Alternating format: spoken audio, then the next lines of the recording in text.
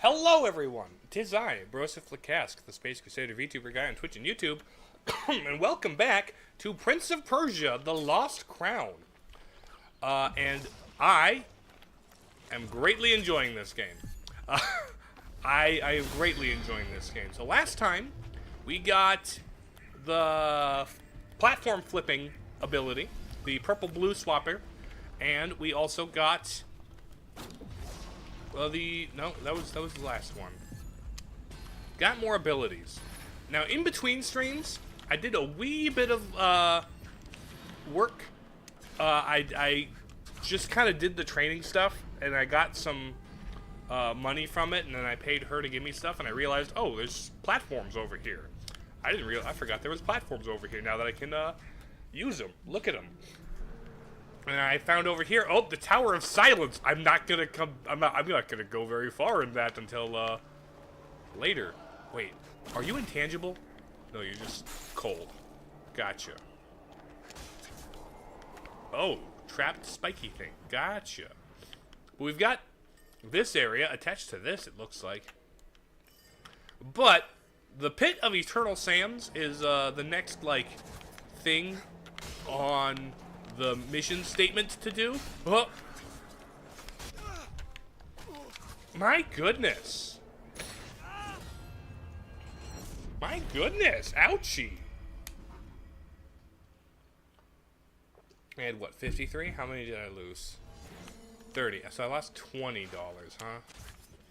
I'm not gonna get your hint. I know I need to go to the Pit of Eternal Sands, but I don't care. I want to go this way.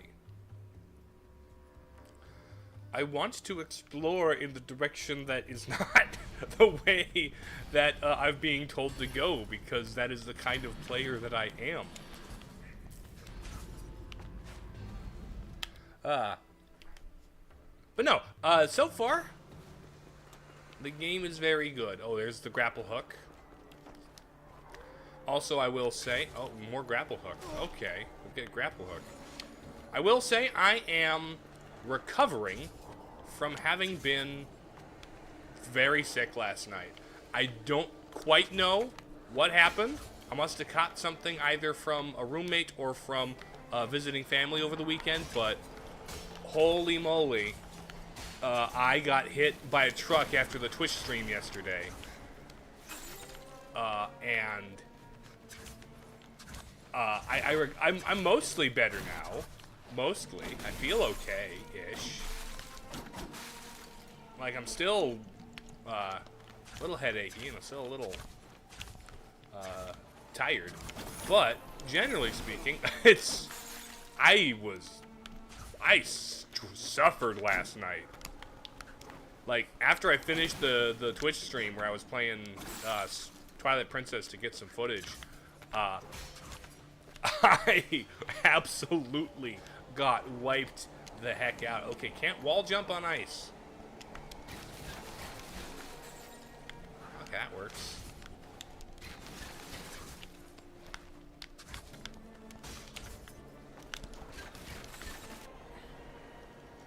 Okay, so those guys are best covered from a distance. Also, I see... Oh, hold on. I am low on arrows. Oh, hello.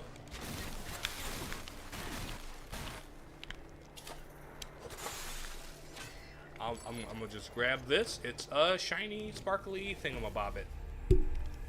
Blazing Kestrel. Arrows become flaming arrows. Applies burning effects. Oh, that's kind of neat, actually.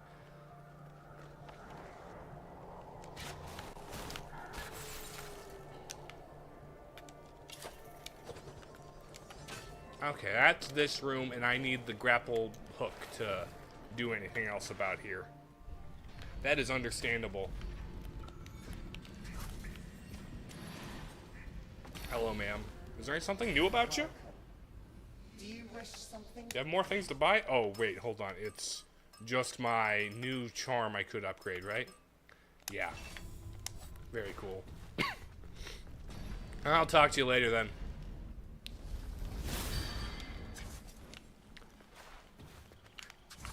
One thing I will note about this game, from like just a gameplay and progression standpoint, the currency system here, right? You've got like these time shards that you get for fighting dudes. I think it's kind. Honestly, I like the just strict upgrade that Metroid games have, where it's literally just you get 5 more missiles at a time, and it's purely strictly an upgrade. But at the same time, I like this way better than in like Castlevania when you level up. I mean, also, I think Ori has similar upgrades system type thing to that. Here's a X marks the spot up there. There is an X marketh the spot in the pirate place. Hut, hut.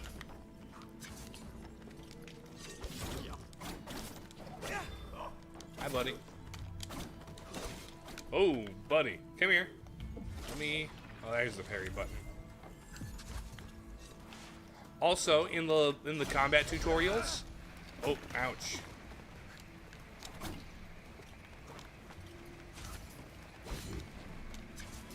In the combat tutorials, I learned...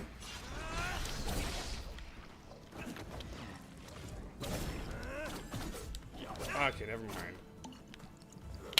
Try and hit me. Jeez. The parry system, man.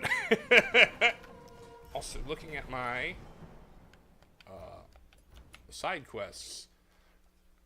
Prophecy. Oh, I need to give you the cannonball. Can I, like, pick this one to, like, mark on my map, maybe? Amulets. Is this? I bought those from the things. I'm like, I might as well. Let's see. Oh, I was checking which one I had on. Greater distance, health after parry, number of crystals, Athra, and standard sword attacks. Yeah, and I only kind of have the Athra one on because I don't have room for anything better. Okay, illusory wall. So you're gonna... Oh, there it is. I was waiting for something to happen. I was like, this looks a little too convenient. Something's gonna hit me. Okay. Ooh, hello. Slightly increase Athra surge attack damage. Okay, neat. That is good. It's probably, it probably counts for something. There's probably a build that works for, especially if you have it on a build where you're just building up more Athra per attack, right? If you like have a bunch of Athra in all of your attacks, and then after your attacks, your Athra build up that's expanded, you get more damage on it. Wait, does this also count stuff I've already got? Does it count things I've already gotten? If so, that's dumb.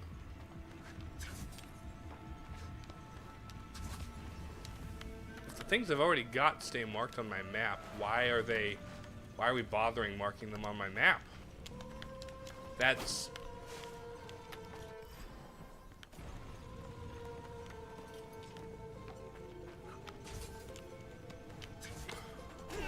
Ouch. Like, the things should disappear from my map after I get them. This has been standard practice since Metroid Fusion. What? This is...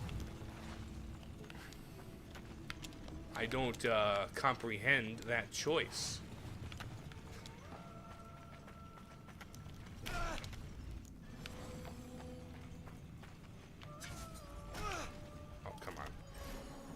I'm certain I've gotten all the things that are up there. So why then is the treasure map still marked? I mean, obviously this is a one-way door I haven't gone through because I can't go up there because... Bombs? Okay, I need to stop the... Okay, Pit of Eternal Sands. I'm getting sidetracked because I like getting sidetracked in these kinds of games. The fact that being sidetracked is just as fun as the main track is the thing I like about these games. Which is why games that don't, like, design around the desire or interest in sidetracking, or don't make a main track that, like, you know, gives invitation to sidetrack, you know, like gives opportunity to sidetrack baked into the central progression. Like, the best Metroidvanias are built on that. That's what the point of backtracking is.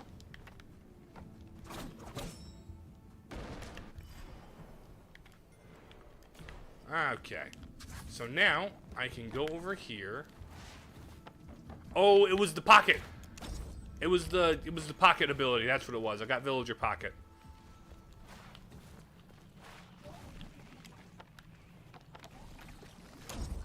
Slurp.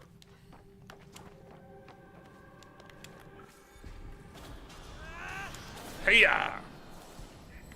There's the second seal, sliced off. I'm gonna hit the whack-whack tree for a save before I get the next seal and unlock the Pit of Eternal Sands. Hello, Fireboy. Get my arrows back. Okay, so now we use my pocket bomb. Pocket bombsters. To be able to open this up. Is there? No, there's no other exit. I know how to use a charged attack, Prince of Persia, the Lost Crown. I literally just severed the other one where I had to use the clairvoyance or whatever. Time to go... Oh, hold on. I'm gonna pocket a bomb. And now I'm gonna go into the sand dimension. The path to the sand prison. The darkest of souls. Yay! Darkest of souls. Are we gonna fight Ornstein and Smo? Oh, hello. Sand elevator. Interesting.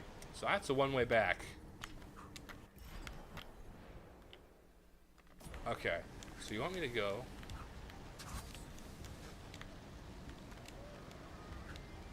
Very interesting.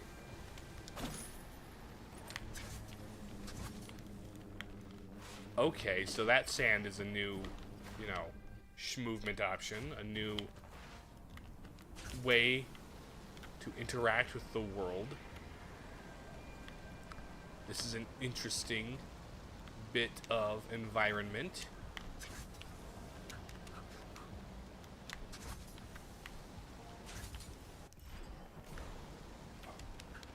Okay, this looks... Okay, first off, actually, I'm gonna touch the ground so I can respawn somewhere. And then, let's head here. And further down. Okay, it's just some money. Again, I do think having caches of cash... caches... is a better reward for, you know, exploring than... You know, a Castlevania's EXP, but still a little less like genuinely exciting than like just having 5 more missiles. But then again, the money does like go to your ability to get new like passives, right? Okay, this is sick. Wait a minute, did it want me to go all the way back around? Did it want me to reverse platform all the way back?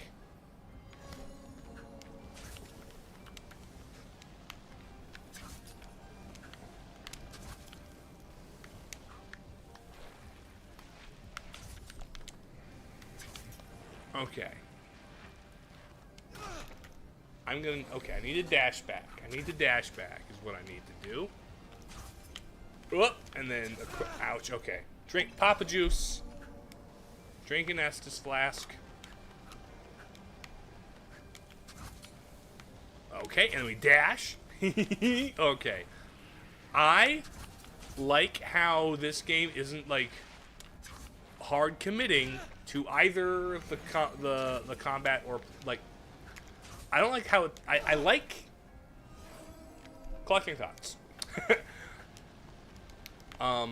Some Metroidvanias or, like, you know, platformers will be like, oh, let's expand on just the combat and have a bunch of new combat mechanics and things that, you know, focus exclusively on combat. Let's make this feel like God of War. Let's make this feel like Dante from Devil May Cry. When I don't care.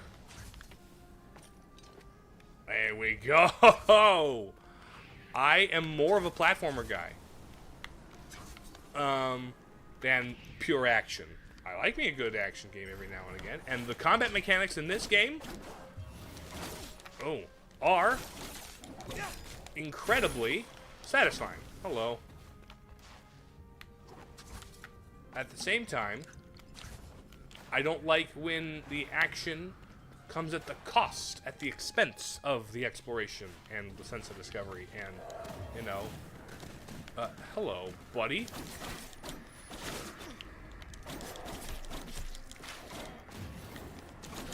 Buddy, my goodness. I'm on fire. Which, on some level, I like when the adventure and the action and the platforming all work to make each other stronger. Or, more particularly, when the action, the adventure, and the platforming works to make the adventure stronger, right? I think that's kind of one of my issues with, as good as Fist was as a game. Fist was a quite good game, but it felt like it was trying to be, it was an action game with Metroidvania trappings instead of a adventure game that was action heavy, with deep action. This game feels like an adventure game with deep action. An adventure platformer with deep action. So much movement in this game. Okay, health up. This game has so much movement. And it feels like that's more the point. Which is true to, you know, the history of Prince of Persia.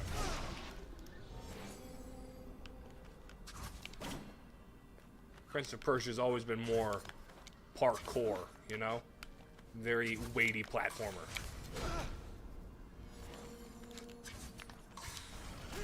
Okay, I need a double jump. I need a double jump to get on top of that. And that's a one-way door. I feel like we're going to get either the double jump or some kind of sand intangibility. Insangibility, if you will.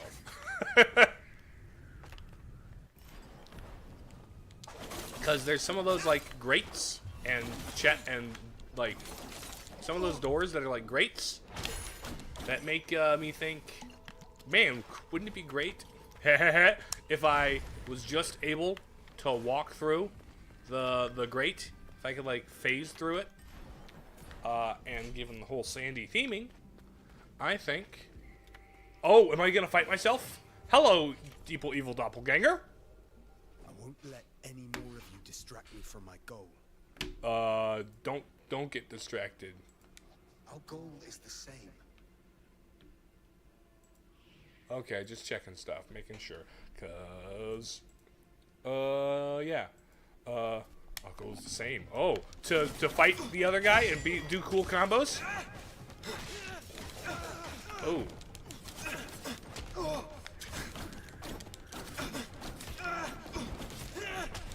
Bam! Oh man, the combos on this are crazy.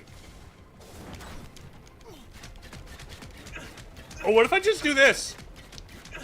What are you gonna do about this, buddy? That was funny.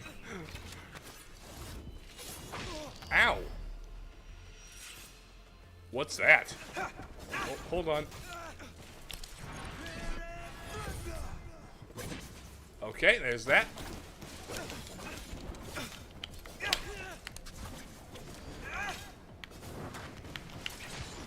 Ah, shoot. Come on, come on, come on.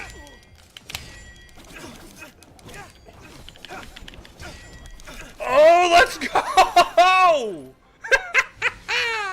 Oh, first try, baby. Give me this After Surge. What do you got? After Surge unlocks Soul of Gilgamesh. Channel Athro to become temporarily stronger and faster. Improve all moves to allow for new combos. Increase defense against melee damage. Can only be triggered from the ground. That's a level 3. We have our first level 3 Athro Surge. Very cool. Very cool. That was a... I kind of love the Dark Shadow fight trope. I think it is a really cool way to measure a player's, you know, ability and show them how strong you are, but also show... I don't know. It's very much a trope.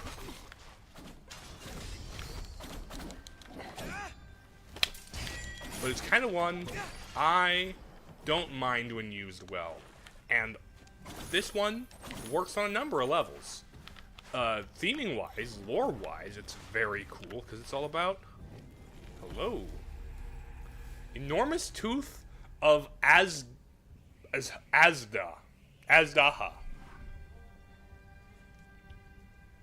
I see. Is that a, a thing I should be concerned about? Okay, one-way door. Is Azdaha an issue?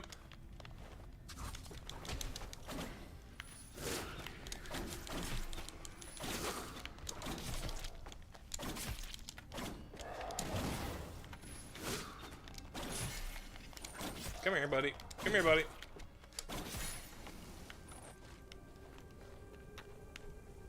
Okay, I don't have bombs. I currently don't have a bomb on me.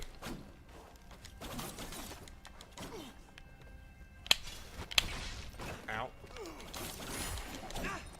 Where's a bomb that I can pick up? Let's try slapping the wall. No, nothing to slap on the wall. Gotcha. In which case, I guess I will slurp that up. Break the board here.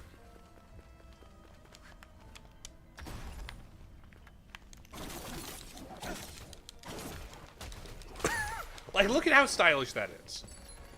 And it doesn't feel like, ooh, super metal, upgrade metal, love that. Upgrade metals are always nice. Actually, let's real quick hit that whack tree for a save. Pop a save down.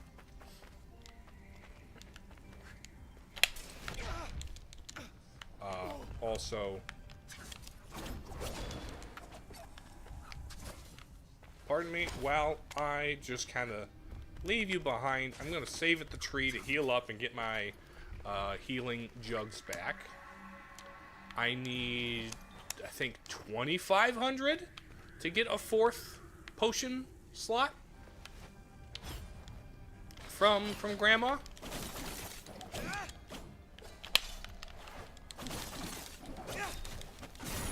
The movie does where he like sucks the thing from behind me, like where he pulls a spear toward him, is actually really kind of a fun like time travel-y Sandy Boy thing to do. Very cool like enemy design, very cool like theming in the enemy design to be like, oh, he's pulling something from behind you, not the typical way you'd expect a projectile to come from, but also in a way that's like he's moving backward through time the entire time.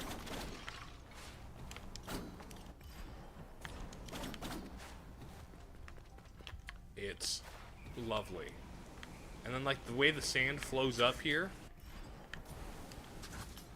Where's the sand flowing from? Okay.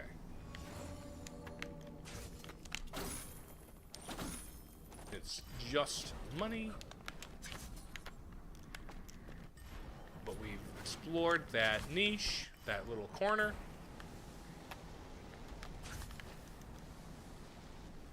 And here we go this way. What's over here? I am moving further away from the pit of eternal sands where it's marked over there. But then again, maybe this is the correct way. Who knows? Hello, sealed object. We've got another one of those seals on a different kind of door, I presume? It's a one-way door. Probably that seal is on that door. Lore? Hello? No mortal ever walked to the plane of Fars. No king or queen that claimed the throne of Persia. Okay, this is early in the timeline. Azd. They have Azdaha.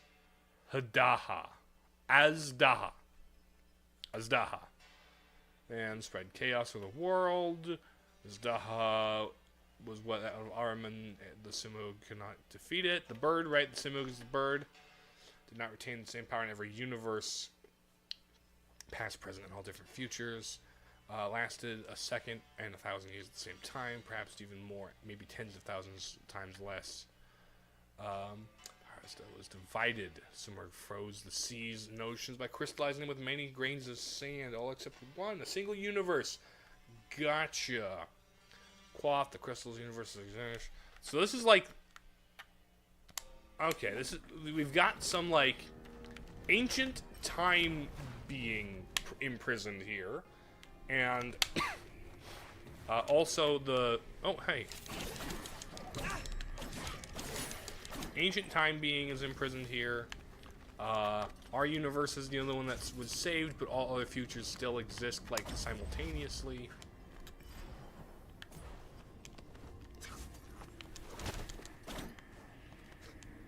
So does this mean every other Prince of Persia game is technically canon to Lost Crown, and they're trying to find a way to like recanonize them? The way that Crash 4 did, where Crash 4 was like, oh, you know, it could all be just another universe, and the timeline where the bad games happened still exists for those of you who care about the bad games. Hi, buddy. I hope you like danger, Sargon. The god trapped here is more than evil. Doesn't matter. Oh. If this creature... Ejdaha. Ejdaha. The ZH is a J. Ejdaha. If Ejdaha holds the secret for a second chance to save her son, then I'm going in. No mortal has ever entered. Proceed only if you're really certain, Sargon. Is this the point of no return? Is this basically saying you're about to do endgame point of no return?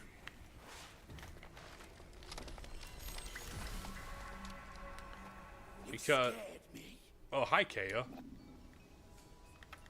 Don't anger the Simurg. Such a god sends you into the sands up to... I imagine you'd have to be very evil to have such a thing done. I don't talk to them who are going to... Okay. First, real quick, we hit this. Okay. There's our fast travel to the lowest pit. Very neat.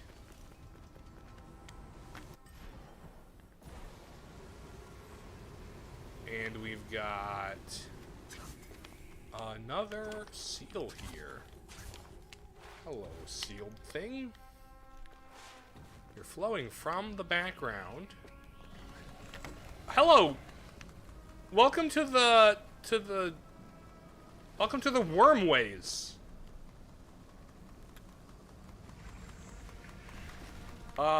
We are in the Hollow Knight Silksong wormways.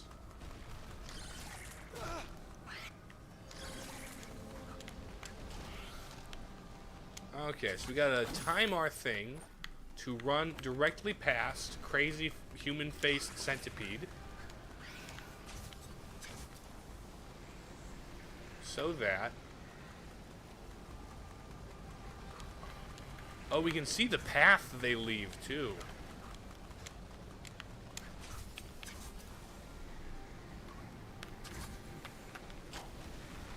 Okay, he eats through that. Creative platforming challenges. Creative, like, level theming. Like, this is nice. It's very much its own thing. And I really appreciate that. Yum, num, num, num, yum. Delicioso. And then I check down here for stuff to grab. Hello, buddy. Get spiked.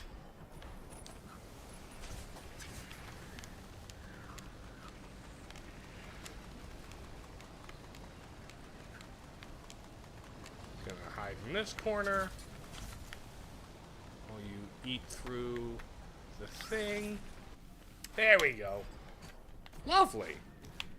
So new door, and there's a seal thing. Hello, masks. Okay, we've got 2 worm paths.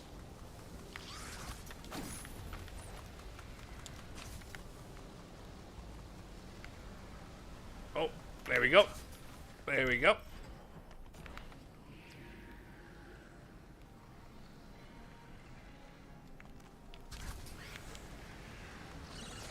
Interesting. Interesting.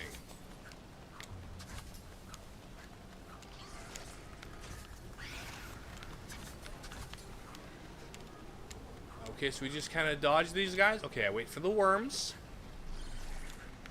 Wait for the worms. Numb. And then you go through it again. Ah, shoot. Ow.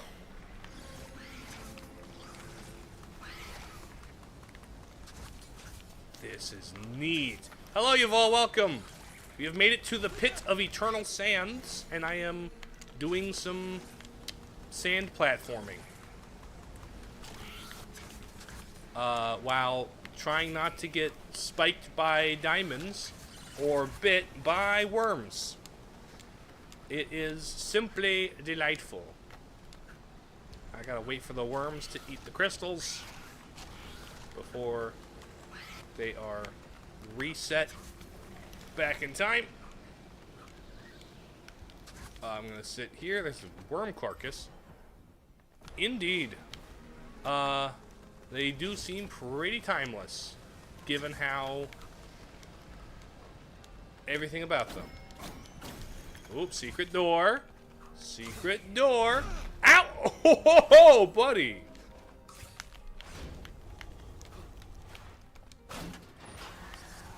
Aha.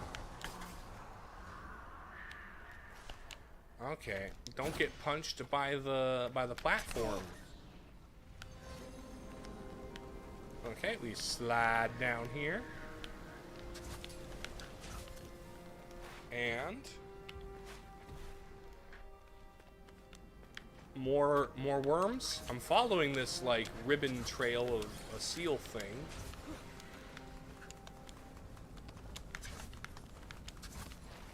What's my goal right now?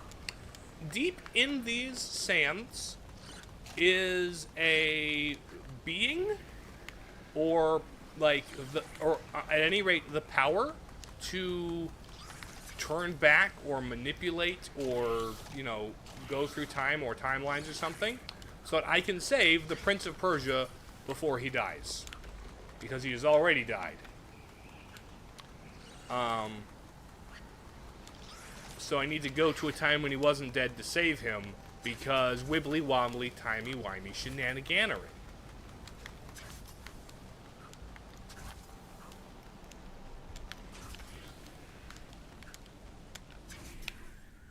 Okay, here's the seal. What have you got? Door. Okay. So that's this room I found earlier. There are still a couple of corners of there that probably have some crystally things in them.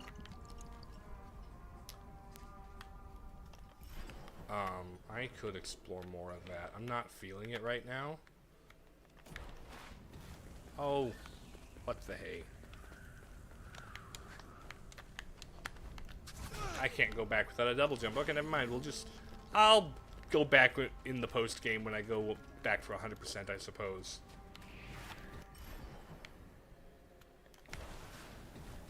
Let's explore, I guess, more of this room. I'll explore that room some more. Probably goes to the top right through that one-way door that goes to the entrance.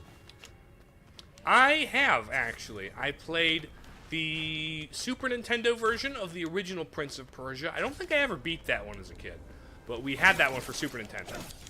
And that one is, you know, it's a classic for a reason. Very interesting. And then I also have played the Prince of Persia Sands of Time for the GameCube, which is also a really good, like, parkour platformer. Very good. So I've played 2 previously from 2 different reboots here, or 2 different continuities, I should say.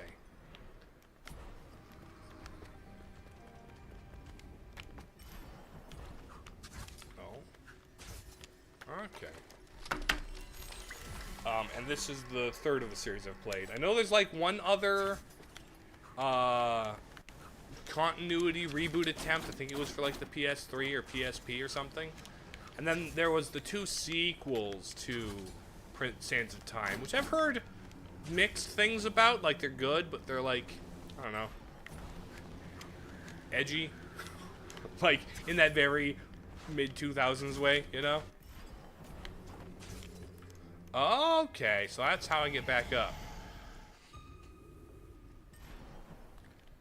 Gotcha. Let's check what's further this way, perhaps.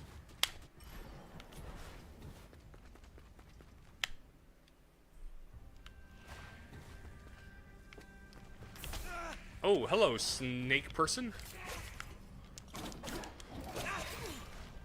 Oh, of course you're a snake lady. Of course it would be the case.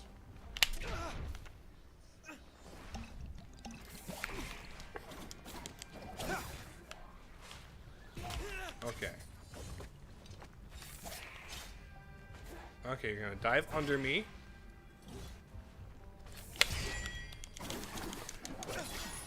There we go. Okay, that's how I beat you. I've got bomb. What is up here?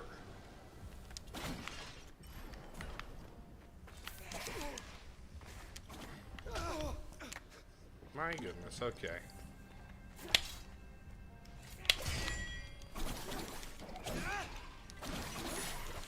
There we go.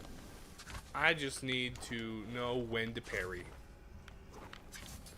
There's a guy up there. Or is that just...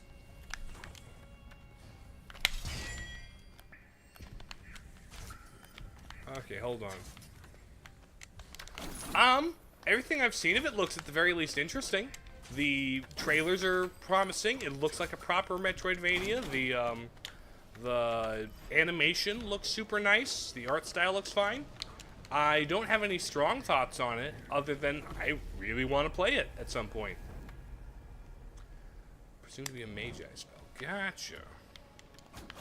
I do intend to pick it up and play it when it comes out, especially given the price, from what I've seen, seems to be $40, which is a very, like, approachable price.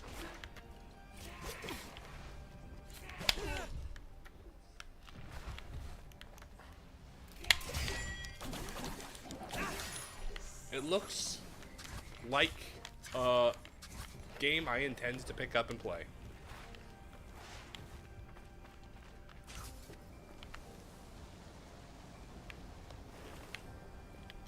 But also, I've seen so little about it that I can't say for sure what exactly. Also, there's like a couple of things where I'm like, I get where you're going with that, with like the French history and with like the theming. But like, I don't know how I feel about like, or how they will execute on like, corrupted versions of Joan of Arc being bosses. I'm like, how respectfully are you going to treat, you know, the religion aspect of the Castlevania series? Hopefully better than the TV show did. But you know, that's I'll talk about it when I have information on it. You know.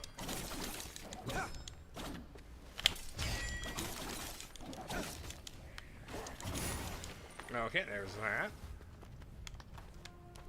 But I'm also, like, kind of excited to see what seems to be Sonya Belmont recanonized and given a new context. Give that character the potential she, oh, get poked. Help her live up to her potential, you know? It returns to the main timeline. It's not the weird, Lords of Shadow stuff. You were being sneakily hidden there.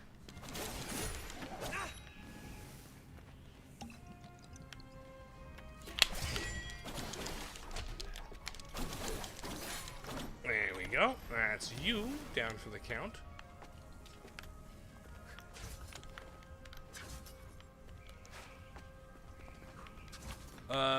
Wasn't she in Castlevania Legends for the Game Boy? She was. But Castlevania Legends for Game Boy is no longer considered canon.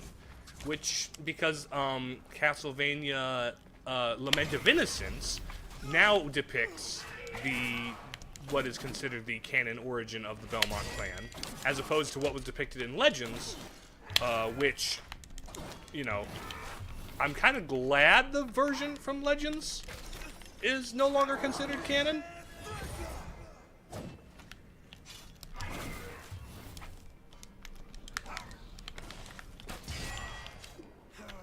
Let me get this.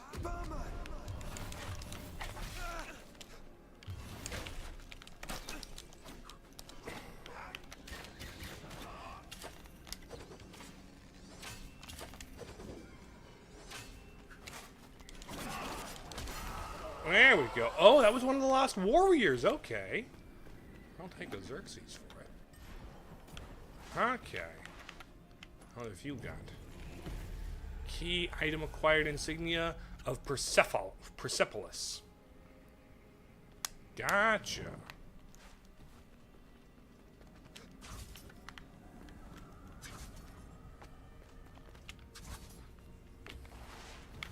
You know, I should probably at some point... I need to find a way to play and... I need to find a way to play the 3D Castlevanias. Or, Konami needs to release a collection of Lament of Innocence, Curse of Darkness, 64, and... what is the other 64 one? Castlevania, Curse of Darkness? No. What's the one with the werewolf on the cover?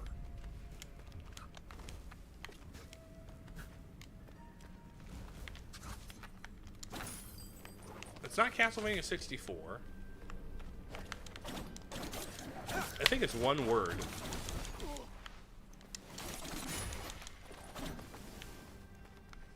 I forget. Let me... hold on. Da-da-da-da. Making your way through Metroid 2. You've only got 12 Metroids. Awesome! Metroid 2, the original, I think it holds up better than people expect with some tempering of expectations or meeting it on its level. You know? It does need to be approached on its own level, as its own thing.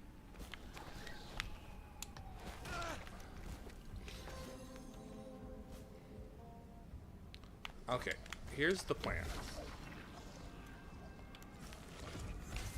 Here's what I'll do. There we go. A little creative solutioning. A little creative thinking with the platforming. I love it.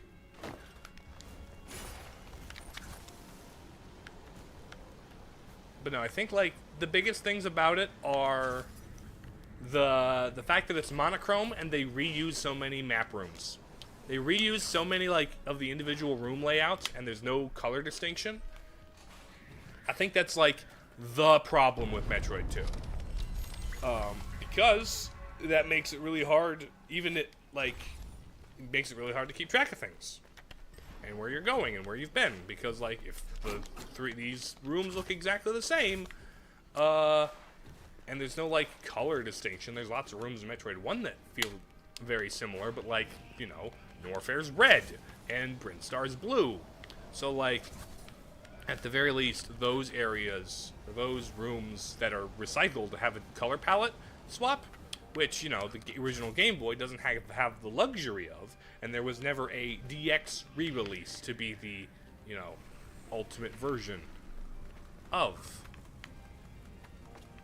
that. Okay, we need to go in from the top, huh?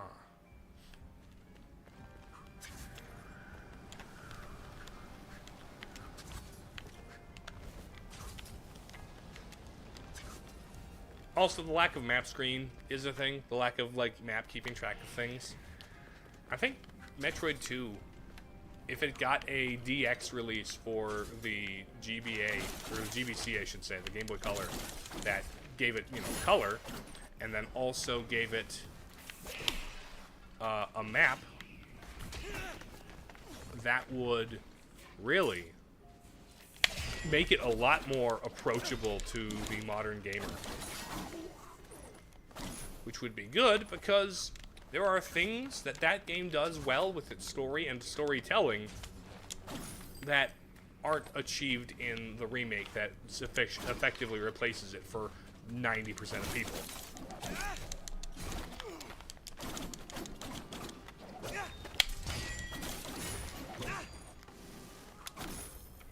There are things that Samus Returns does very well, though. It just does some things vary in ways that miss the point, I think.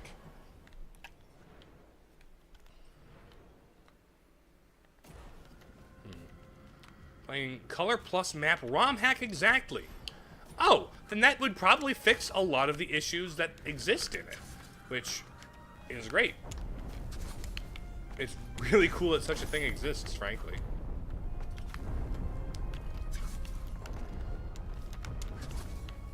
That's probably the ideal way to play that game in the year of our Lord 2026.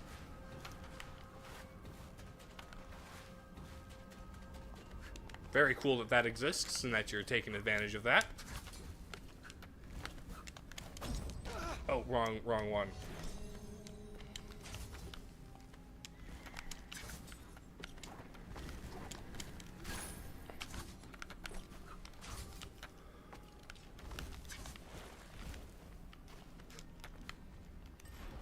Okay, really nothing else in here, huh?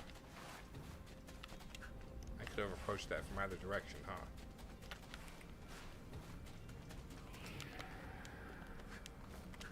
There we go. Yeah. But, like, other things about it that are... I mean, yes, the movement's floaty, the controls are a little clunky, like, screen size is really crunched, although in some ways I would call that, I would say they designed the game around the screen crunch to give it a more claustrophobic feel that lends to the sense of horror that game in particular manages to have. Like, Metroid constantly is flirting with horror as a genre. Never committing. It's not a horror game series, but it flirts with the genre very frequently. And, like, I would say that Metroid 2 very effectively uses the screen size to build claustrophobia and to make, I don't know, they make the caves feel tight, because they are, in point of fact, very tight, and you don't have a lot of room to move, and they build the fights around that. Not all of them particularly well, not like the best, but like, and the level design of the remake is pretty good. But I think there's something lost with having a wider screen in that game particularly. As well as tonal things the remake kind of fumbles and misses the point on. Particularly when it comes to the ending and the extra boss fight they added at the very ending. Which is a very cool boss fight. But, like, kind of misses the point of the original Metroid 2 ending and why it works and why it still sticks with people.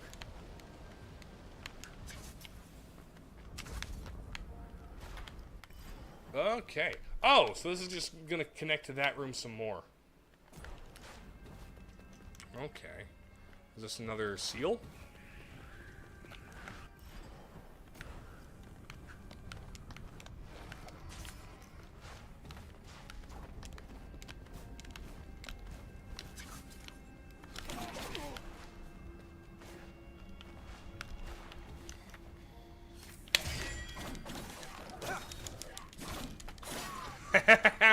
Killing you on the spikes is actually rather satisfying.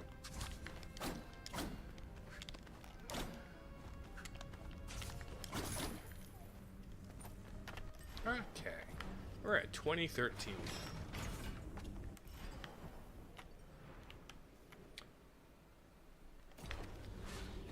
What was that whole platforming section for?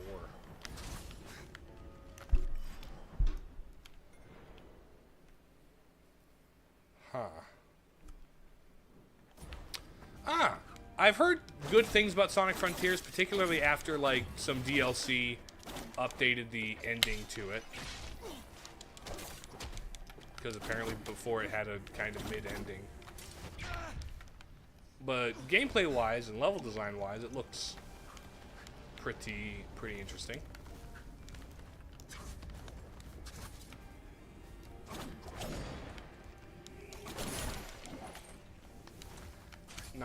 I haven't picked it up yet, but it looks solid. Maybe the next Sonic game they make in that style will, like, learn from the shortcomings and lean harder into what makes it work for people.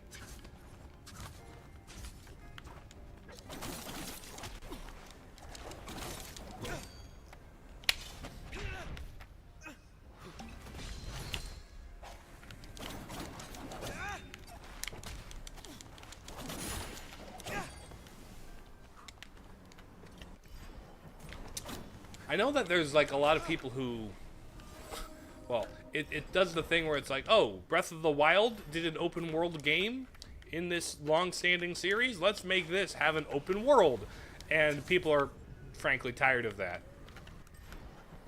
But I do think there's precedent for, like, an open air hub world. If you look at Sonic Adventure 1. I think if there was more in it to do and discover, more character to it, and more like world building and storytelling in the world, that would be, you know, kind of solve one of the problems. Maybe instead of a big open field, you've got a, you know, like a city. Like, imagine a modern rendition of Station Square, right?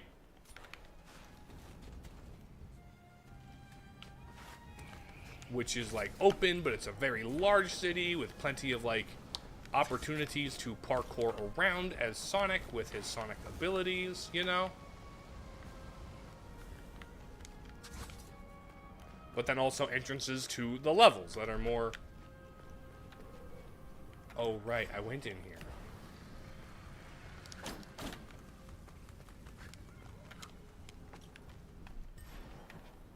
I went up there trying to get down here. Maybe it's from the other direction, then.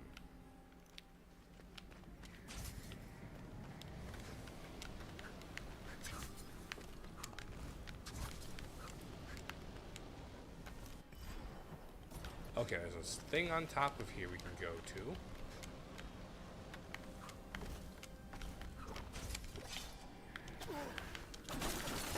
Throwing a spear backwards is really neat. That's a really neat attack.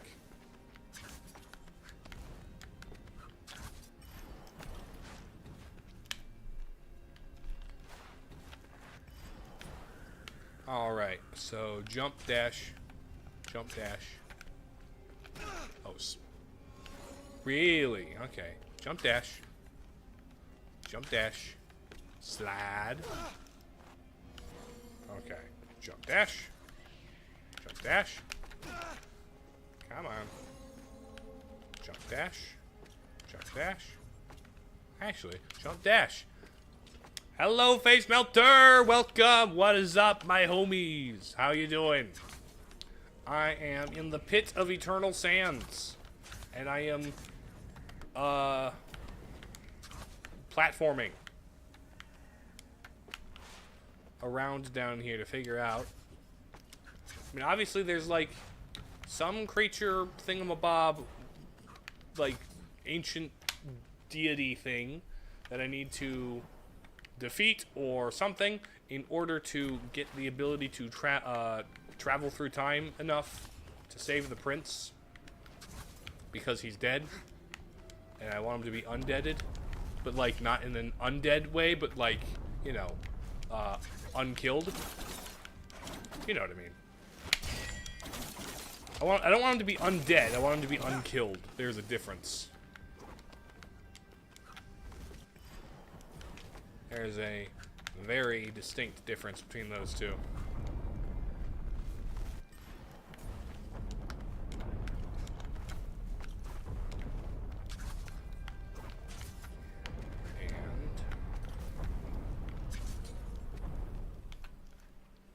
Okay, so this was kind of a big nothing burger of a direction to platform around in. I didn't go to that little alcove. Oh.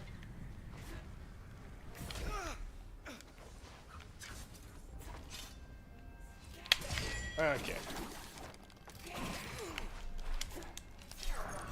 Get stabbed. Please.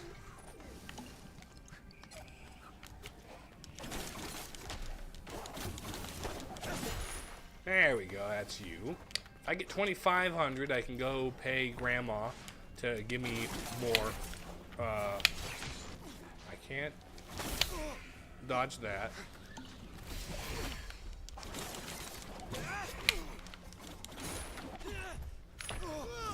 Ouch. The fact that can I parry the one from below? If I could parry the one from below.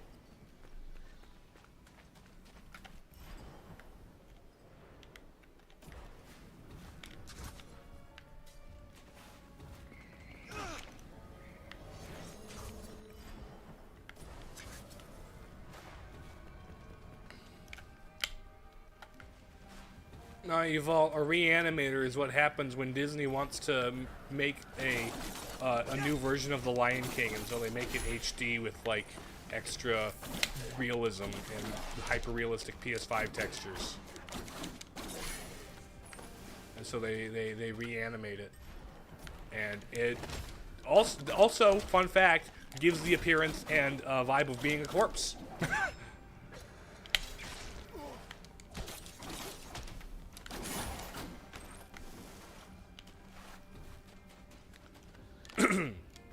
Okay, and then we go this, and then we go up here. So this should make our way through this.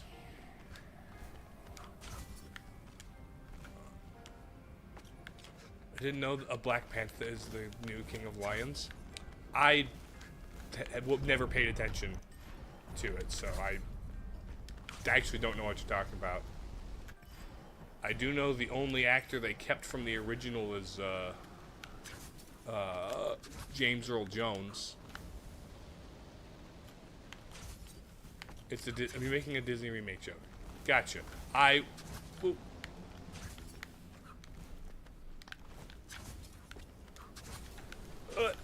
Up here, platforming is tight, and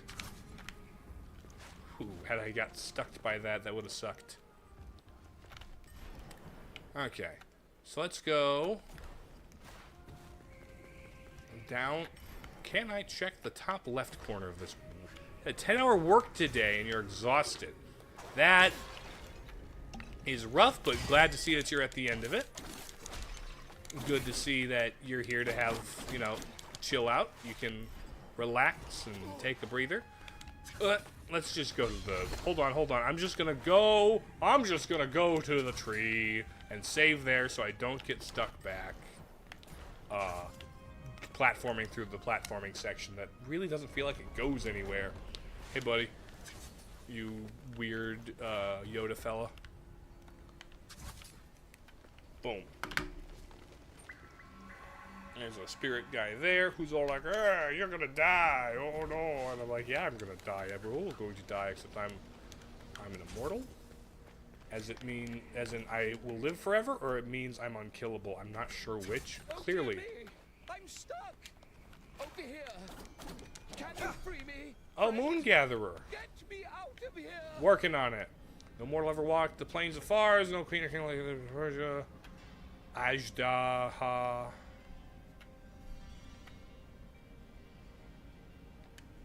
Oh, we read this one. It disappears from the skies, you say.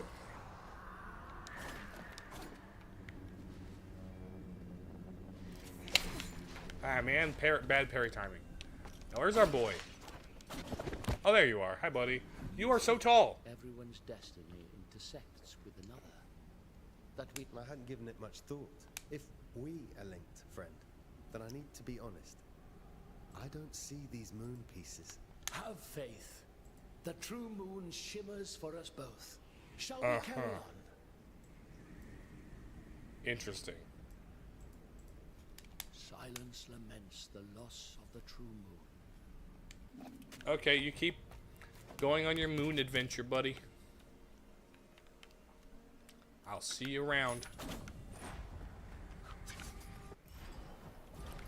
Okay. I am $31 away from getting another heal added to my setup. Ooh, I am $1 away from having a new heal in my setup, which will be very nice to be able to have. Okay, interesting.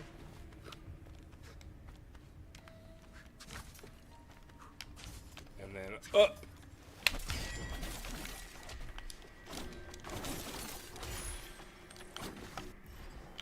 That thing keeps spewing at me from the sky, and I know not what is up with it.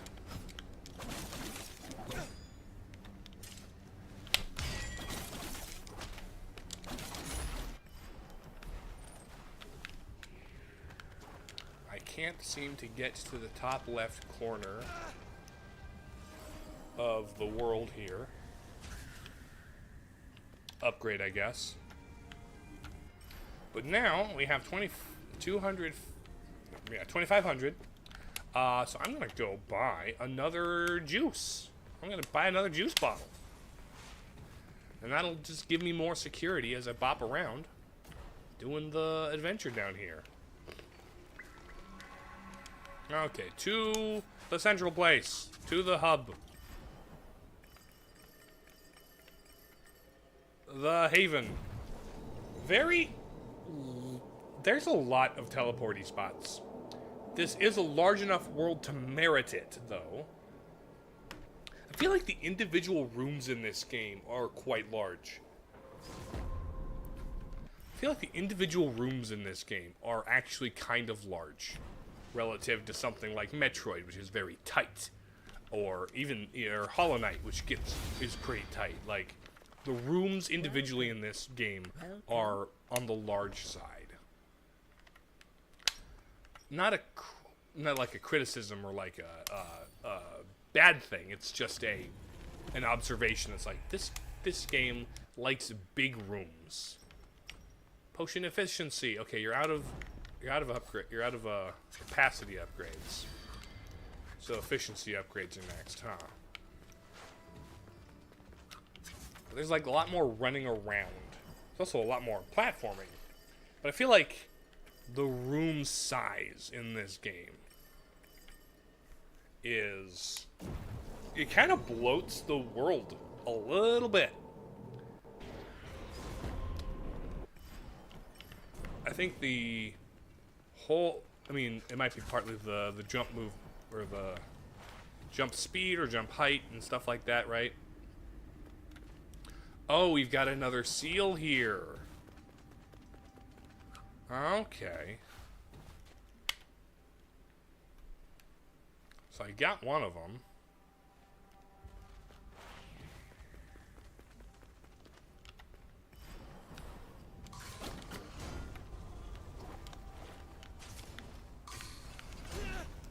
Okay, I gotta figure out what to do about them.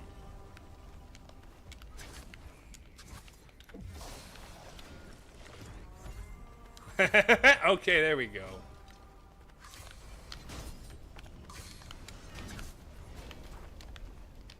There we go. Oh. Okay, snake dragon thingamabobbit. Oh, hi, buddy.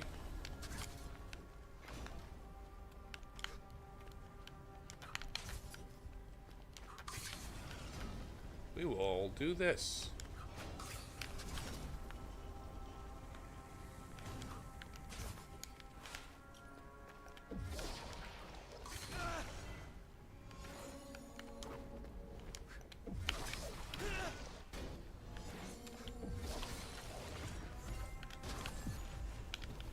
Okay, yeah. Watch this.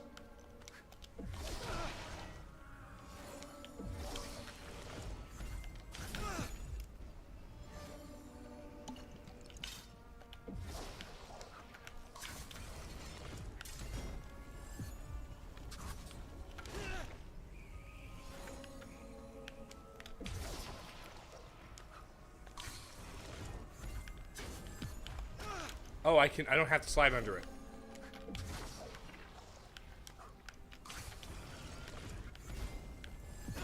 Oh, I do have to slide under it.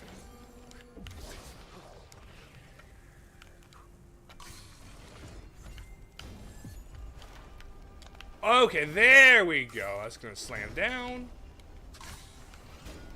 Oh, it's from the bottom. Really? Okay.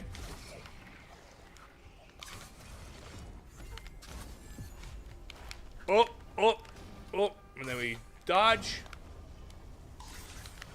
And then we jump. There we go. These are very satisfying platforming sections to like learn and pick up and master. Legends from the Pit. From the March of Every Time, Ajdaha, Pit Forsaken, shape-shifting humanity dance mimics Santa Reigns.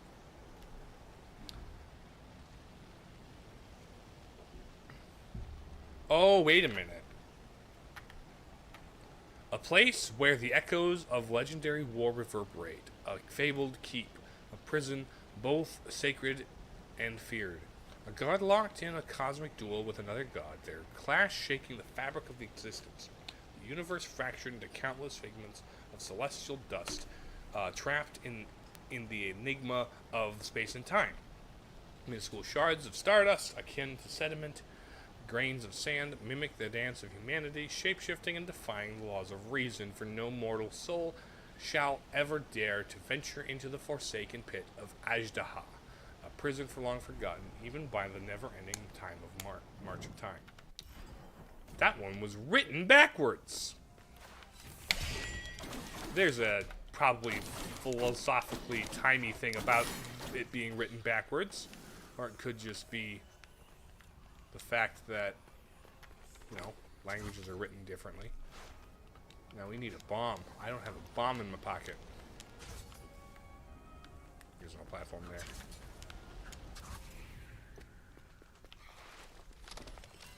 That's that.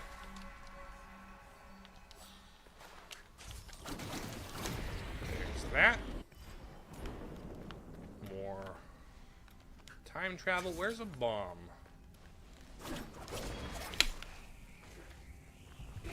There's a bomb.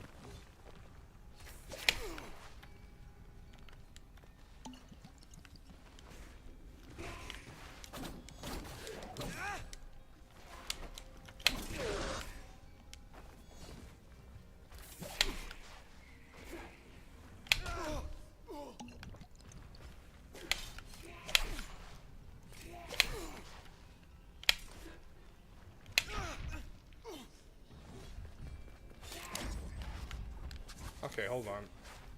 Let me just do this. That's not what I wanted. I wanted to I wanted to shoot it down. Why did I shoot it forward? I was holding down. First off, let me just heal here. Will that respawn the rock is the question.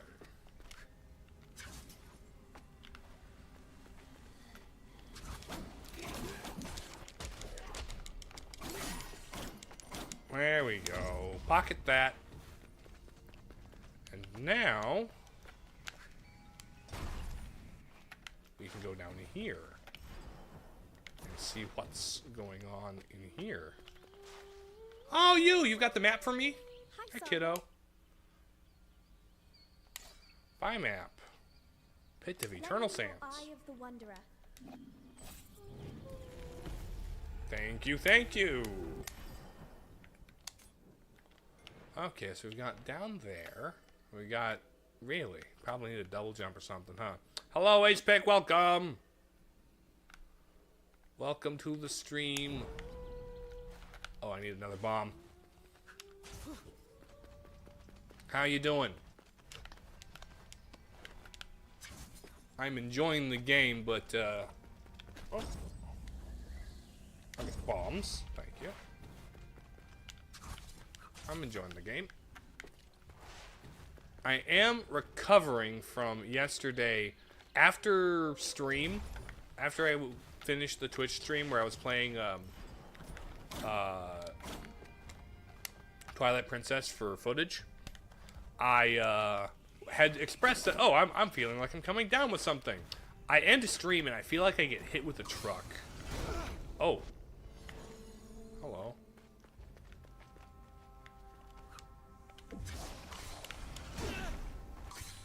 Okay, hold on. There we go.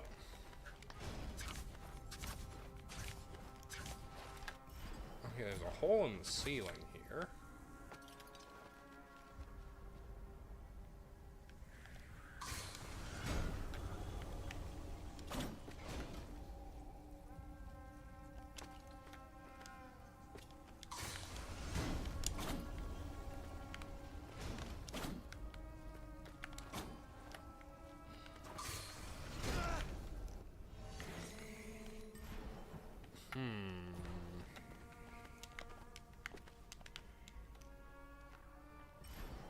Let's check out, perhaps, what's right above it. Because there's something there. I see where the chest is going to pop up.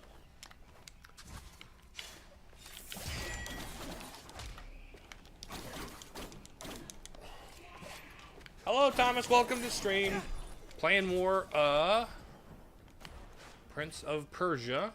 How are you doing?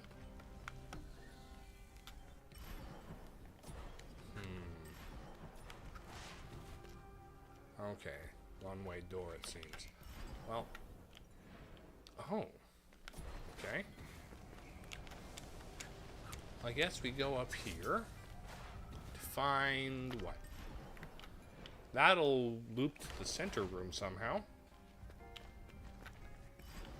Oh, okay, that's more. That will head to the other seal pod. So, knowing that that's the important way I'm supposed to go. Hello, Kumo! Welcome! How doeth you? I'm in the pit of eternal sands. Okay, so there's this. That seems like a way out. So this is going to lead to a one-way door, huh? Yeah, that's going to lead to a one-way door. That makes sense. One-way door up. After I go down here, fight somebody, find a thing in there, and then whoop my way back out. I think at this point of the game, either we get a double jump, or we get sand intangibility, or some way that they're both the same. So your bassoon is arriving tomorrow. Ooh, very fun. Very fun. What a very unique instrument to be. That's going to be awesome. Oh, right. Hello.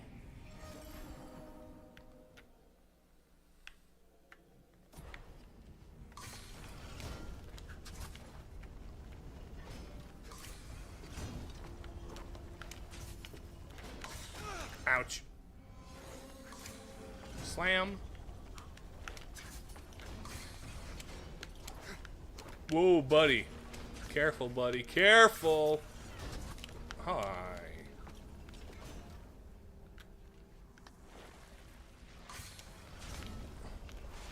Whoa, shoot. My goodness.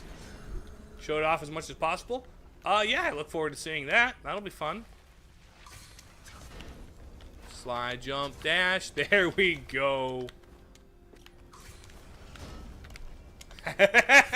Whoop. Okay, okay. I see, I see.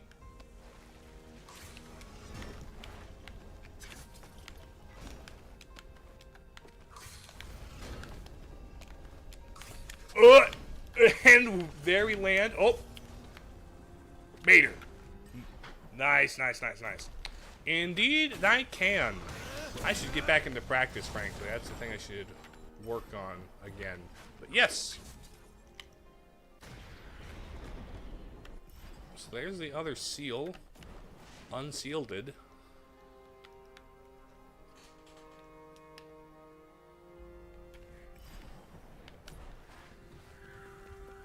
Wait, didn't I?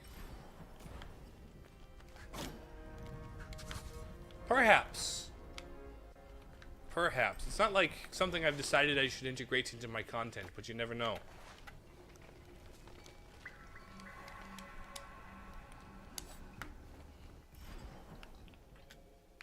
So I've unlocked that door. I would like to go back to the other room. The Sentinel's Road. I see. Need to integrate it, just want to see it. I mean, it's a violin.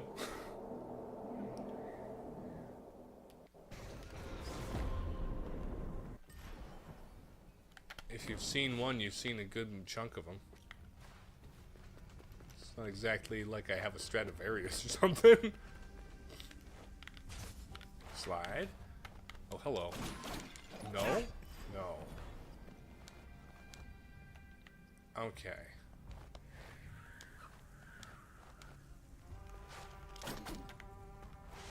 You know what? Fair.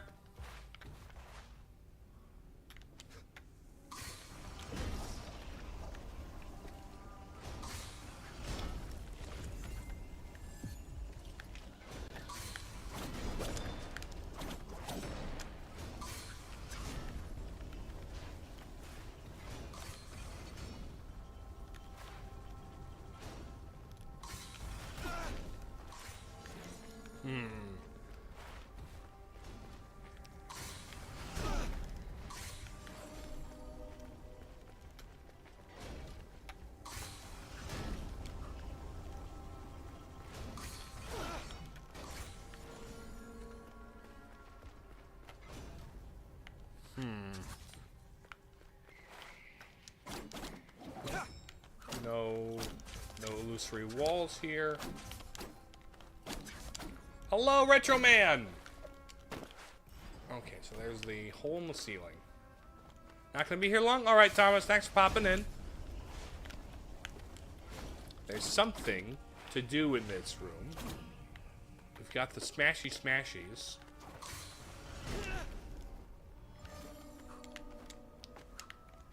Maybe I fall through the hole in the ceiling. So maybe I go to that center room, try and find a hole in the floor to go through the hole in that ceiling, and then I will be able to something.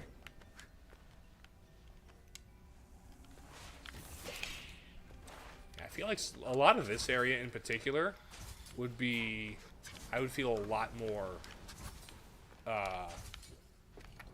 powerful with a double jump in this place in particular. Everywhere, obviously, but like Also, the fact that there's the streams of sand that functionally give me infinite double jump.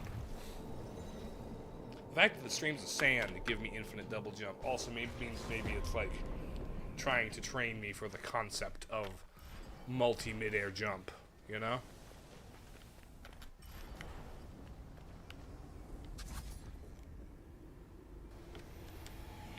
Seal comes off, but give me a moment. I'm gonna head this way.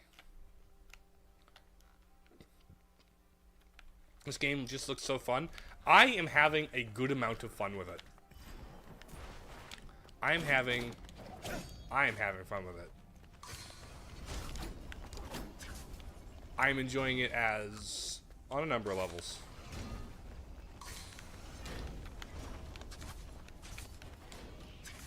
It's very fluid and stylish.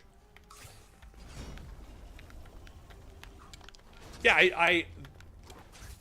I can recommend playing this game a lot.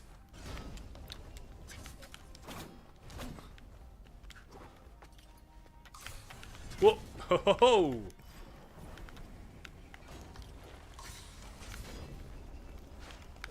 Ah, shoot. Okay.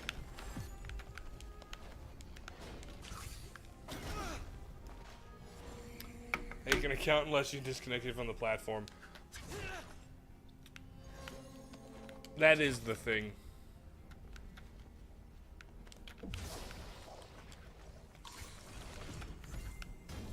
Have you been able to find it around for 20 bucks? Because that's actually, this game is well worth the $20 if that's all you have to pay for it.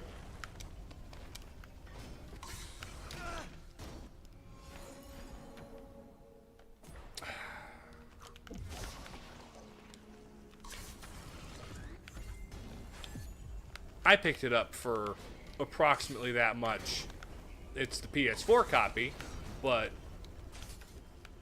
yeah, it was about that much. Okay, so yeah, nothing doing from the ceiling here, huh? Play insert Ubisoft game here.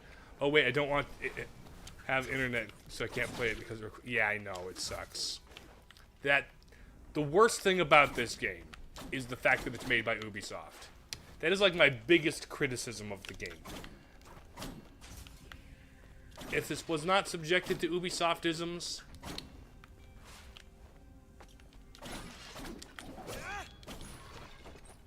it would legitimately be an easy instant recommend.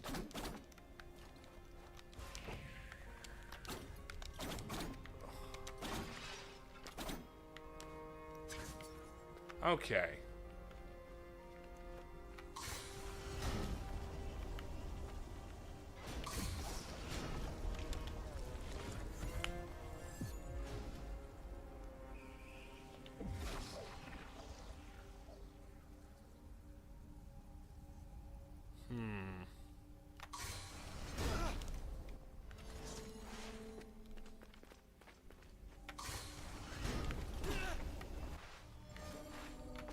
Puts an Ubisoft original in their titles of the newer games, like they're Netflix or something. Yeah. Like, that advertising that you're the ones that made it does not make me more likely to want to play it.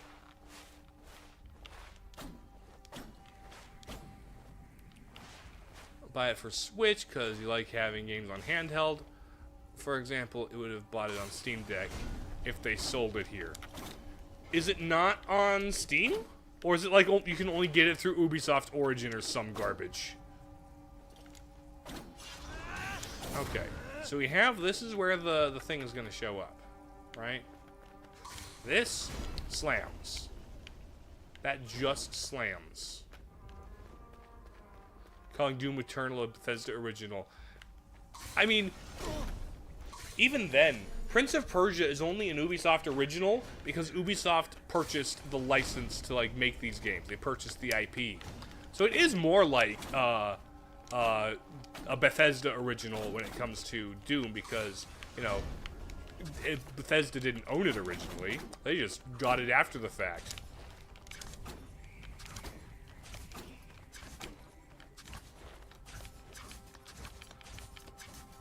Ubisoft garbage? Yeah, it's fair.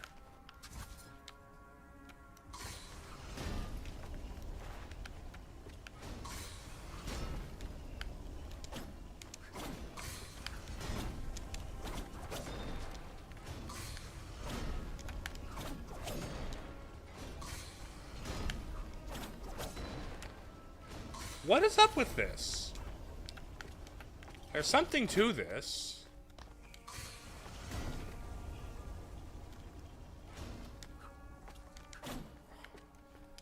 There's something here. You've got those that slam together. You've got two statues.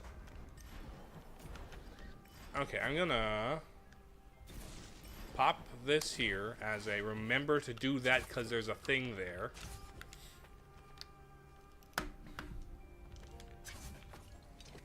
And then I'm gonna go forward to fight the boss in the bottom of the sand pit, and perhaps ideally get some new upgrade, perhaps a double jump, perhaps some kind of sand intangibility, so I can go through bars. Those are my guesses for what the next one is. It could be the whip. It could be the whip. The whip could be the next thing we get. For no reason, something to do with not being in EU, I suppose. Sure. There are ways that, like, some of the European Union laws are, like, really good for consumers, and some ways where it's like, this is actually really dumb. How are you both the best and worst thing?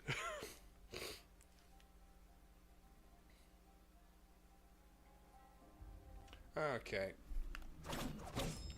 Down to the pit. Hello, boss fight. 'Tis I, Sargon. Oh, Dune? Dune? Are you a Dune? Or are you something else? Oh, that makes sense. Different rules. Gotcha. It's a snake. Ajdaha. Hi, buddy. Hello, Sand Snake. You're close enough to Dune. That was red, wasn't it? Yeah, that's red. Okay. Your eyeballs are going to flash red when you...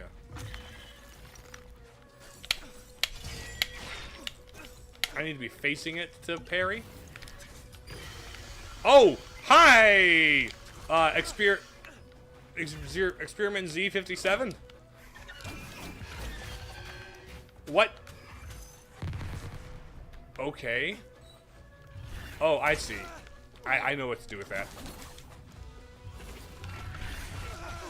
Okay. I need to know what means what here. Yeah, this is a... I see what to do with that.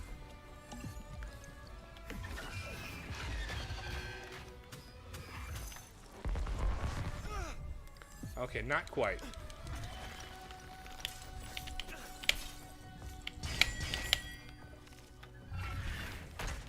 Oh, that would have been a super move, huh?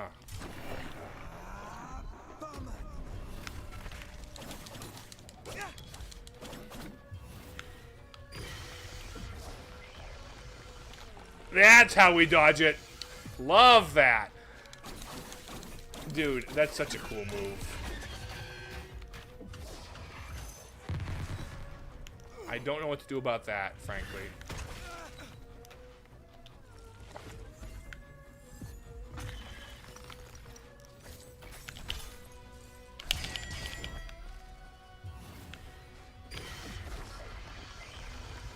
Okay, we head back here. There we go. Hello, Jafar. It kind of is. Although, actually, the villain of the first Prince of Persia game was the evil vizier named Jafar. Ooh, hello, electric guitars. Oh! Okay, that was not a parry. That's the opposite of a parry. Oh, ouch. Where's parry? Oh, hello, Grim. Hi, Grim.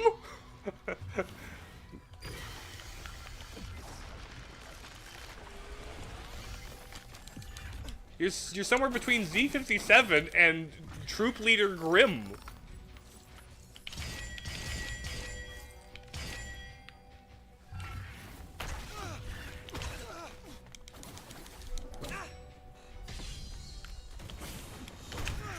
Ouch! And I got eaten again. No, not the anti-parry. No! That's like, you hit me with your final smash is what that was. Good news is, parrying gives me health. Parrying gives me health.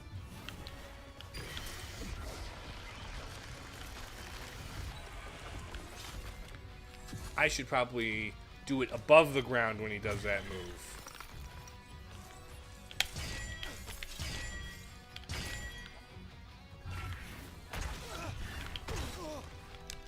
Okay, undodgeable. Oh, okay. We've got the Grimm, Troop Leader Grimm. Slide. No! I keep trying to parry that. And you keep hitting me with your final smash. That is very much a cinematic final smash from if you were added to Super Smash Bros. Ultimate. Hey, there we go.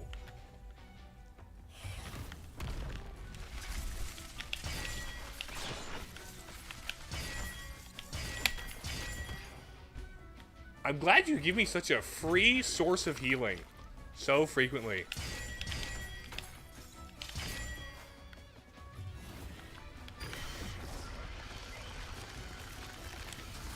And then we go back here.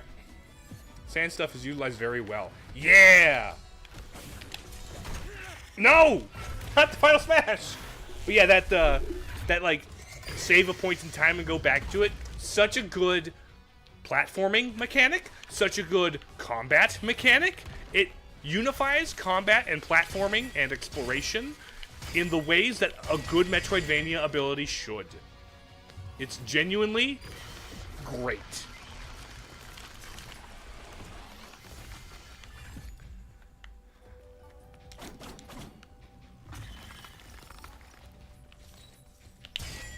And as like a signature upgrade for this game, ouch.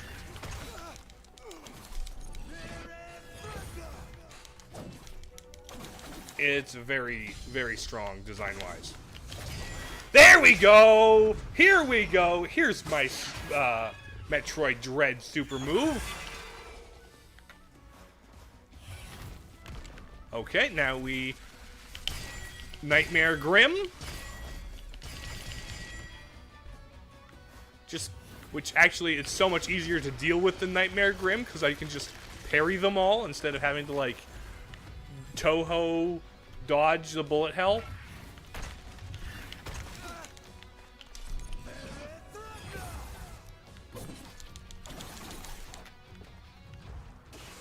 Okay, Yell, phase 3.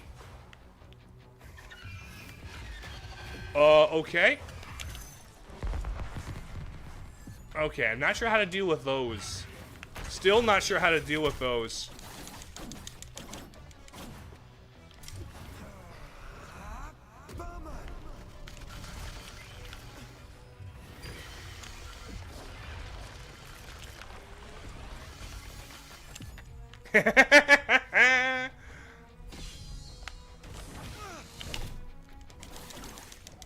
Okay, okay.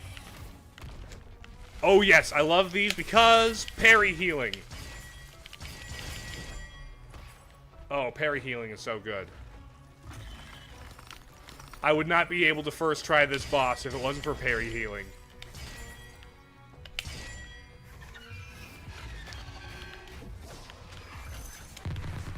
I don't know what to do about that.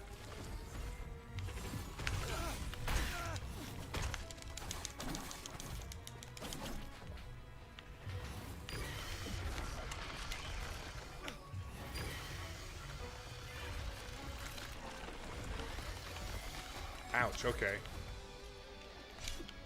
Let me heal this.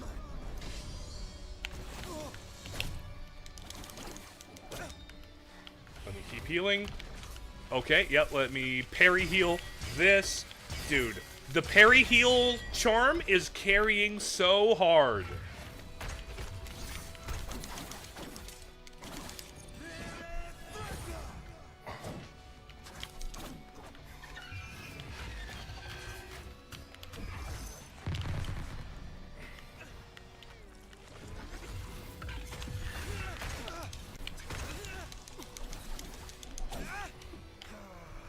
Oh, man.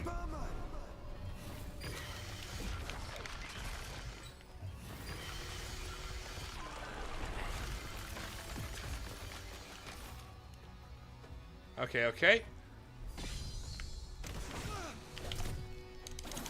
There we go! First tried the boss. The parry heal charm is so overpowered. Oh my gosh. Parry heal is so overpowered, but I love it. Especially with those projectiles. That was a good fight, though. Oh. I'm not?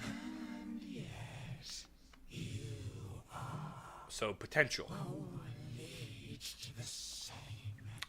Determinism. What do you mean? Am I secretly a Prince of Persia? Uh-huh. Uh-huh. I don't know whether or not gods taste good. You'd think they taste divine, but, like, I don't know. It sounds like... like it goes against the nature of man in any situation where there is a god. Actually, no. Never mind. I'm Catholic. I know what God tastes like. Never mind. It's less devour, though, and it's more... It's a whole different thing. Never mind. Ooh, celestial arrows. I mean, that's again the whole. I'm Catholic, and there's a whole Eucharist thing. So, like, ideally, that's what it is. It's bringing you God into you, and you into God, and you're in communion. That's the whole thing.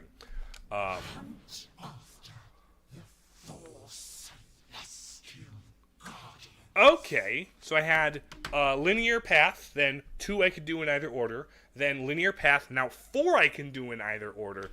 This is a good push and pull, narrow and wide structure for this kind of a game. And if I can do the 4 Celestial Guardians in any order I want to, this is some good-ass Metroidvania design right here. I like it.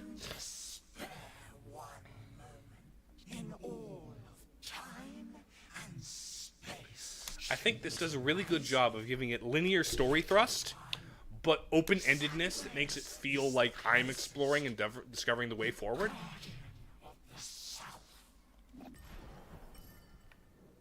One, 2, 3. Yeah. Hollow Knight also does this. Holy moly! This is a huge-ass map. Wait a minute, what? What? Or is it just like a linear trek across the sea? Because... Okay, the darkest of this one can be done, like, right now. Do I get upgrades from them? Please tell me I get upgrades from them.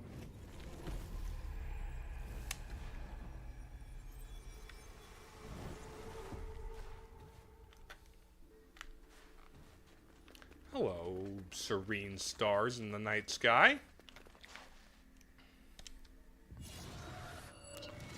I'm gonna shoot an arrow to the stars. Ooh. Hi, buddy. Okay, so I go to these 4 points on the map. I open up the constellations with my crystal sky arrows. Very neat. I will say I am in need of a whip, and I'm in need... Sedwiz?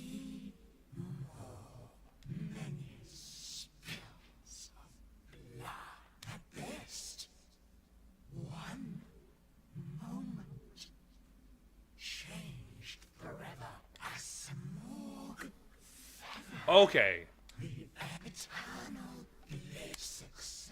So I've got 3 things to do in any order, not 4. But still. Okay, give me... Whip or double jump, people. Whip, double jump, or sand intangibility. Those are the 3 upgrades I think are out there that I need to get. But we'll see. We will see.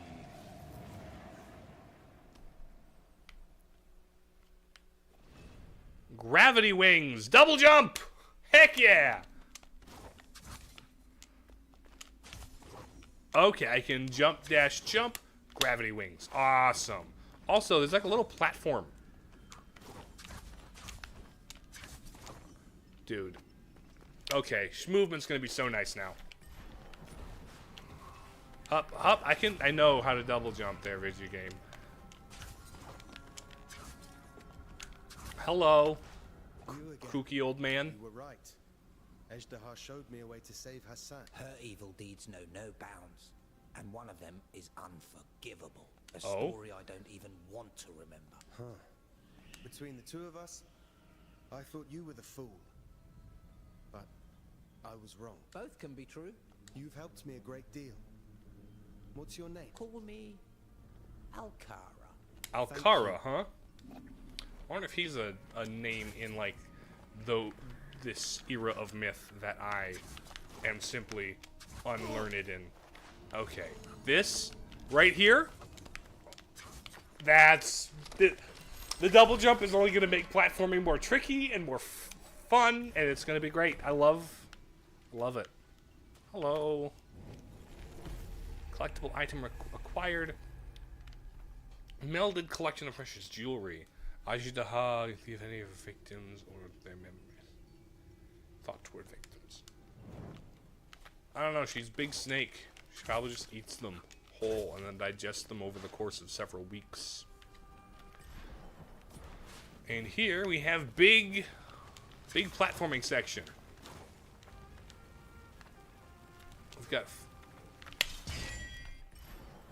Okay, we got floating platforms. Okay, that's just the wall. Gotcha. Okay, hello.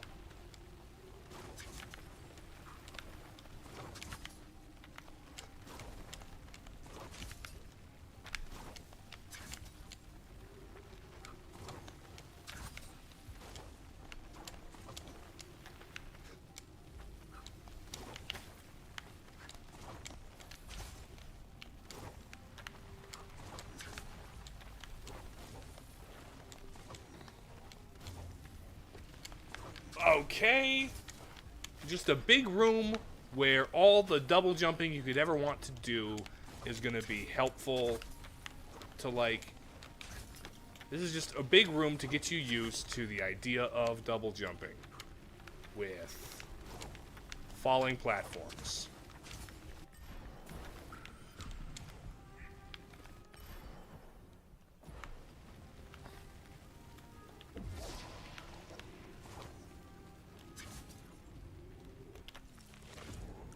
Hold on. Interesting.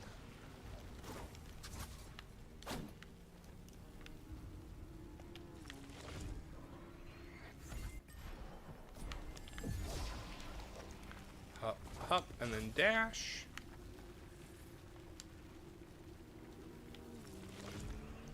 Okay, really just kind of a big open air room for double jump practice. Love it.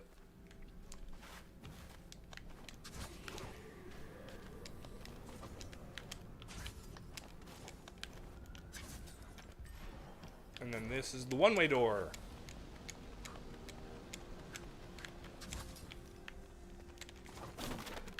And that'll open that. Anything here? And now we're on this side. Let's go. Okay, so there's that room. All of this stuff to double jump through. Oh, I can go through that way. Okay, okay, okay.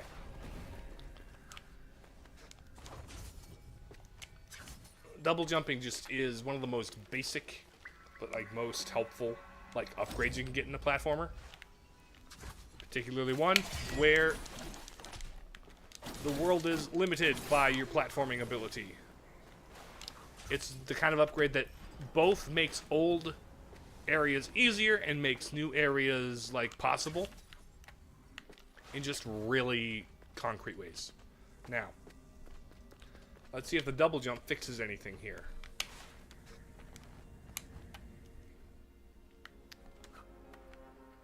Let's see if the double jump fixes anything here.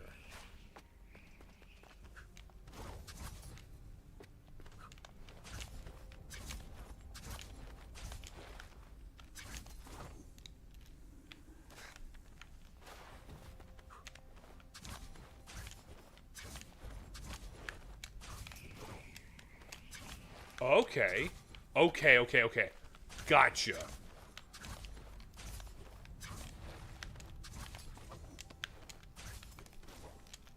Wait, what?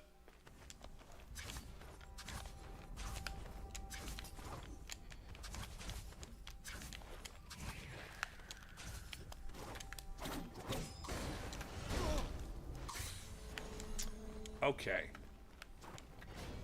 So...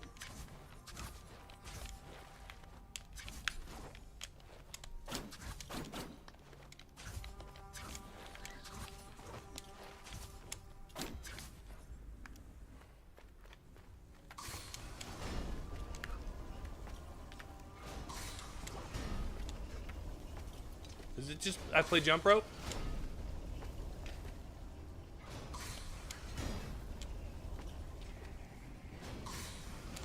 It's not I just play jump rope, is it?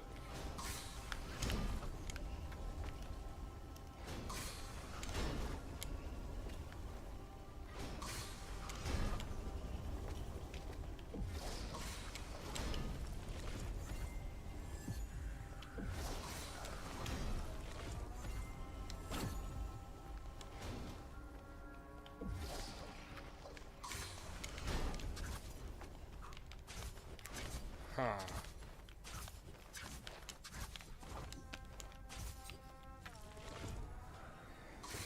Really? Okay.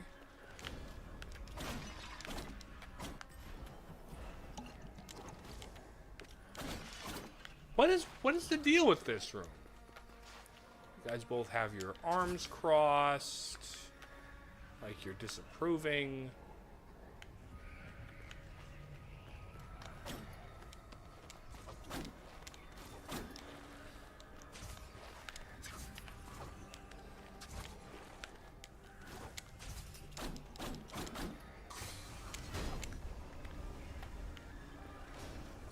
I still don't know.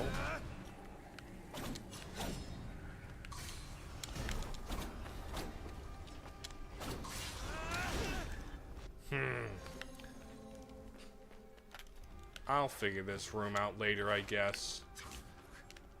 I should be able to do it. But okay. Now that I have the double jump, so many more areas that were just like tantalizingly out of reach are significantly more accessible to me. And also it makes just this room so much easier. Instead of teleporting directly to them, though, I'm instead going to platform around down here, get the goodies, because look at this. I can just do this now.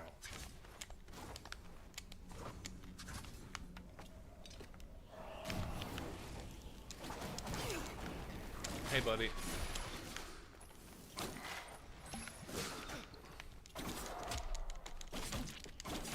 There we go. That's you.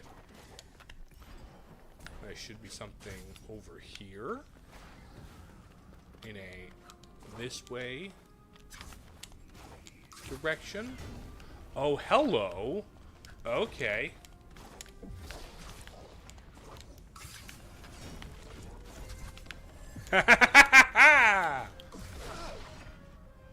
Okay.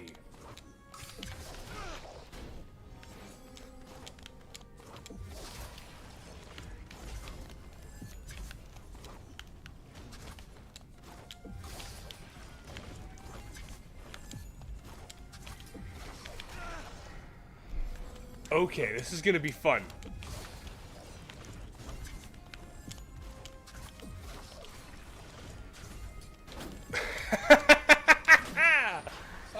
very fun. Oh, this puzzle platforming is so good. Dude, this puzzle platforming is so good. The way they all, like, work together and synergize and, like... Man. What a good set of movement-based upgrades. I kind of prefer this. I actually rather prefer this kind of a thing over... Oh, you have the red gun now? You can open the red door. You know? The Metroid Prime thing where it's like, oh, you have the red gun now? You can open the red door. I prefer that to, you know, Metroid Fusion where it's like, oh, the red doors, you need to be authorized to open them. So we're just going to wait till the story tells you you're allowed to go through the red doors before you go through the red doors. But, like, just having all of these movement options that work together in synergy for puzzling, platforming, and ultimately for exploration purposes. The way they all flow together is so good.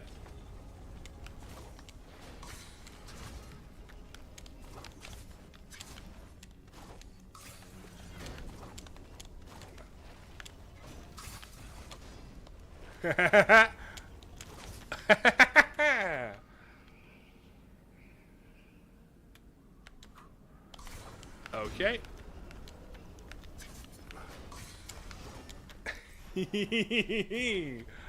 Oh, I am loving this.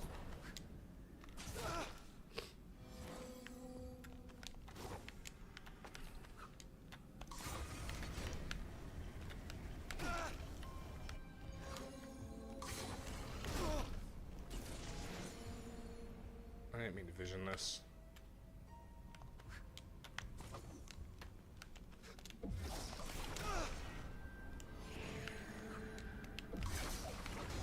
Oh, never mind.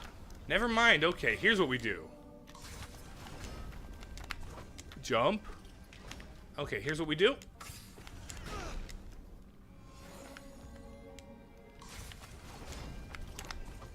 Okay, now we're here.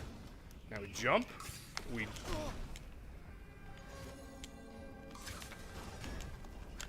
Maybe I just... do that. And now the thing is, there's gonna be... There's gonna be a thing over there.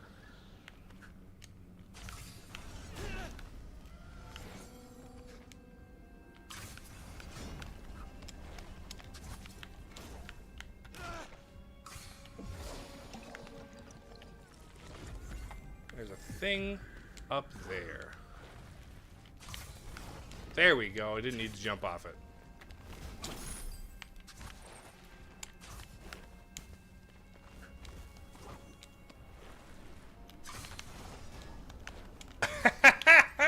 My goodness gracious.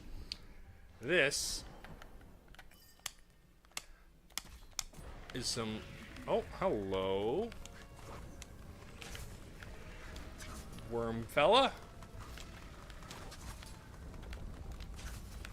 We're back in the Silk Song worm ways.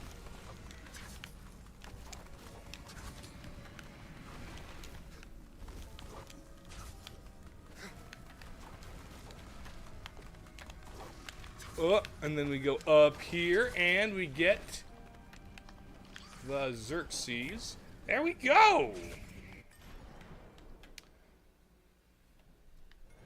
I did that one-way door. I did that one-way door.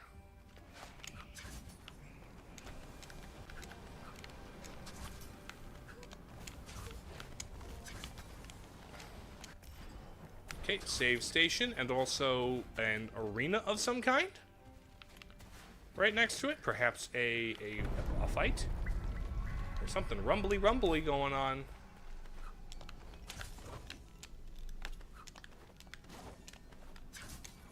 Hello, rumble.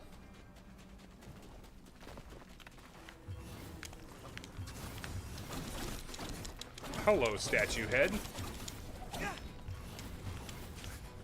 You seem grumpy about something. There's another head.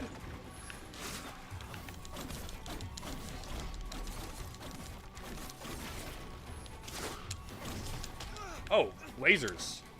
Nice.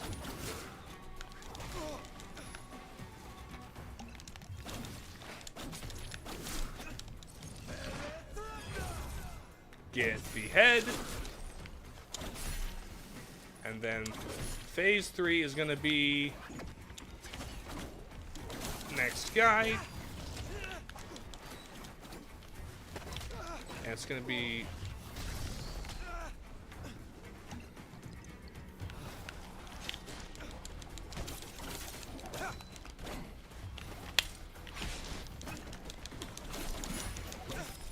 okay. 1, 2, and 3.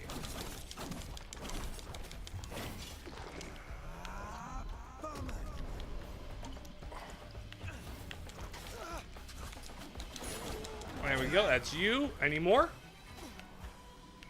Any more? No! That little gauntlet is done. Give me my charm, will ya? Oh, no. Charm notch! Oh, that's even better. That's even better. An amulet holder. Oh, that's even more worth it. So now, I can swap something out. Let's see. Amulets. Let's get rid of this guy. And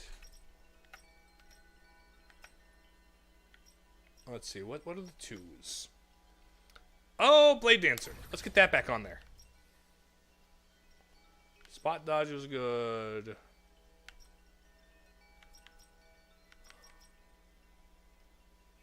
On full health. Decrease environmental damage. Shockwave when deploying your shadow teleport marker. That's pretty good. Slightly increase melee attack damage in the air. You know what? Aerials are good. I'll do extra aerial damage. That way, both my regular sword attacks, and then specifically when I'm in the air, so I can like pop them up for aerial combos, and that'll kill them faster. And it'll kill them even faster when I start upgrading the aerial combo upgrade, which will be amazing. So this was inaccessible due to lack of double jump.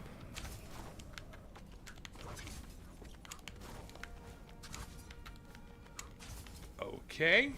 And we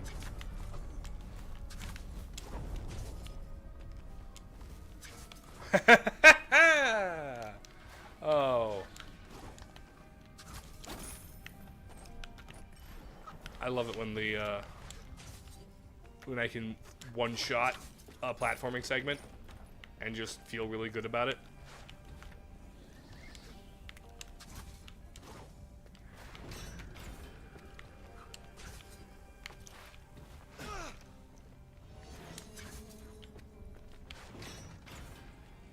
Okay, dash. Then we go boom. Then we go boom.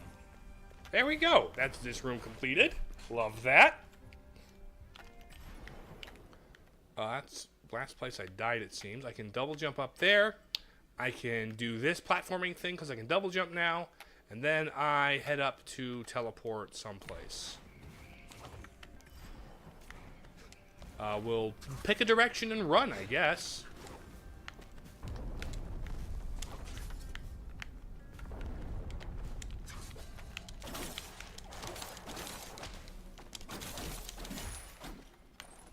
Pick a direction and run.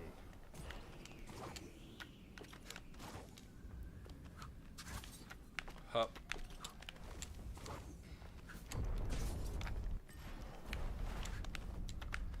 Yeah, I think this game does a really good job embracing both the platforming aspects and the action aspects of a Metroidvania in relatively equal measure.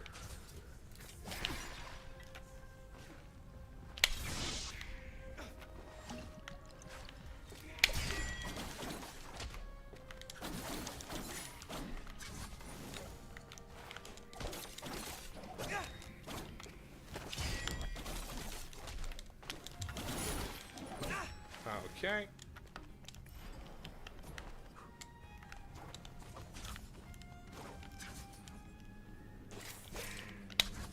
Where I died last.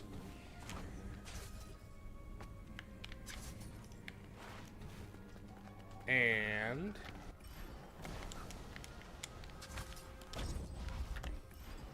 put a bomb in my pocket, why not?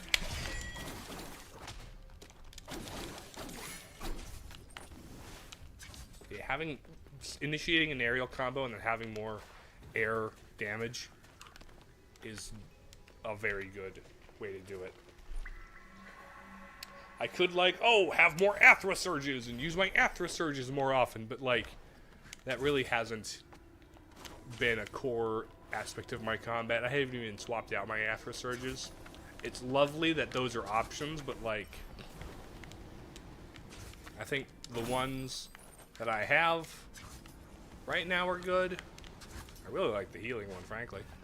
Having, like, another healing option in addition to my parries, which it's insane how much I was able to parry all those projectiles, and from parrying those projectiles, gain back so much health.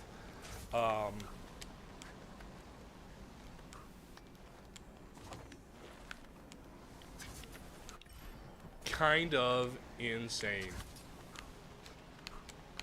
Okay. Just a secret room I never got.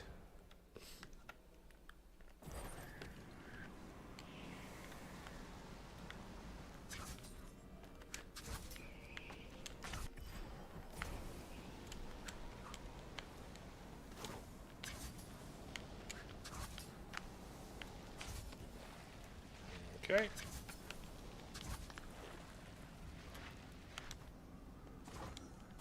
We run through here, and there should be that. Excuse me, Mr. Projectile Man. I still think we are due for an intangibility thing of some kind. I still think that is an option. Some kind of get past the grates intangibility sand.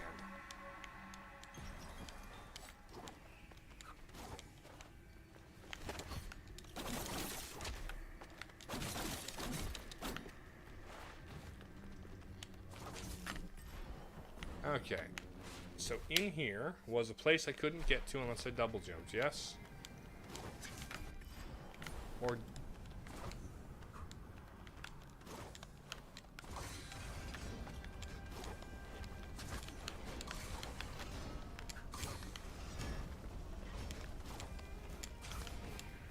there we go.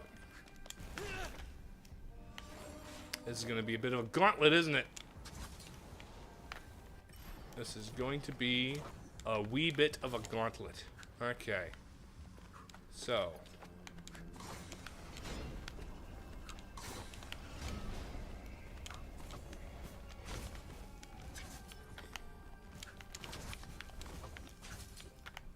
Okay. Oh. Okay.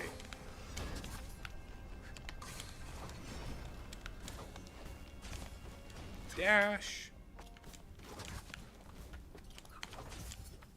Okay. Okay. And then jump.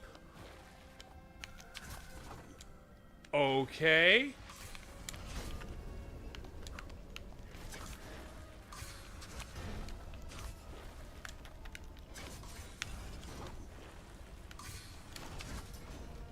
Okay. Okay. And then we dash. This is a very long gauntlet.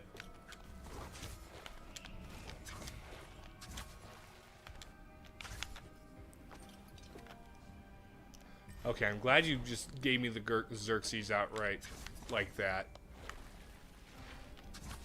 Now, we've got...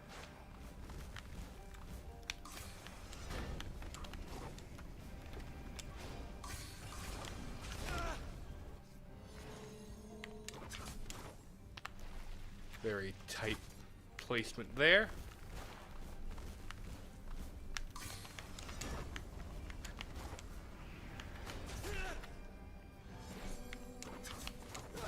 Okay, nope.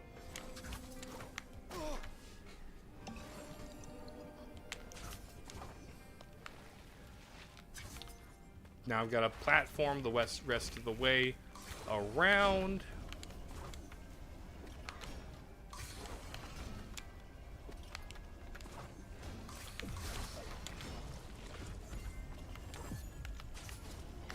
Okay. Oh, another Xerxes. Really? This is going to be a good payout. Okay. This is a good payout for a good gauntlet,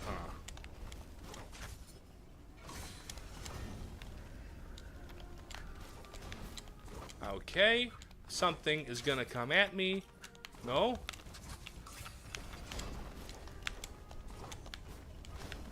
I feel like something's about to slam into my face when I get health upgrade.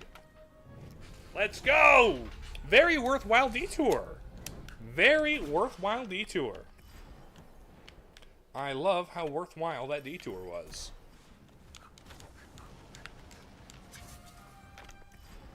Two Xerxes and then a health quarter. Like, that was a...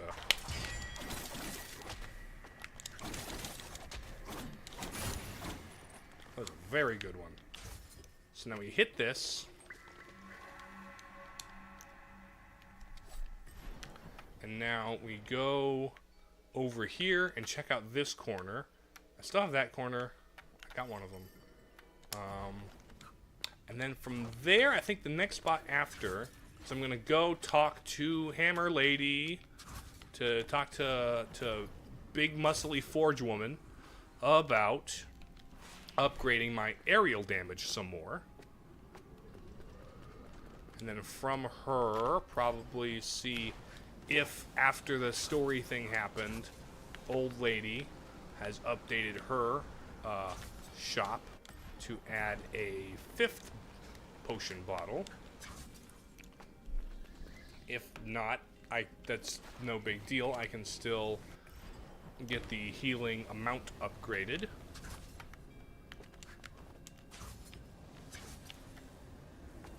Oh.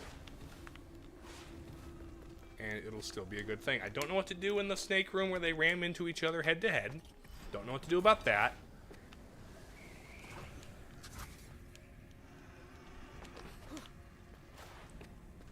Yeah, these rooms are very large.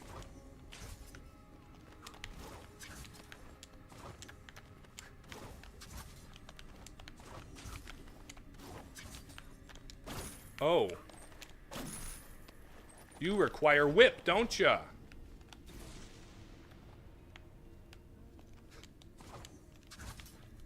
Yeah, it's not double jump recharge.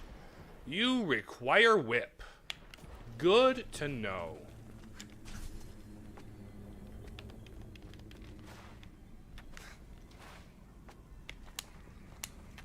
I assume whip will be somewhere. Whip could be one of the next upgrades I get. We have 3 more things. Maybe they're in linear order, but like they didn't tell me do this one first, so it feels cool. Let's go to the Haven. Oh yeah, there's also a thing above Training Boy, Sword Trainer Man. I can get now. I can now get the healing upgrade above him because double jump. Because double jump. Yeah.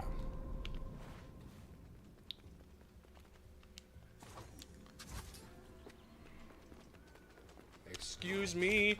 I can get your valuable item. The Damascus metal. Next up, Forge Woman. Hello. Can you please upgrade some things for me? Oh, Chakram Tempest. I could buy that, but more than anything. Oh, I could just straight up upgrade all damage. I have the 3 metals necessary. I have the 1400 necessary. Upgrading the sword outright would be good. Oh, I can... That's less money. I'm just going to upgrade my damage output wholesale. Do it.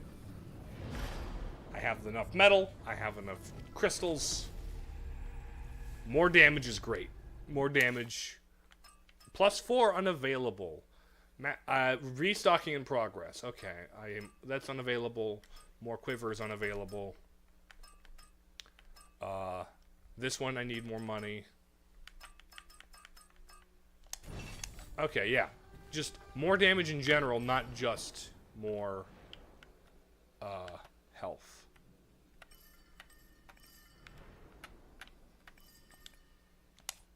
I haven't gone back there in a while. There's probably a good amount over here that I can do now that I could not before. Probably just money and goodies. But still. Let's check out the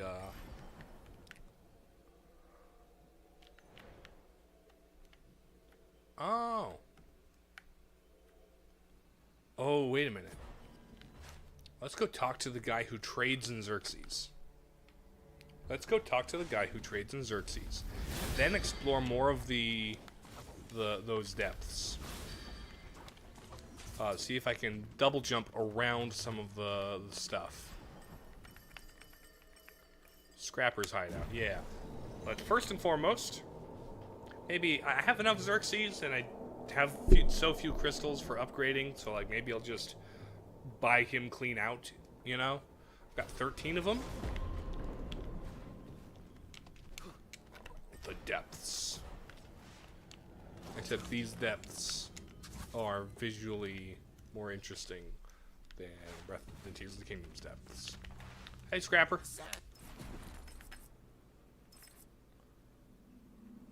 3, 6. Okay, 5, 6, 7, 8, 9, 10, 11. Oh, nice. Yeah, I'll just buy these 3.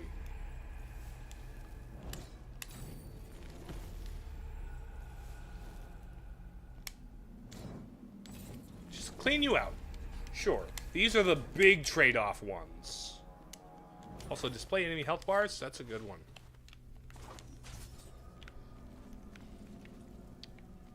Xerxes, Do I? have you? Hang on, did you say Ejderha? Hope you kill that one quick. There was no need. Help? Evil of evil. Gonna help you? Oh. 30 years in a cursed city. And that's the strangest thing I've heard.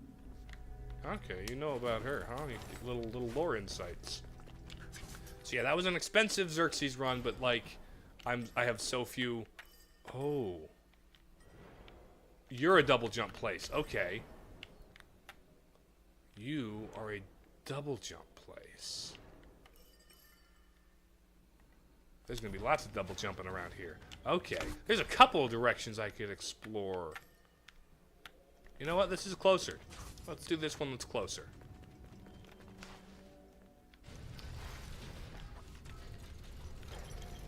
Up to this one. I should be able to double jump up to this flipping pole and then flip pole up and then double jump around. In through these waterways.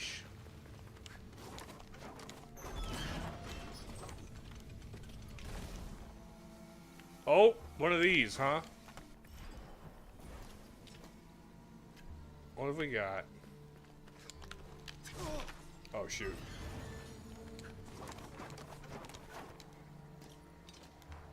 Okay. Dash.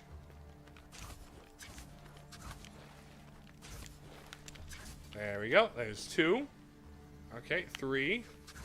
There's gonna be this. Okay. Oh. Okay, okay. Oh, hi. Okay.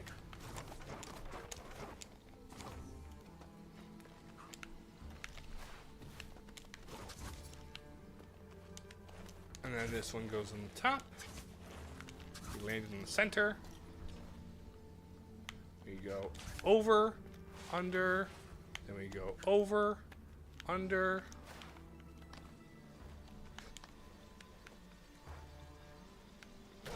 Oh, you sneak. Okay, okay. So I can just sit in that bottom corner and chillax.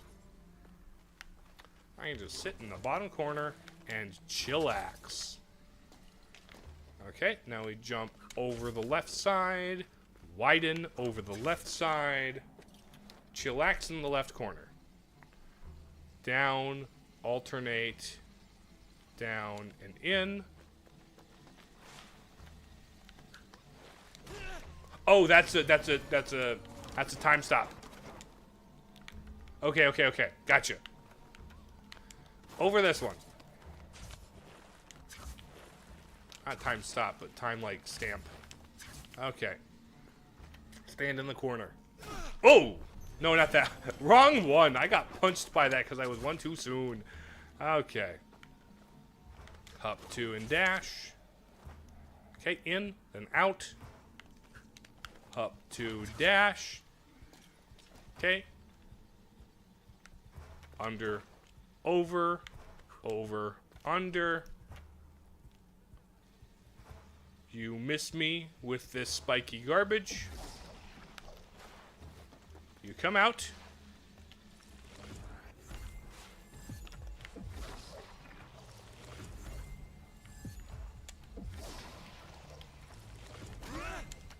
Okay. I see.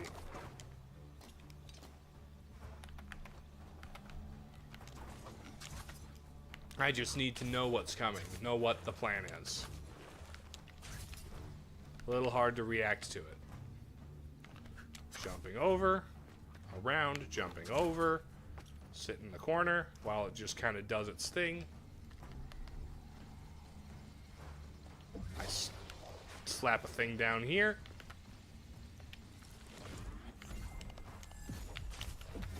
I toss a thing up there.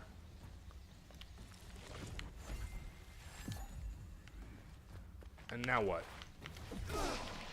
Shoot.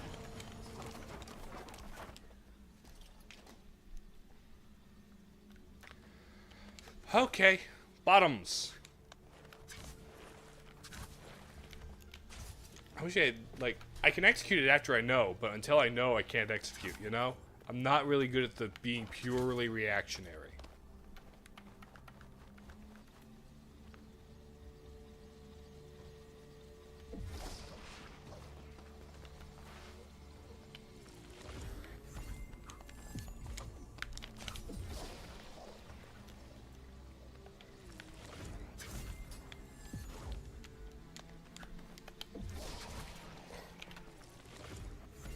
Okay, okay.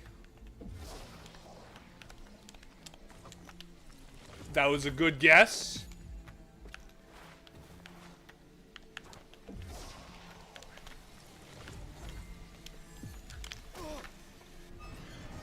I'm not sure what that is.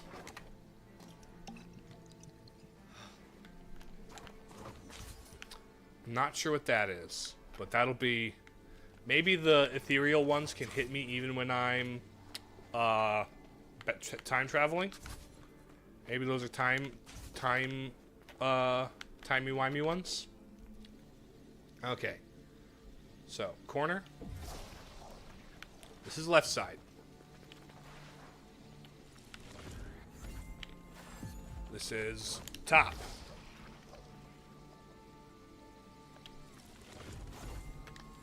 This is right side. And now it's bottom.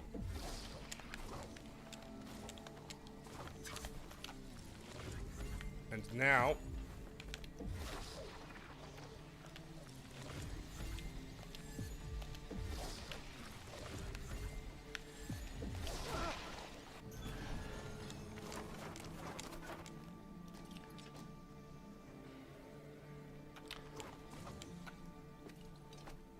Okay. This is a good tricky one.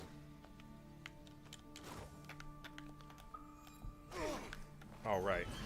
I wonder if the blue ones go away when I do that. I'm gonna try that. I'm gonna try that.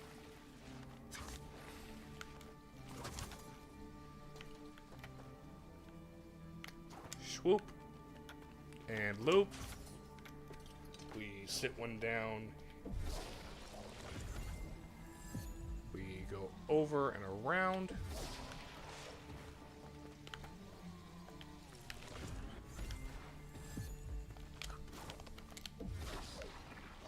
Okay.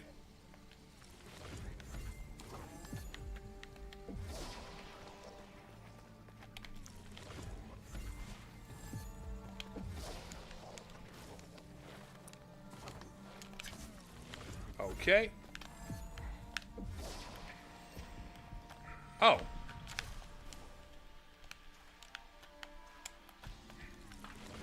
Okay.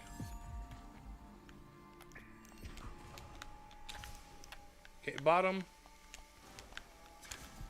Okay. Okay.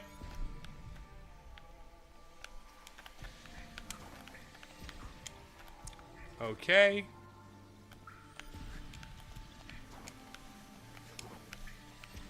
Okay. Oh!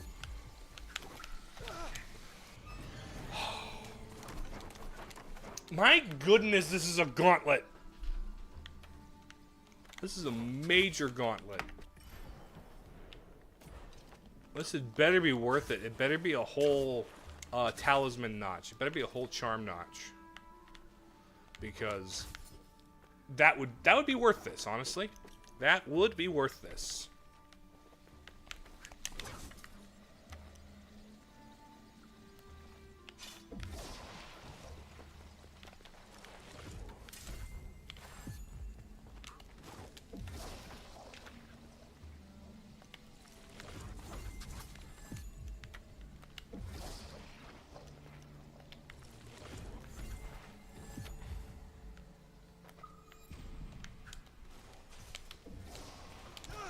Right, I forgot about that one.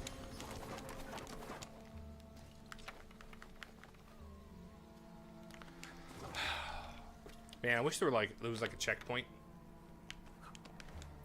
I really wish there was a checkpoint in this somewhere.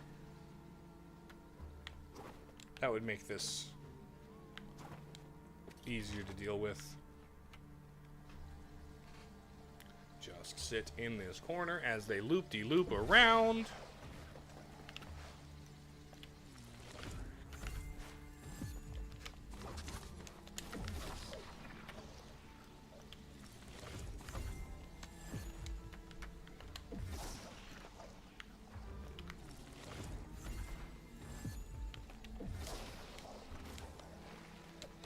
Ah, what?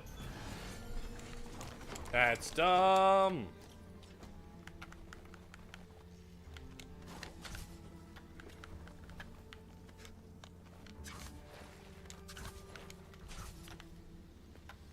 That was excessively dumb.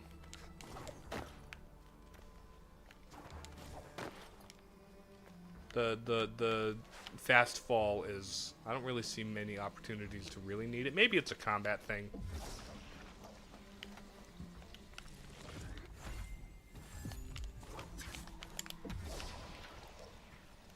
It might be more of a combat-focused thing where it's like, oh, you need to get to the ground really fast.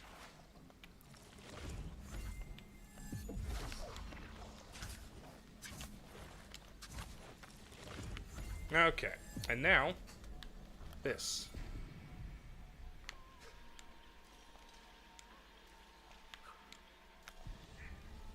Okay.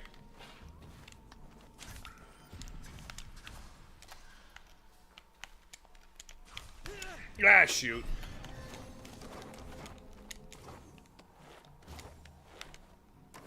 Well, one thing's for sure, keeping that out at double jump range made sure that this was inaccessible to me until I had all the tools to pass it.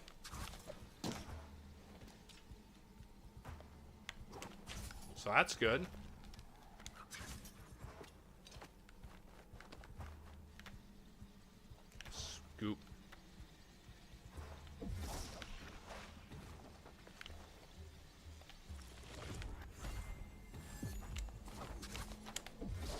Okay.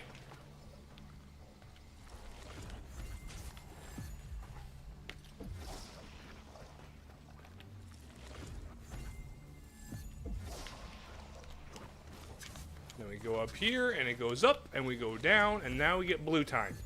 Okay, blue time. Up, 2, 3.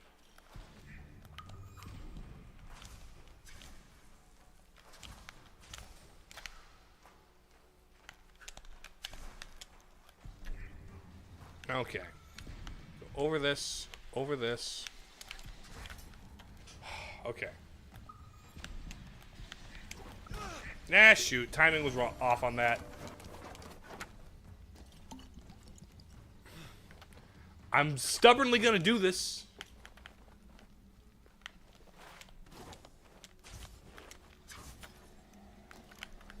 This could have been 2 different rooms, maybe. Maybe they could have split this into 2 different rooms. You finish one gauntlet, you go right into the next gauntlet, but like without it being all one gauntlet, that might have been preferable to this.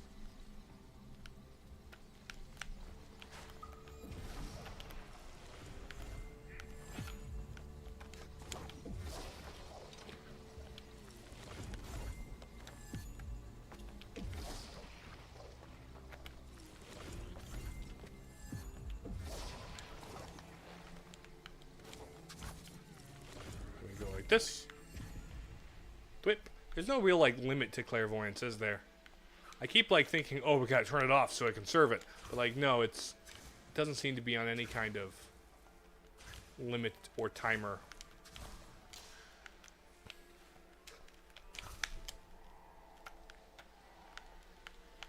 One, 2, 3.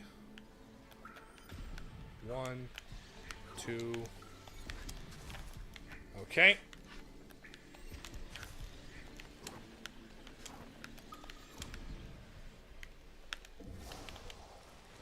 Oh, tight. Forgot about that one. Okay.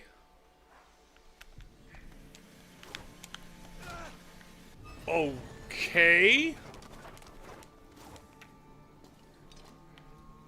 Lots in a row. Gotcha. And then they switch halfway through. Hoi, yoi, yoi. So they could have done this in 2 different. This is a long gauntlet, longer than it needed to be. Ha ha ha ha ha. There we go. I like the escalation, the way they tutorialize like the escalation of this particular challenge. But it's like, oh, now we're doing all directions, so you know to use this ability.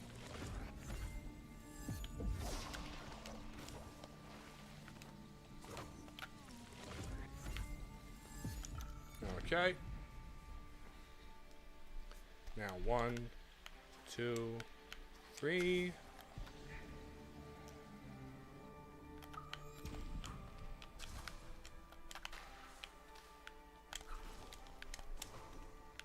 Okay. 1, 2, 3. 1, 2, 3. Okay. Then they trip me up with this. And now's the one. Ooh! Okay. Now's the one where it's several all in a row.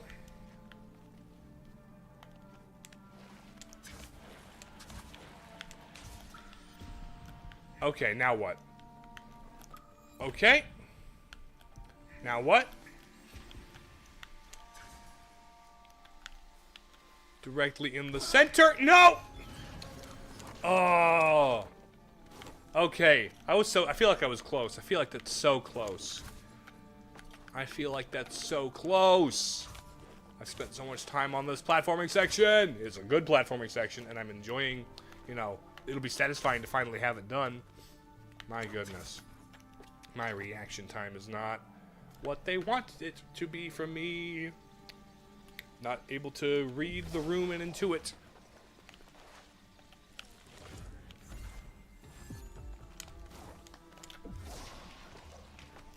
And then slide to the top. Let me do this. Wait for it to go down. Turn it back on. And we're here. Alright, now it's blinky time. Hop. 2, 3.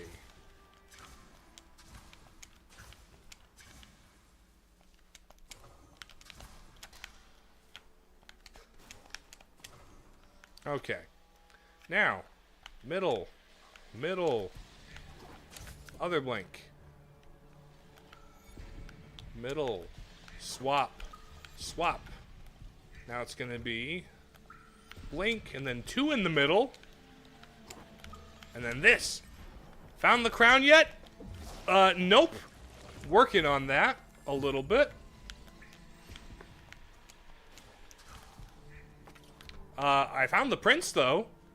He died. So that's cool.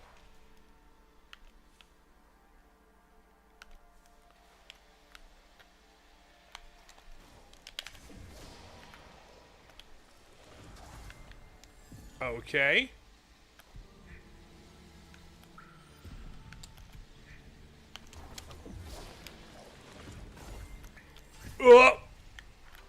Okay. Please. Thank goodness! Oh, finally! Oy, oy, oy. What's the game about? You saw the movie, but that's about it? Well, the movie was an adaptation of Sands of Time, which is also a good one. This is about I am a Sargon. What's this? New skin? Lilac? What? Why do I care? Hold on. Skins? I don't like that. Why did I do that? Why did I do that? It was just for a stupid skin that I don't even like looking at. I'm not even gonna use that. It's funny. Anyway, I am an immortal warrior of ancient Persia, and I am on a quest to save a prince who got taken away to this cursed mountain. And over the course of what happened, the prince died.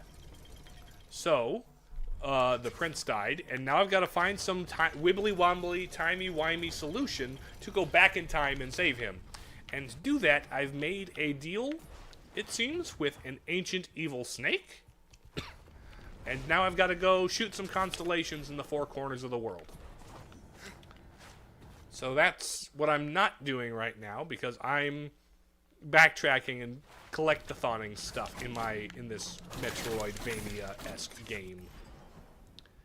Time shenanigans, yes. Ever since Sands of Time on like GameCube and PS2, time shenanigans has been a core aspect of the series' identity, really.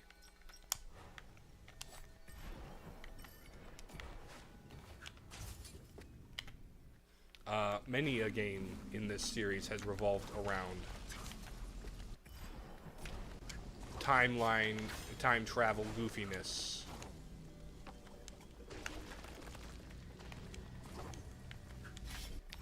And it makes for great gameplay, like in Sands of Time.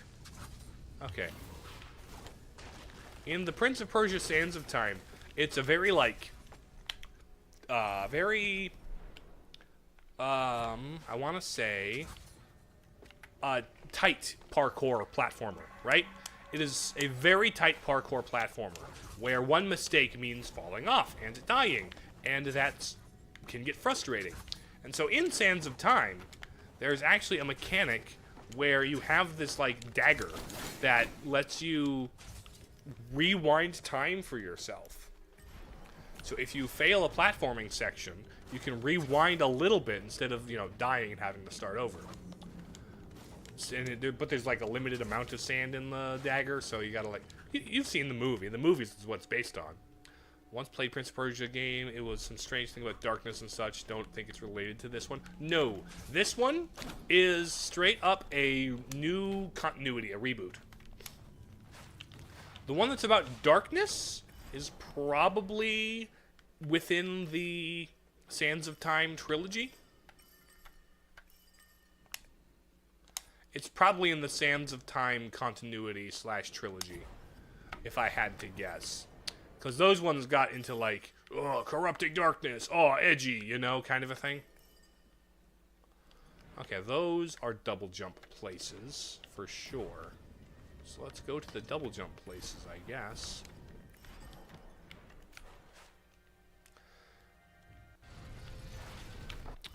But, there have been about, 4 different reboots of the series at this point. Including the originals for the PC, right? Way back in the day.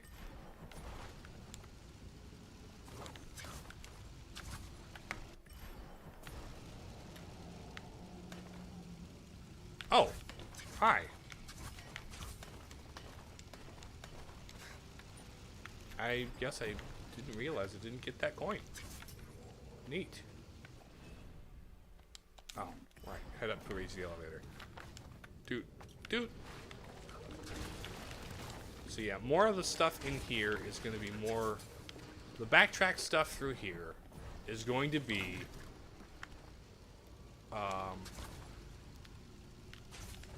sand intangibility, I guess. Which is what I guess one of the upgrades to be. Giving me Hollow Knight vibes? Well, yes, this one in particular has gone in a more Metroidvania direction than any of the previous games. Those are just... It's in the past primarily just been parkour puzzle platformers. But yes, this game is kind of like what you would get if you mixed Hollow Knight with Metroid Dread in the best way possible. I don't think I like it quite as much as Hollow Knight, both like, I don't know, narratively and progression-wise. But I think there are things about it that I do like a lot better than Metroid Dread. Progression feels like it's my idea, and they're very hands-off. Dread gives the illusion of being hands-off, but it's very funneled in its level design. You can technically break out and sequence break a couple of things, but like... No, this is, so far, very good. I've come to enlighten you as promised. Thank you, Fireboy. After a bit of research, the game you played was from 2008. What was it, Warrior Within, or like the Darkness of whatever?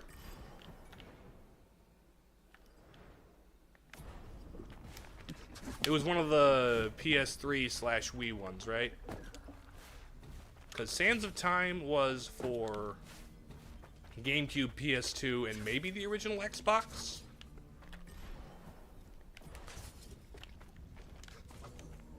No, it just says Prince of Persia. Oh, that one must have been the second reboot.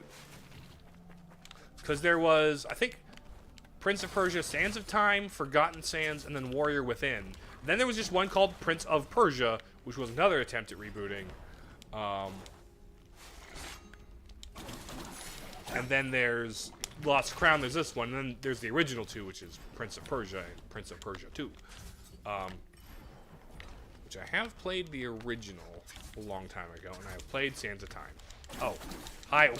I forgot about the butthole doors. The lovely, disgusting little butthole doors.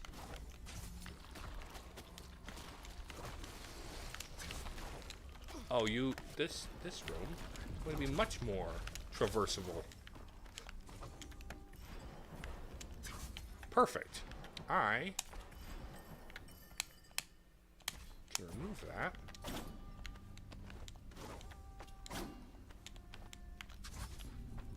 I forgot the singing in this area made it.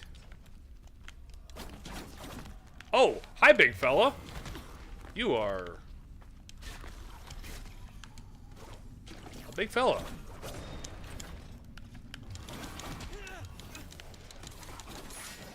Okay, give me this.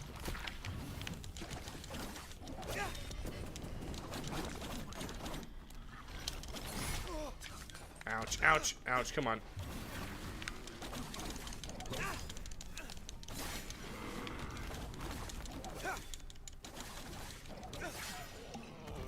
There we go, there we go.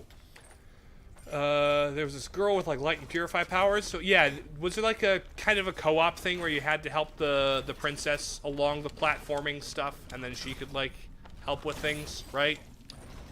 There was like a princess companion character. I have not seen much of Prince of Persia 2008. I've heard it's all right.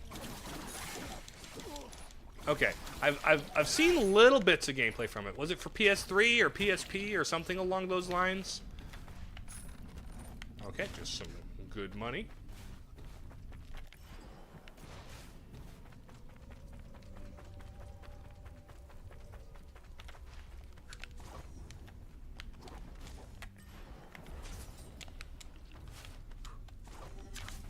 Okay.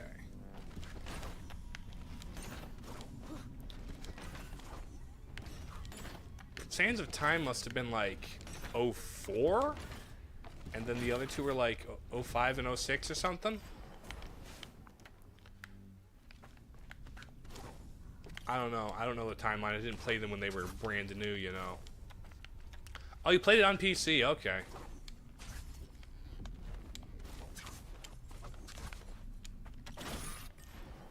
Shows how much I knows.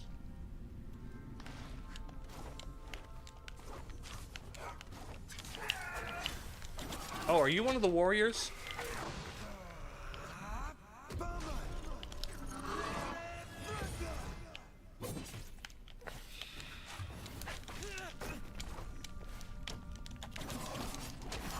There we go. Lost Soul Warriors. Updated. Give me that Zerks. The most you remember of the game was being very repetitive and a lot of backtracking. Interesting. Okay. That opens this. So that was that little detour. Speaking of quests, prophecy. I need more Sands of Time. I have half of your Lost Warriors. I need to give you a cannonball. I have to do all those trials, more moons. Gotcha. That's from a guy who likes the Battle Network series. Uh-huh. Okay, there's that. Okay, that's a double jump area. So I think I just backtrack this way. And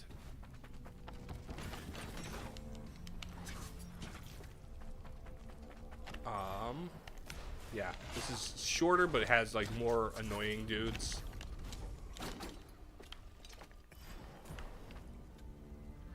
Okay, it's just a wall. So we head to the right here. There's no sphincter door, so I can just go. This is where I fought the giant enemy crab. So we head to the pirate town. Even my light cannot shine beyond the place of its beginning. All right, buddy. Goodbye, Sargon. Why, by the looks of it, I would say this game is your mid to late game, maybe. I mean, I'm 3 streams into it, so I think I unlock these 3 corners of the map. I get the 3 things at those corners, and that should open up the final push. So I'm mid game, probably bordering on late. I have a good number of the major abilities here anyway, at any length. This is a lot of map. I do feel like maybe it could be tightened up a bit. I feel like a lot of the rooms are about 10% too big. And a lot of the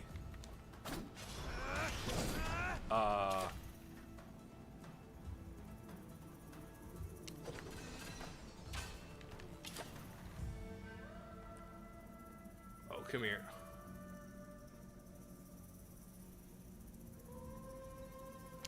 Boom, there we are.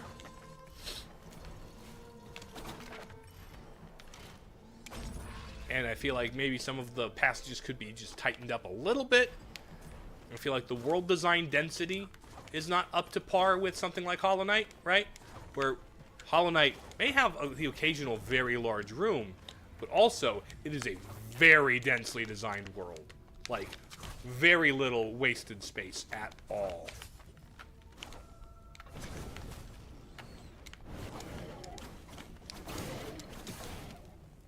I think Silk Song is about as big as any Metroid game, Metroidvania world ever needs to be.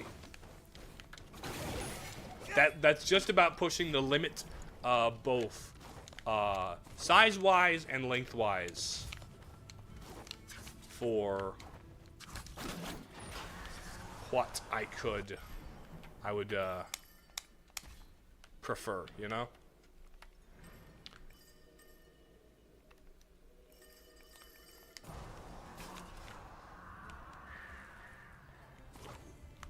So if I wanted to like nitpick, I could say, yeah, the world design is just a tad inflated. But like a tad, you know? Not to the point where I would say it's a genuine issue, like, especially since fast travel is present and like smartly spread out. It's not like aggressively fast travel-y, so traversing the land is impractical, but it's also like, no, it's not so aggressively fast travel-y that there's no reason to ever like go through the level areas, but it's also not so sparse that it's a slog to go through the areas between things. Hollow Knight, but in terms of gameplay, it looks more comparable to Bloodstained. Yeah, I think that's a little more, that's pretty accurate, I would say. It is visually very similar too. Combat-wise, there's like a very powerful and very satisfying parry that reminds me a lot of Metroid Dread.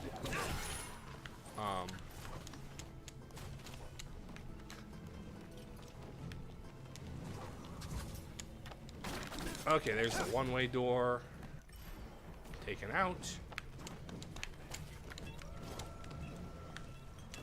Oh, come here. But also, this is more platformy focused in a way that Hollow Knight kind of is. Hollow Knight's very platformy. More so than Metroid Dread, I come to think of it. I feel like a lot more of the challenge from that game is purely just fighting guys, whereas this, a lot of the challenge is also the movement. It's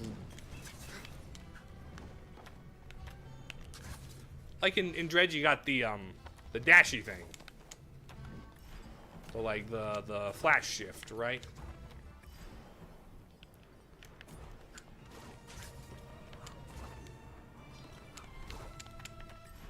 Okay.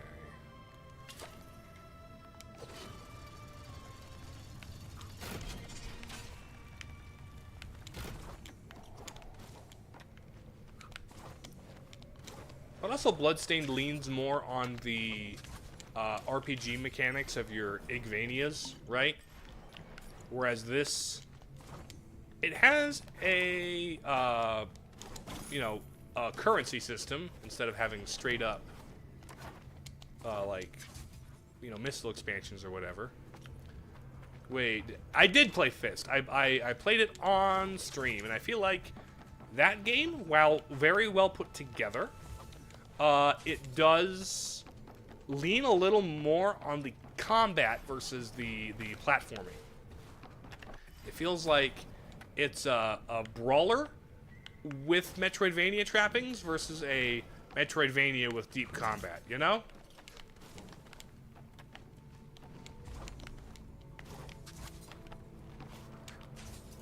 Which, again, competently put together game. A few issues here and there, technically. The story was kind of weak, actually, if you ask me. But, like, that's...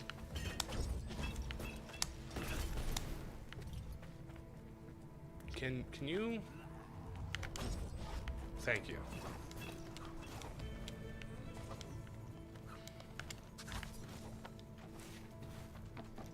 I mean,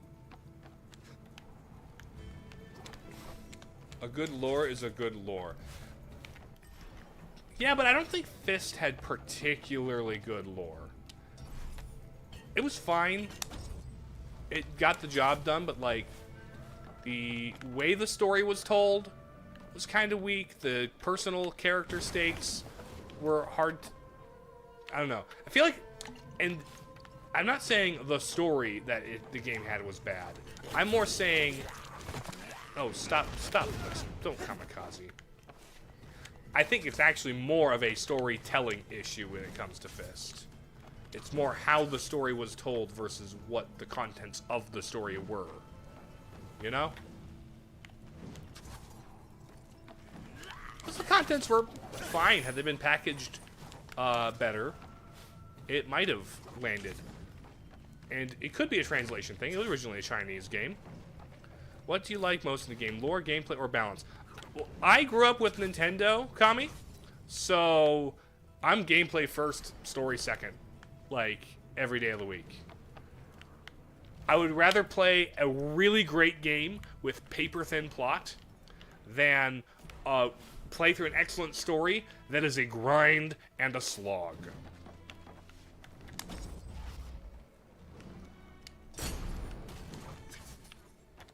Which is why I am scared to try most of the legendary RPGs, if I'm being entirely honest with you.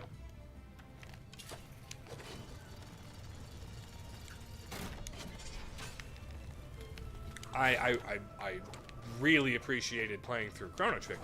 That one was surprisingly great. There we go. Bombs.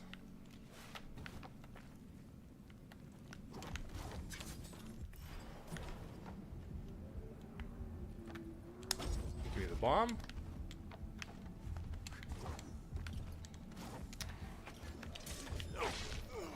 That's frankly why... Oop. That's why I have the opinions that I have about Skyward Sword, for example. Good story. Solid story. It's just, I wish the game was more fun for me to play. Oh, hi, bombs. My goodness, this place is a messy trap.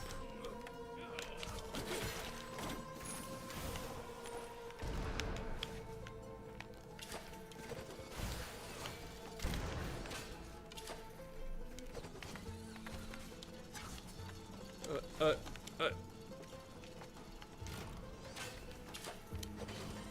it just opens that.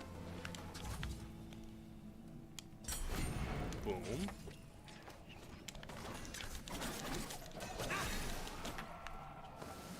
No bombs. Gonna grab this bomb.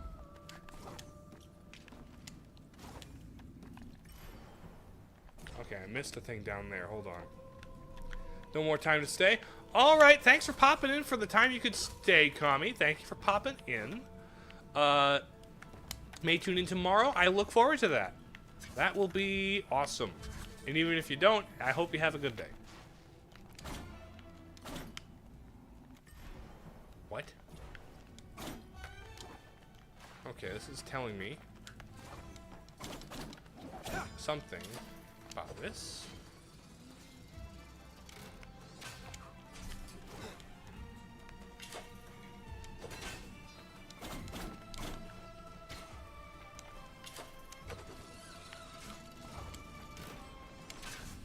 Okay, it's this.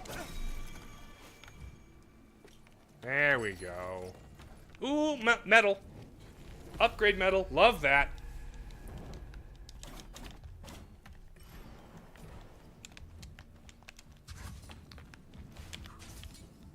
Hop, hop, and then dash.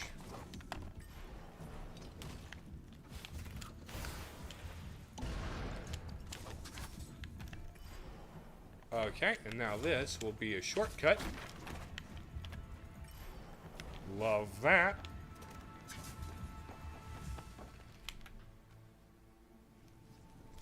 Okay, there's you, and then there's this kind of end of the whole thing, huh?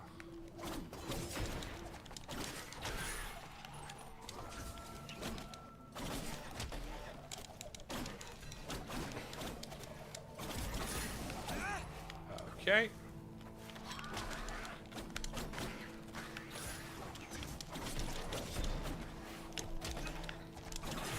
Okay, okay.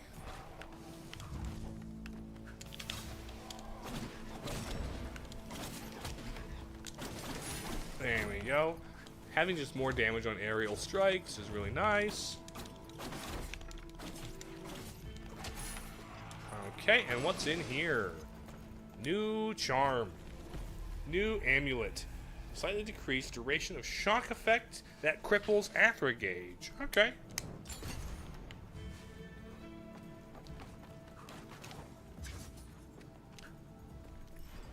Nice. So now, there's that. There's that. I guess I'll head my way up here. Go to here, which this is... Oh, that's whip. That's the double jump. Oh, that's...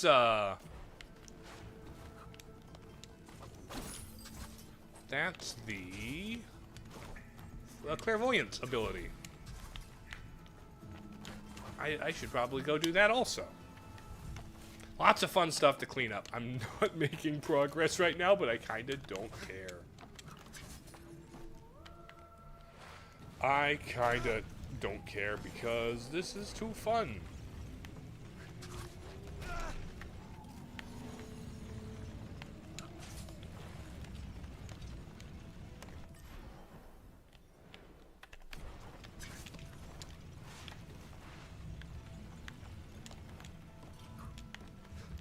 I am out of healing. Hello, Sea Dog. Welcome. How are you today? I am recovering from the random bout of being ill last night that happened. And am greatly enjoying this game, especially now that I have the double jump. Because double jumps are always just a solid upgrade when it comes to these adventure action platformers. Oh.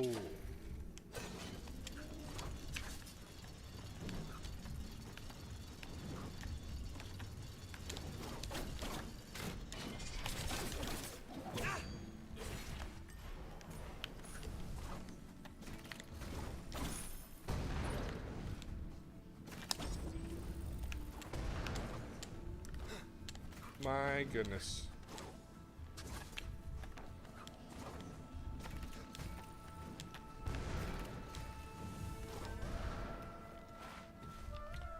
Okay.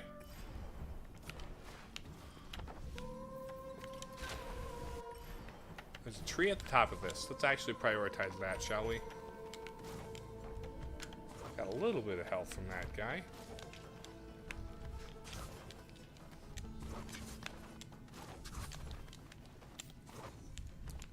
Let's prioritize healing here. Hey, hey.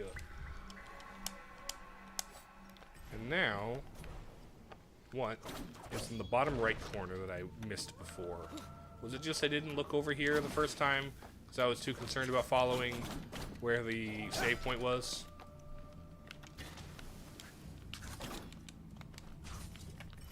That looks likely.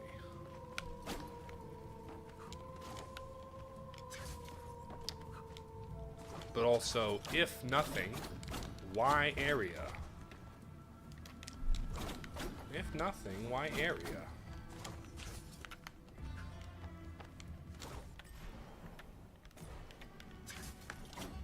Maybe it's for the tree shape.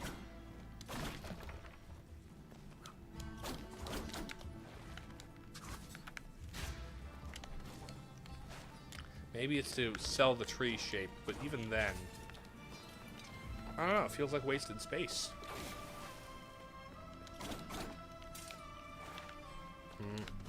Okay. Yeah, it seems like not the best signposting. But it's like not horrible. Okay.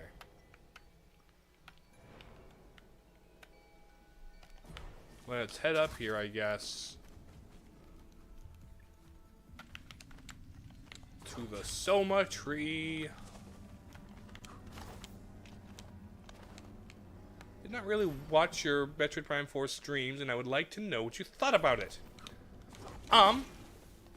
Well, I have. It is as a game, technically.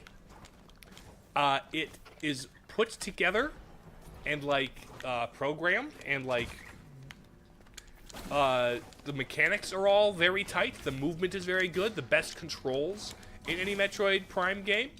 It has like the steadiness of the tank controls, but like with the option to aim as freely in as the Wii controls. It's like Metroid Prime remastered, like the twin stick controls there. So like very good stuff. The graphically gorgeous. It's one of those things where graphically they spared no expense. It's a Metroid Prime game. They're always incredibly densely designed visually. Like it's a wonder it's running on the Switch 1 at all, kind of a thing. Structurally, it's not a Metroid game. Structurally, it does not feel like Metroid. For what I go to it, at least. Some other people are like, oh, technically, it's got this thing and this thing. And I'm like, yeah, but like, you've been missing the bigger picture. Each of the individual areas are incredibly... Now, the word linear, when it comes to Metroid, is so overused and actually'd that it's unhelpful to use it anymore when referring to Metroid things. But when every area is a linear trek down to the bottom, and then the same linear trek all the way back up, with only one entrance or exit to the central hub with nothing in it, yeah, no. That's not how Metroid worlds are designed.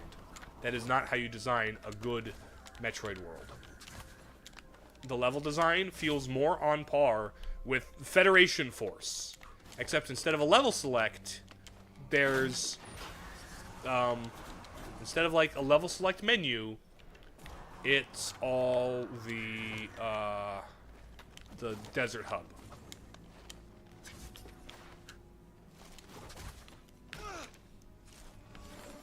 It also my least one of my least favorite things about Metroid Prime 3 is the fact that even when you turn the hint system off, the Aurora units will still call you on the radio to tell you where to go and mark your map. Which, like, I specifically went to turn hints off. I don't want hints. Why are you still giving me hints? But, at least because in the first ones you had that hint system that, like, would wait for you to get lost for a while, and then subtly, like, here's a room you can get to, right? But you could also turn it off if you wanted, and I like that as an option. Prime 3, you could turn off that part of it, but you couldn't turn off the Aurora units doing the story thing. So it kind of lies to you when it says that, it's, the hint system gets turned off. Good news, Metroid Prime 4 doesn't lie to you. Good news is, Metroid Prime 4 does not lie to you. Bad news, they don't give you any options to shut Mackenzie up. And I would like for them to give me some options to shut Mackenzie the heck up. Because I do not need or want any of your help. You telling me where to go and marking my map is actually unwelcome. You want me to create an emotional connection with these characters because of story things, and I see that you want me to do that, but it's impossible for me to do that when I actively want to kill them. I hate map markers. Like, I know where I'm supposed to go. I have a dang map and it shows where I am. Yeah, like, it's also one thing to have a hint system where it's like, okay, here's a thing in another room that you can go to, and it gives you just a vague direction to explore. I don't need Mackenzie to call me every time I enter the desert and remind me I'm supposed to go to the ice area, when of course I need to go to the ice area. I just got the fire ability, so like, duh.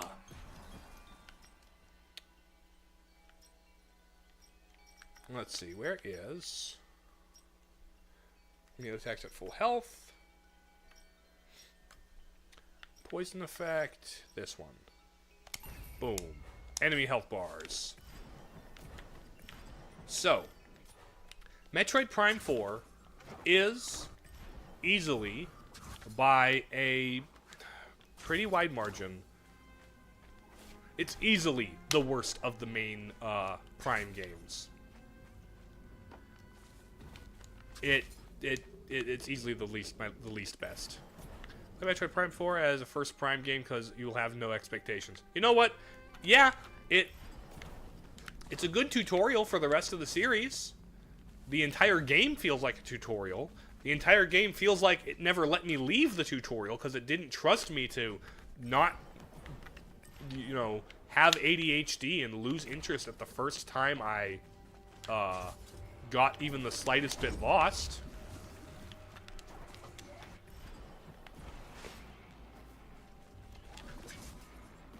It's a good introduction. Actually, no, it's not a good introduction. It doesn't introduce you to anything actually good about the series.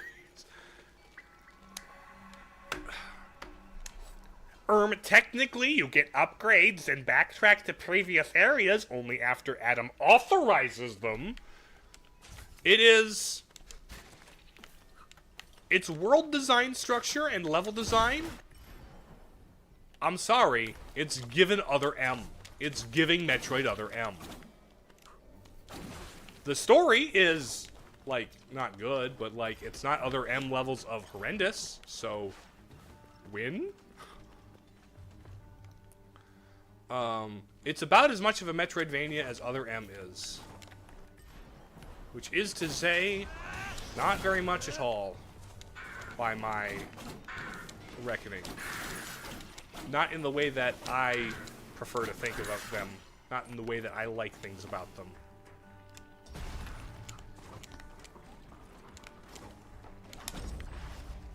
It doesn't cater to what I like most about the Metroid series.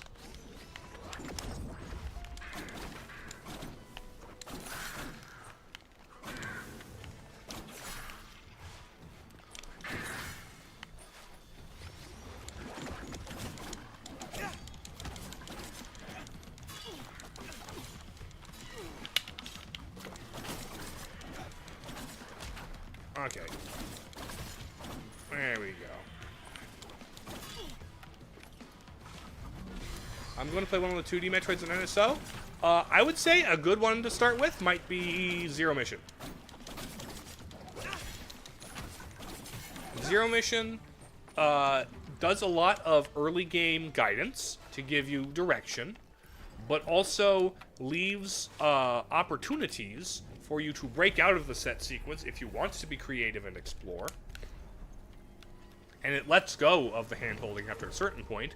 The ending is fairly linear, but like it's a stealth section, so yeah, there's that. But I think Zero Mission is still a solid way to introduce yourself to the series. It's also not like horrendously difficult. It doesn't have the weird difficulty spikes that Fusion has, and Metroid Dread kind of has. So if you're not a fan of like particularly hard games, it's. So I think it gives you a good taste of what Metroid level and world and gameplay design is all about, while still being accessible and giving you some guidance. Like there's not nothing. There's not the glorious silence of the hit system in Super, which does not exist.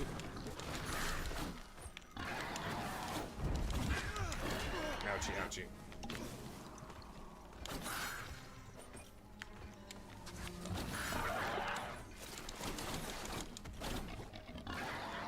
Like, if you look at this game, I talked to the snake in the sand pit, and she's like, oh, here's your next quest. Mark 3 things on your map. One is over here, one is up here, and one is up here. I don't have someone on the radio constantly telling me where to go. But at the same time, at the central, like, Haven town area, I can pay Map Girl some money to give me a hint, to tell me where to go. What is the lore of Metroid?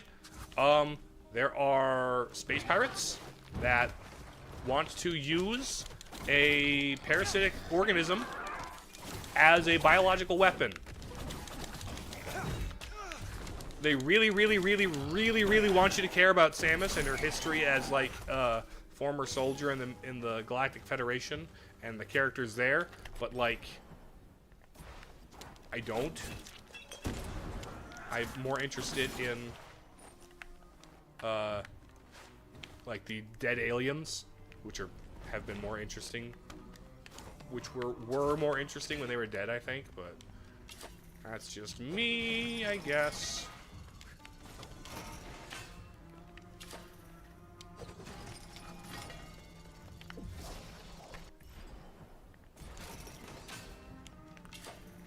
Ooh. No. Drop this there.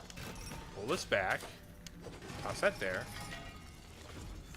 The lore is Samus is the best bounty hunter in the world, in the galaxy, and the government tells her to fight space pirates and wipe out alien parasites.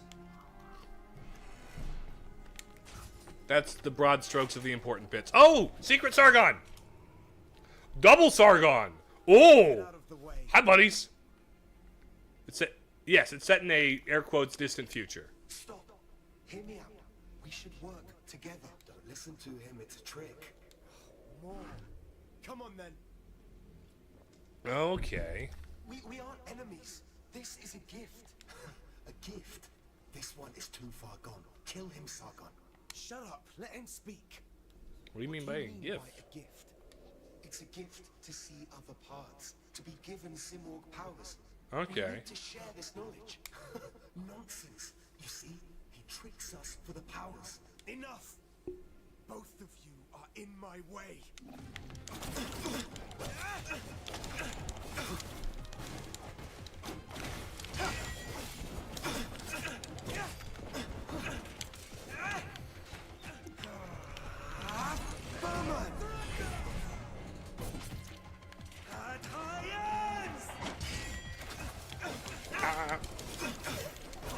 There's one of them dead.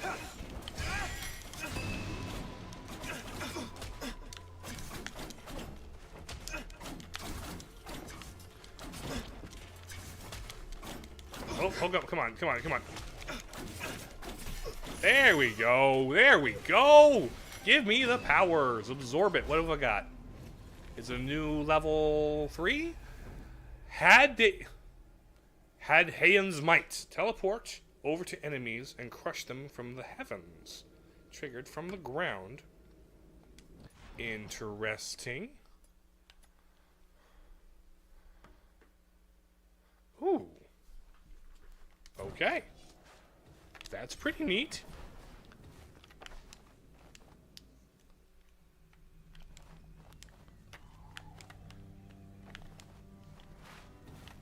So no, I hate being negative about it because I really want to really love Metroid Prime 4.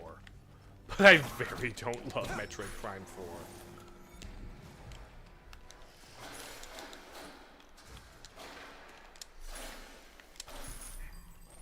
Hello, JT. Welcome. How do you today? I finally got double jump, which is enough to do this. Let's go. It's enough to get up here.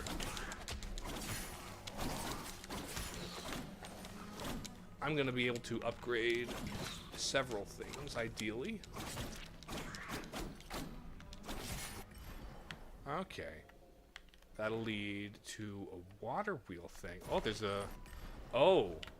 This will make a connection up there. Ooh, okay. This could be forward progress.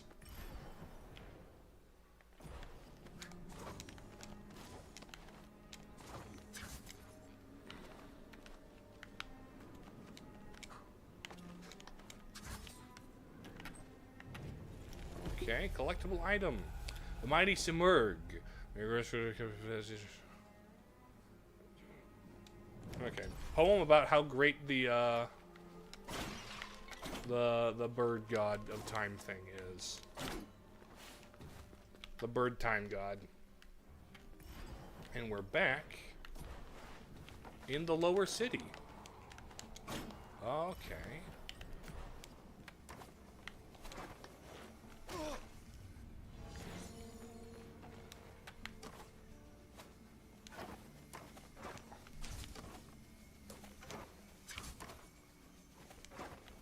Okay. Okay. So this should get us over here, and that should open the shortcut. Oh, hi, buddy. Get stabbed! Zelda I have a lot of personal history with it, but my favorite, again, I'm not particularly a guy who plays video games for the purposes of lore. And a lot of the times my enjoyment of the lore is less what the lore has and more how it is executed. It's less story content and more storytelling, you know? So I'll say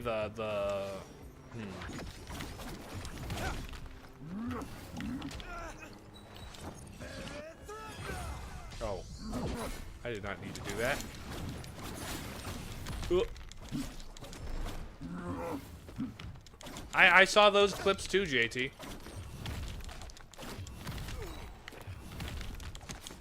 It is pretty neat.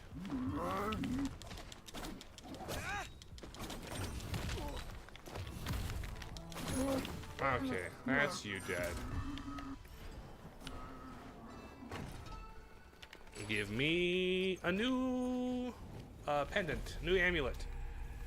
Decrease frost effect. Okay, neat. That'll probably be helpful in specific areas.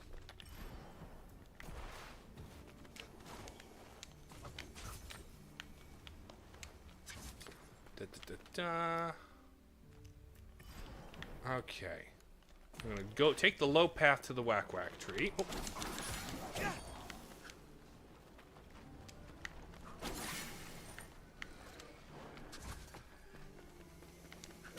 Oh my. Hello.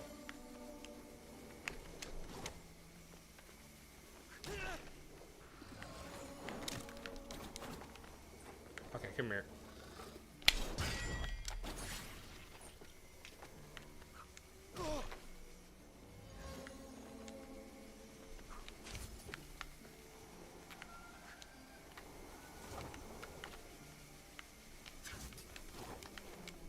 Okay. Now this should take me straight to the whack whack tree. Save point. Oh, hello, hello. Oh, yeah, this area. Yeah, this double jump area.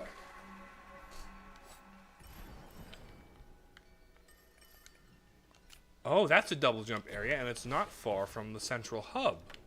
Let's go there.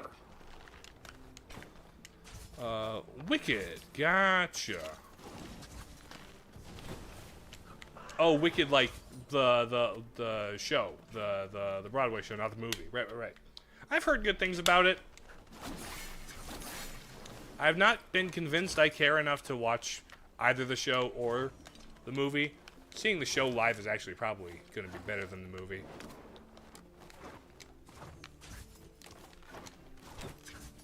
Oh, come here. Oh.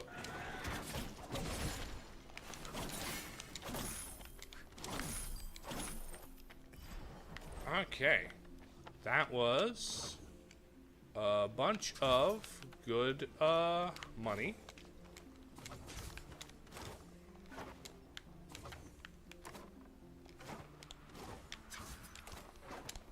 Yeah, this required double jump.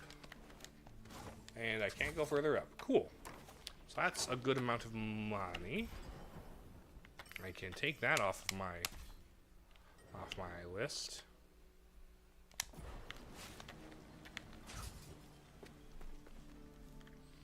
Nice, nice.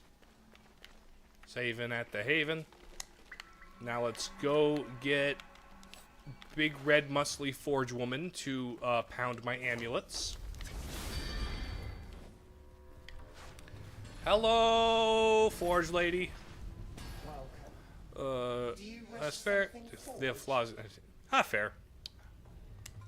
The music, interesting. That's an interesting musical even to be obsessed with. Let's see. This one's equipped. Moderately. Yep. Boom. Give me that. Slam it. Look at her flaming hair. Very hot. Okay, the +2, 550, and a Xerxes. You got it, girly. Give it to me. Give it the slammer. Love it. Now I've got so much extra aerial damage. Now the question is, can Frost, Thunder, Shield, Shockwave, Medium Explosion, Damaged Athra. None of these are the ones that the dude sold me for Xerxes, are they? Let's get the Chakram Tempest. Hello, Super Hot Fire. Do you think the rumors of Ocarina of Time remake of the Switch are true? I am... That's one of the rumors that is like... It's one of those very pie-in-the-sky wish fulfillment rumors. Nintendo has never cared about celebrating, like, Zelda's anniversaries. Okay, not never. Like, they gave us some stuff with Skyward Sword, but, like, they didn't develop Skyward Sword because of the anniversary. They just added things because it happens to come out during the anniversary. So I wouldn't be surprised, like, we are getting a Zelda game sometime in the back half of this year. I don't doubt that. They've had plans to make it an annual thing for years those plans were borked up entirely by the whole thing where Tears of the Kingdom got delayed. The Tears of the Kingdom delay messed up their plans to make Zelda an annual franchise. But it is most certainly it's something they would like to have, you know? So I do think there's something coming this year, and honestly, I could see it being an Ocarina of Time, air quotes, remake, but if I were to guess what's going to happen, I think it might actually be Ocarina of Time 3D HD. Like a port of Ocarina of Time 3D for the Switch 2. And the Switch. That's more like what I would expect it to be. And I think that's all it needs to be, really. If you give Ocarina of Time 3D like right stick camera controls and, you know, higher resolution textures, obviously, I think you've got just the definitive version of Ocarina of Time. Keep the, you know, Master Quest stuff intact. Keep the...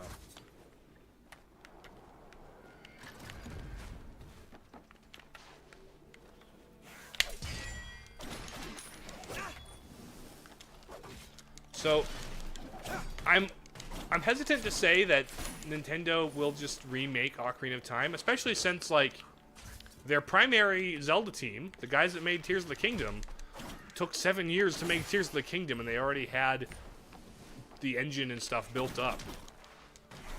They're not going to have a high-quality Ocarina of Time ground-up remake done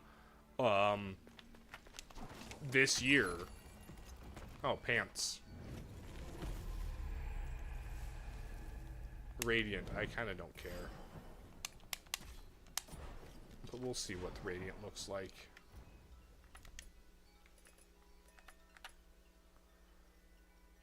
Yeah, no, I'm sticking with this.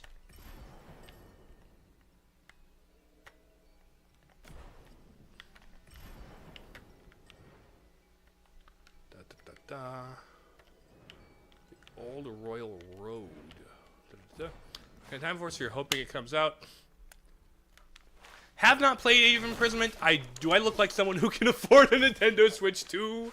The answer is no. I do not have a Nintendo Switch 2, and so I could not play it. I have not looked up cutscenes because I don't want to spoil it for myself. I would like to play it blind, but that like begins to become a trap where it's like, oh, you want to make videos and play the game, right? But you can't buy a Switch 2 right now, but you don't want to look up videos. You know. It sounds like it might not... From the lack of videos and social media stuff I've seen exploding around it, probably nothing significant. I would be interested to see some Zonai details. Particularly ones that, like, ground, whether it's the original founding or a refounding. Like, I don't care which one it is. I have my preference leaning toward refounding, but like, as long as we get solid information that like makes things make sense, sure. But no, I don't know, haven't played it, and I'm not going to until I get a Switch 2.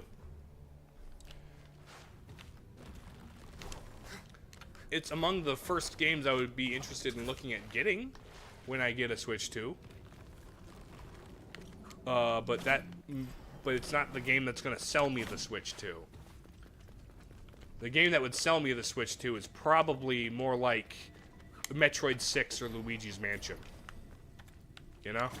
Those are more the games that... I totally think Luigi's Mansion 4 could come out as soon as this year.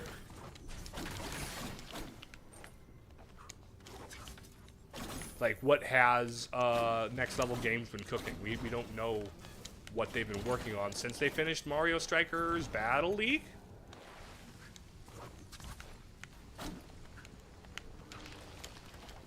And it's been like 4 years since then.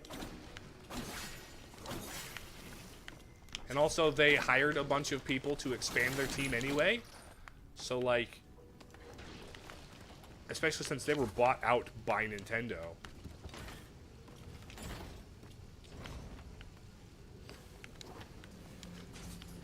So no, I might need to get myself a Switch 2 because Luigi's Mansion, but none of the other games that have come out for the Switch 2 have convinced me it's a thing that I want right now. Like Age of Calamity, or Age of Imprisonment I should say, that's a game I will want to play. When I get a Switch 2, I can wait for it. I don't care about like Hyrule Warriors games are fun, but it's not a day one need to get, you know? More just a lore thing, and even then I can be patient. I can fast from watching videos, and it's been escapable so far. I haven't they haven't been shoving the new big lore revelations down my throat. But then again, like, they didn't really do that with Echoes of Wisdom. Really? People only care about new 3D Zelda. They kind of don't give a single crap about, Ooh, spinsy winsies. The general gaming and even core Nintendo audience doesn't care about Zelda unless it's 3D. And that's actually really sad.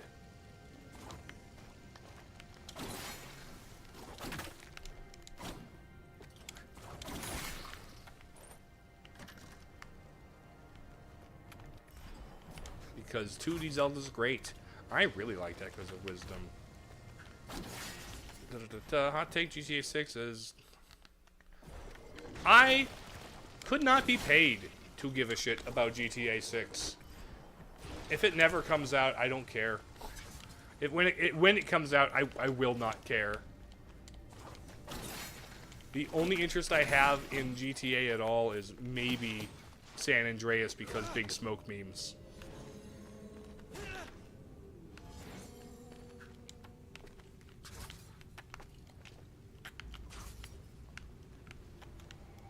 Ain't no way a game with that long of a dev time and that much hype lives up to anything. You are like most people, you only care about the mainline 3D games. Yeah. But Echoes of Wisdom is a mainline game. Gameplay is different, but the structure is the same, and it's like you don't even consider 2D mainline, which is it's damn tragedy because they're good games.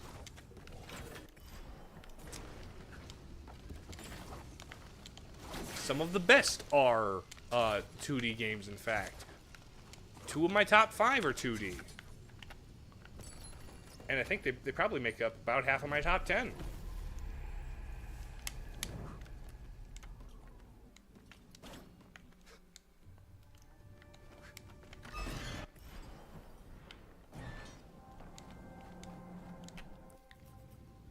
It's another Cyberpunk 2077 situation. Oh yeah, odds are it's gonna come out ridiculously unfinished.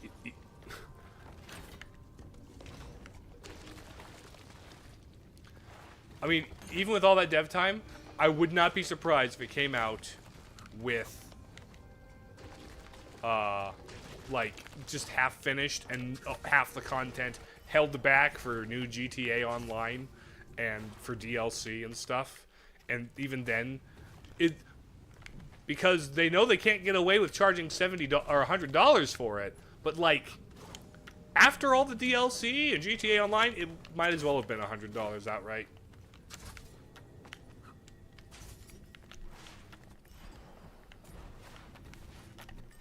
Oh, hold on.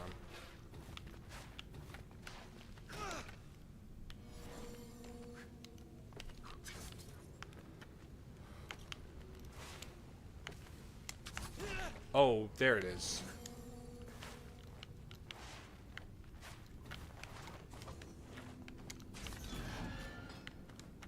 There we go. There's that.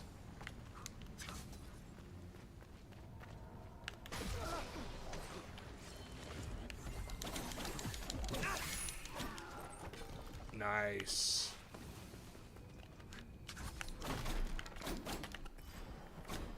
Okay.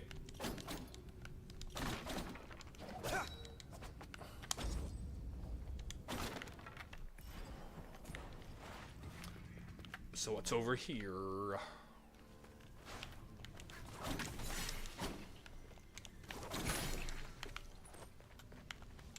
Oh, sands of time. I want the next 3D Mario soon. It may be it's been 9 years. I suppose that it was 2017, but also the team, most of the team that made Odyssey are the guys that made Donkey Kong Bonanza. You know, like Bonanza kind of is the next 3D Mario. It looks good. Not enough for, again, to make me get a Switch 2, but like, looks like a solid game. So like, if we don't get a new 3D Mario that anytime soon, like Like, maybe there's a B team, you know, working on 3D Mario. But, like, you know, like, the Nintendo R&D one or whoever it was that developed DK Bonanza, right? May have been working on the beginnings of it in the background. And, like, Bonanza probably also was born from experimenting with an Odyssey sequel.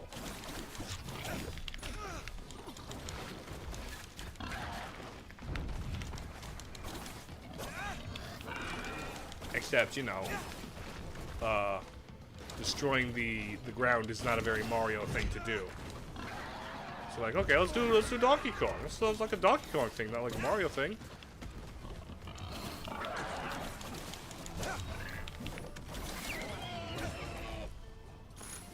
Okay, I killed the boar. Is something behind you? Huh? Pile of bones? This forsaken place. These Nursery rhyme on a toy. children. Oh, these are children. Oh, okay, that's dark. Forever vagabonds lost within walls. Forever prisoners. Secrets, the murmurs, the songs of locked children. My goodness. Okay, so I did that side quest. Lovely, lovely. I've avenged your children. Now, do as you promised. Tell me what Minecraft you movie was know better than about both Mario movies. Haven't seen it, but I also don't care. Mario movies are fun. Is meaningless. Structurally story flimsy, but what Mario game isn't? The RPG is the answer.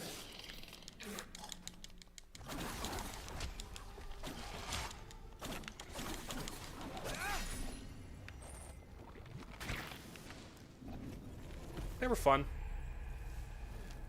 Of all melee attacks, when health is low. Okay.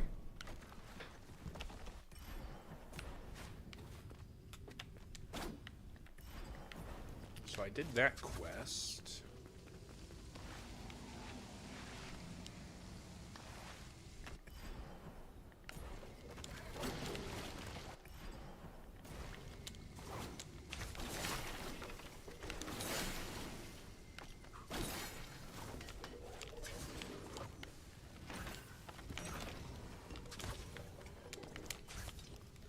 The Zelda movie has an actual story.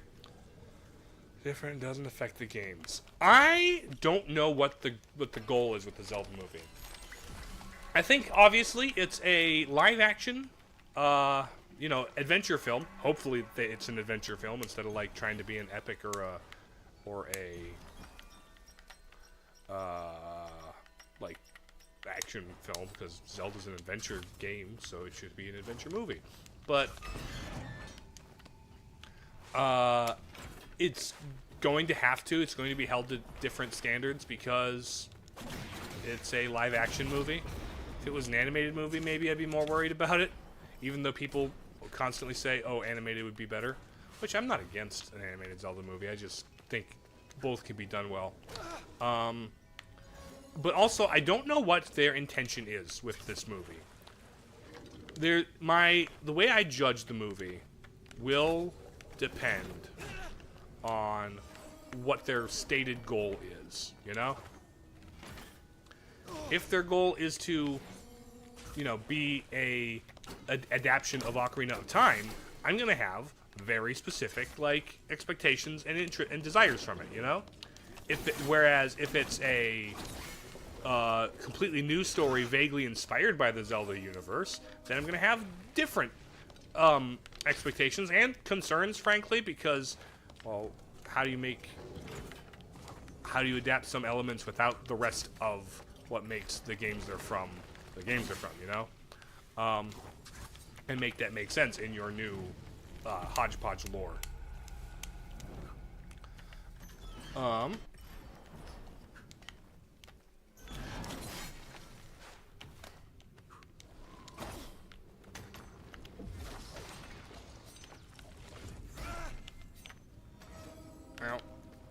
Or is it like a new story set in the same continuity as classic Zelda, but telling like a new story from that lore, right?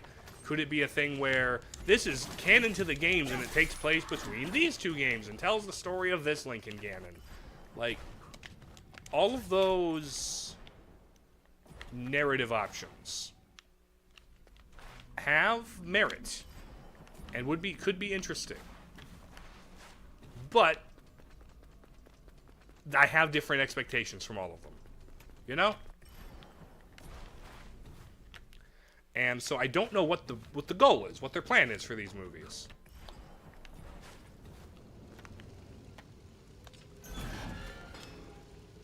And because I don't know that, I can't really make a judgment call on what I think about it.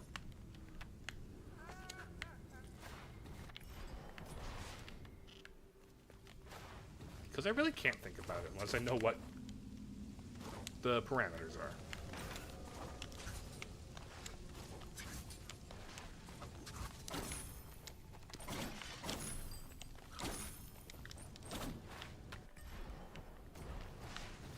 So that's the opinions I currently have about the Zelda movie.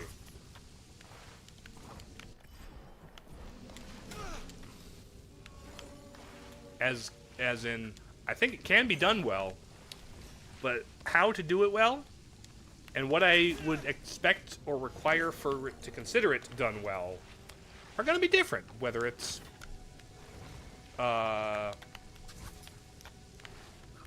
you know, expected to be considered canon, an adaptation of an established game, or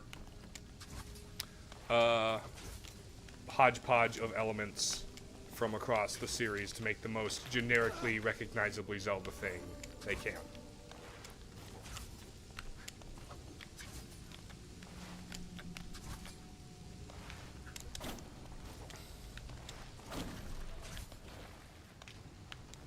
Okay. And that's all of down here. Nice.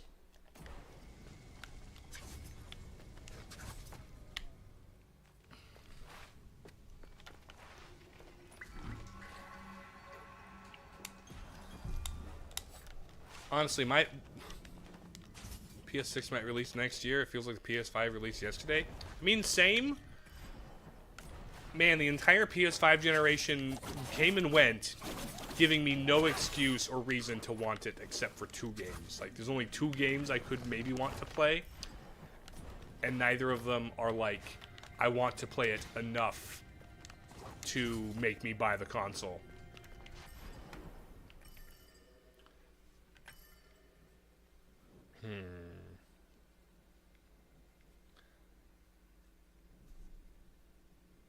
Let's check that early area.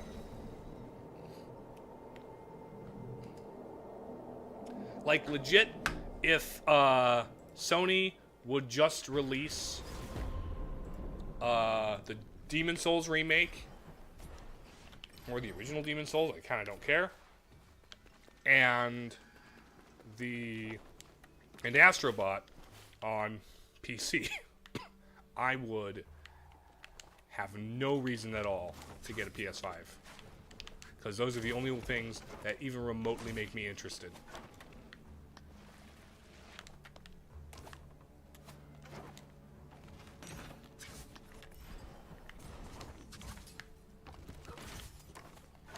Otherwise, literally no reason to care. In fact, reasons to not care. Because Sony be making some pretty messed up decisions.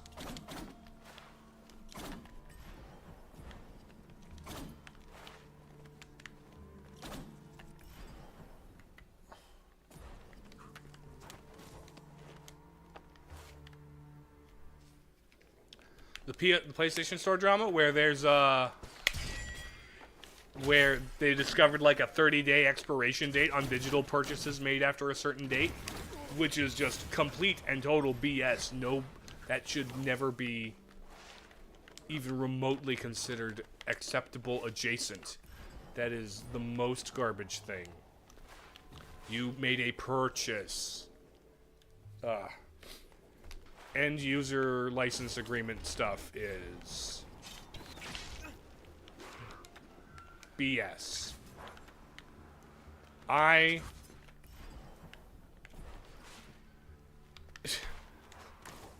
I weird for thinking like the rights to own things is, you know, a thing that people should consider valuable?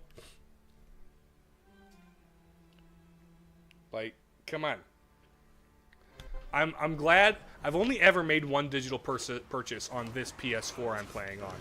And that was years ago, the first digital purchase I made on it, because I really, really, really, really wanted a legal and official way to play Castlevania Symphony of the Night. Because I really wanted to play Symphony of the Night.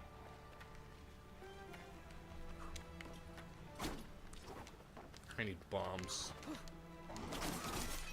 Who's got bombs?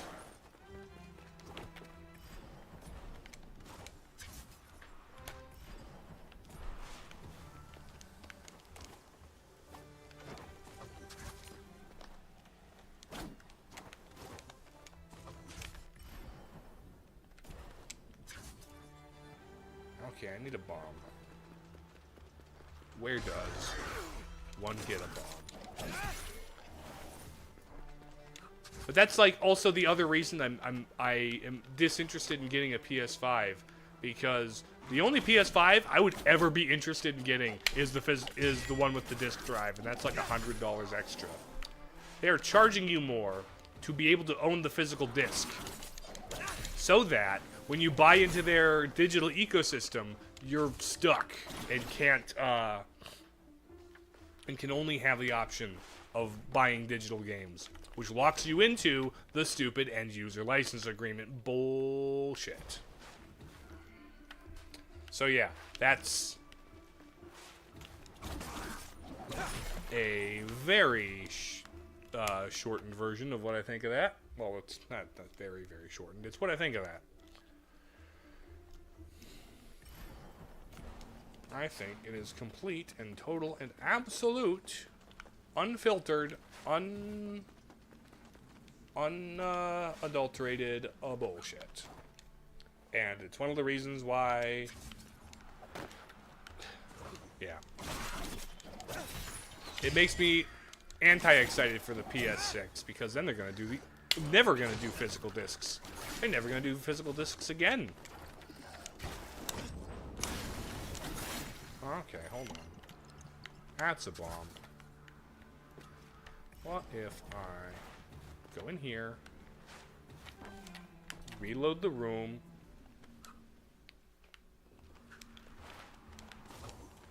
but the thing is, as long as people keep buying digital PS5 games, people keep buying into the ecosystem and don't raise a stink about this, you know, horrendous treatment of the customers, nothing's gonna change. And that sucks. Well, things are gonna change. They're gonna change for the worse. Because that's the way this works. It's just gonna get worse. Because it's been proven to work. When they said, we're gonna make digital-only consoles, and people are like, okay, I'll buy digital-only. It's like, no. Yes, most people end up being sheep. And that is the tragic reality of being human. We are social creatures with a herd mentality. And it takes people to break us out of them. It takes lots to break us out of it. You're never gonna convince Sony fanboys that it's bullshit any more than you can convince Nintendo fanboys that some of the pricing situation with the Switch 2 has been bullshit. Which, by the way, it is bullshit. Oh, hello.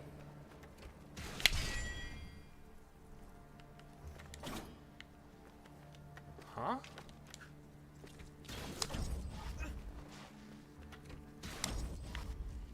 Okay. So what's this?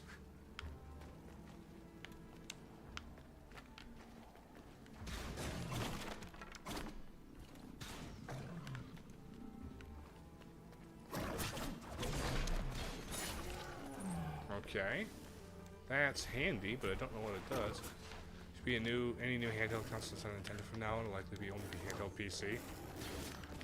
I mean, yeah. And honestly, I think, I, for one, have never been much for handhelds. I like having full screen space. I don't need games with me constantly. I don't play games with my phone. I don't need... In fact, designing games for handhelds, for handheld play sessions, has led to some of some trends and design choices I dislike. Like, the reason Luigi's Mansion 2 is my least favorite of the three is because they made it a handheld game. They made it mission-based, so you could pick up and put down. And I'm like, that goes against the adventure gaminess of the first one and the third one, which is what I like about them. You know? It's one of the reasons Metroid Fusion is as handheld and linear as it is. They hold your hand because it's a handheld.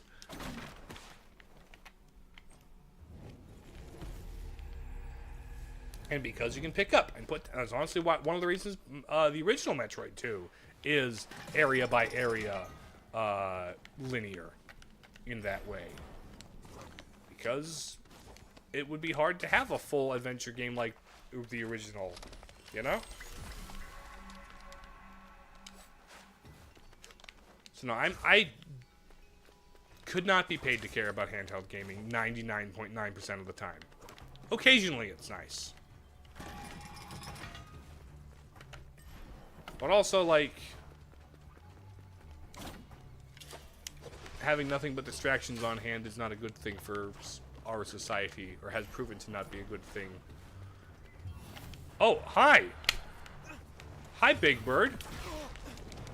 What's your deal? What's your deal?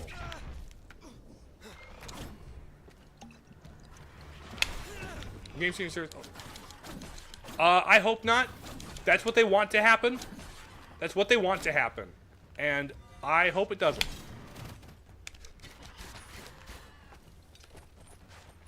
Okay. There's a bird.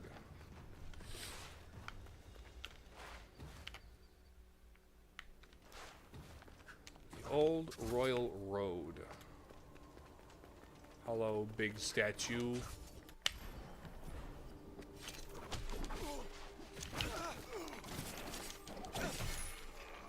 But no, if companies had their way, it would all be subscription, because then they never lose customers from an ecosystem, and they can milk you for money.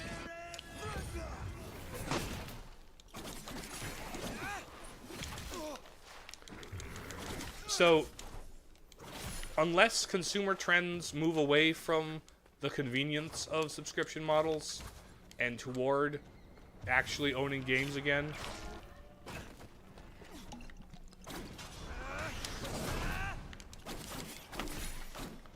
which, you know, not likely. Not likely.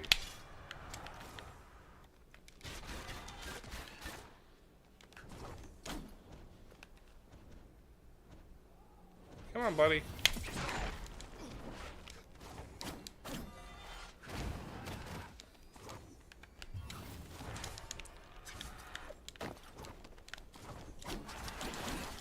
There we go.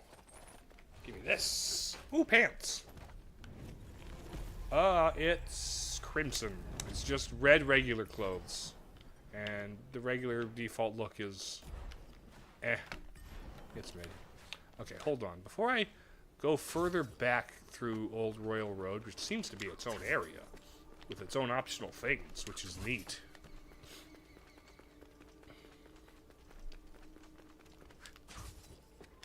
Dude, I think once smart glass like meta become popular, we're so cooked. Companies don't even need to put chips in our brains. People are... Yeah. Besides the dystopian look of putting chips in our brains, right? That just... The surgery element feels so gross that, like, very few people are going to buy into it, except for, like, the weird cult of Elon Musk.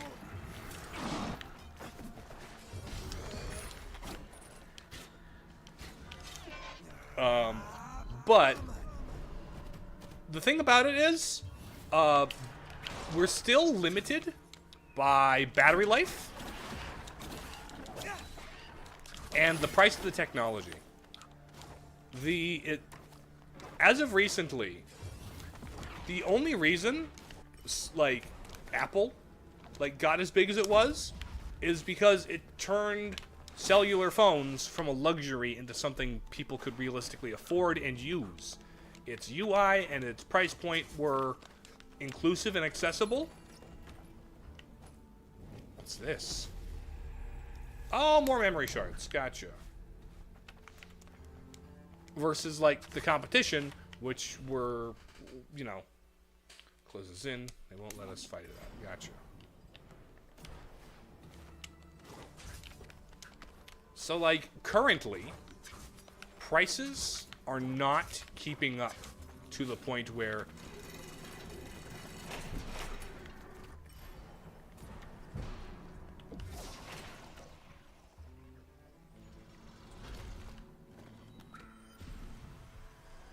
I need the key. Dang. I'm stuck here. I'm stuck here. Shoot.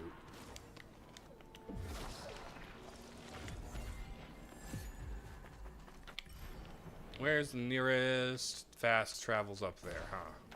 I need to... Hello, freakos, prisoner peoples. Smart glasses. Yeah, smart glasses. That's what what I understood. That was understood. Sorry if my response didn't imply that I understood. But no, like, I haven't seen, like, smart glasses are a thing that thus far I haven't seen get wide adoption, and I think it's primarily currently a price thing. It's an economy thing.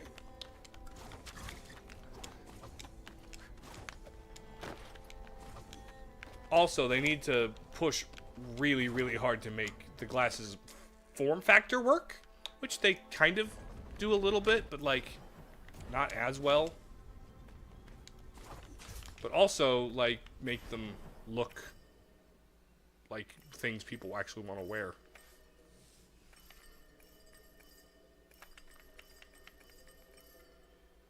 There are so many. I don't think there's anything I need to buy right now. So let's go back to this. But yeah, I'm kind of with you there, Hotfire.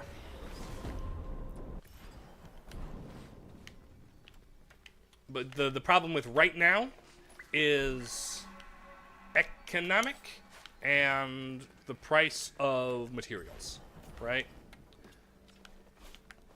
Everyone's pushing for, like, AI and stuff, but if the data centers keep pushing certain prices all the way up, and pricing everyone else out of buying anything that uses the data center, like, chips or whatever, then it won't be possible to convince people to buy it, because I'm sorry, you know, big companies, but people care more about not dying of starvation than the most fanciest items.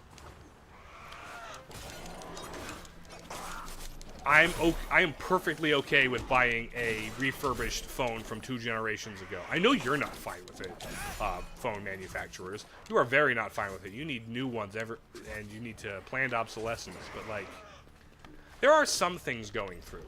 There are some right to repair, like, laws, particularly in, like, the EU, I think, that are paving some good ground, which will make the planned obsolescence annual release phone model not work. And, like, I would like to go back to the days of computer repair shops, phone repair shops, Just be able to buy something that'll last and then fix it. Like, also, technology-wise, the generational leap between consoles and between graphics and camera quality is not the leaps and bounds it was in the early 2000s. They want you to believe it was. They want you to believe every new generation is going to be that much better, when really they're just taking features off. Oh, it's now AI empowered. It's crappy AI that doesn't, like, you know, whatever. But, like, AI empowered. Like, they're doing everything they can to make the new stuff appear to be as impressive as general leaps have been in the past. The generational leaps have been in the past. I'm gonna buy a map of the old Royal Road. Thank you, map friend. Okay, so there's just the one thing. Probably a Sargon. Probably a parallel Sargon to fight. Oops, sorry about bumping the mic there.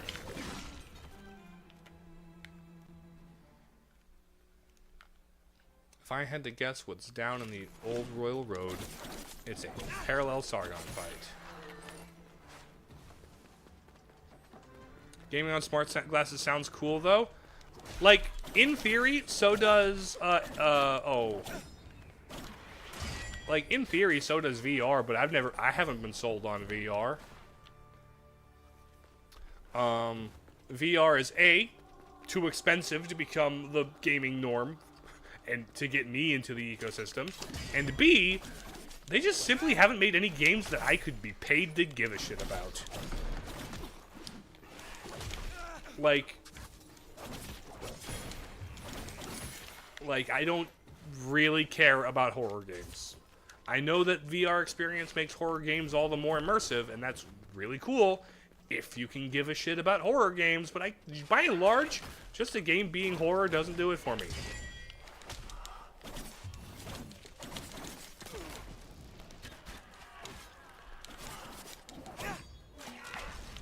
And most of the other ones are like shooters.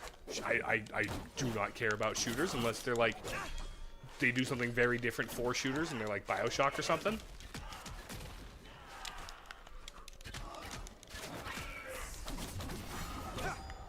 Or they're often like just kind of physics sims goofy games. You know, you see a whole bunch of goofy physics sims games where it's like, oh, do this goofy thing, make potions in the potion shop, and the skull talks to you. Oh, do the job. Trapped, no turning back, huh?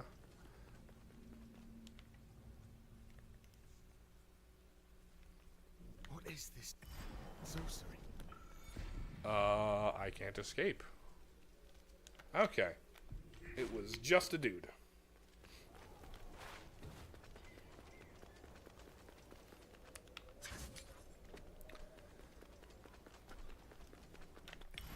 Like, honestly, the only thing that could really get me to, like, consider trying out VR is if they made something like Metroid Prime in VR, except, you know, an actually good Metroid Prime game with the Metroidvania world. Does it change anything, or it's just stay the same? It probably won't stay the same. It'll probably get better. I think since Kathleen Kennedy left Lucasfilm, it will get better, but nobody will care. I think that's the current problem. It will get better. Like, I haven't checked out the mall show. It sounds like it's probably okay. But, like, are people gonna care? Fool me once, shame on me. Fool me twice, that was rude of you. Fool me 3 times, actually, no, I'm not gonna get fooled again. I'm just not gonna engage with you. If all you're gonna do is, you know, be awful, they're going to need to really, really work hard to build that trust back. Because there is no trust in Stairware as a brand, or Marvel. Like, Marvel, they have squandered any trust that they had on things that nobody liked. Well, nobody's a strong word, but, you know, strong word version of nobody.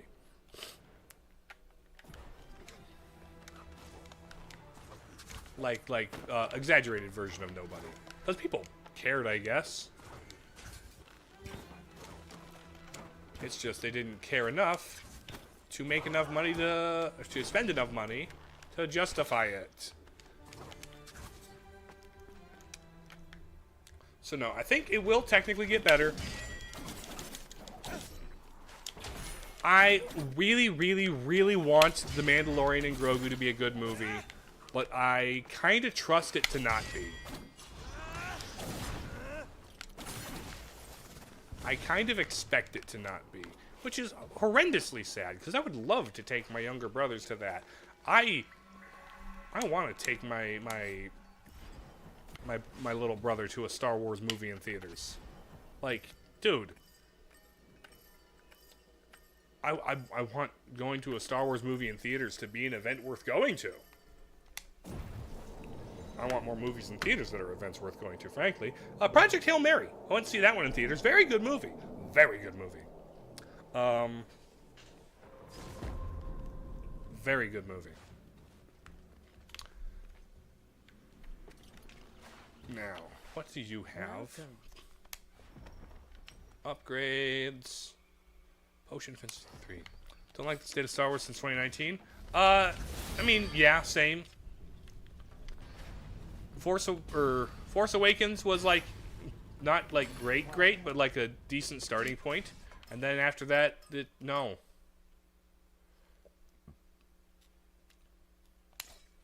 All right. Upgrade my bow muscle lady. Look at you go. You're so cool. She's so cool. Okay, I need 3 medals for that. Let's see, what else? Greatly increased power of all melee attacks when health is low. You know what?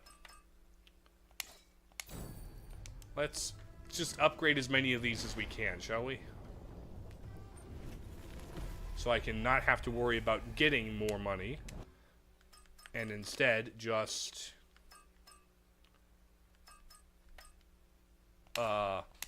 worry about having the most damage output and stuff. Fantastic Four was good. Don't know how Marvel's going to do, but I like. Yeah, Fantastic Four First Steps was all right. It was solid. I have the amount that I can trust. You know, Doomsday to be good can only be measured using negative numbers. I have less than 0 confidence in Avengers Doomsday. I would love to be proven wrong, but I see no path to be proven wrong.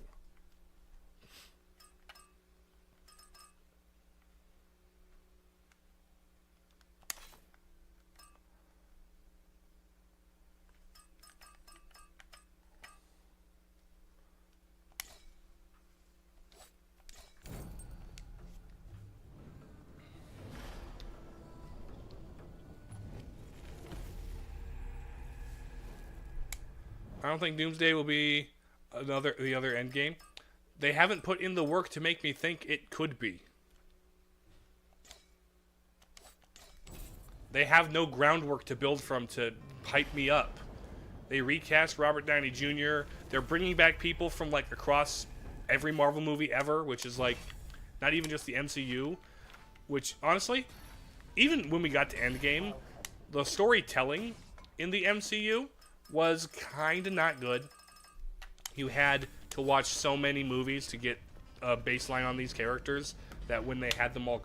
There's a reason that after the Thanos snap, they focused on, like, the guys that were in the first Avengers film. Like, I think Endgame only worked as well as it did because half the universe was snapped away for a bit, and it was just Captain America and Iron Man. You know? It was just the guys from the first Avengers film. Had they had to worry about all the extra characters, it would have been a bloated mess that nobody could follow. The only reason Infinity War worked at all is because instead of focusing on the heroes, it focused on the villain and telling his story. Because it was a movie about Thanos, it was allowed to actually breathe and have the room it needed to tell a story that was, you know, interesting at all.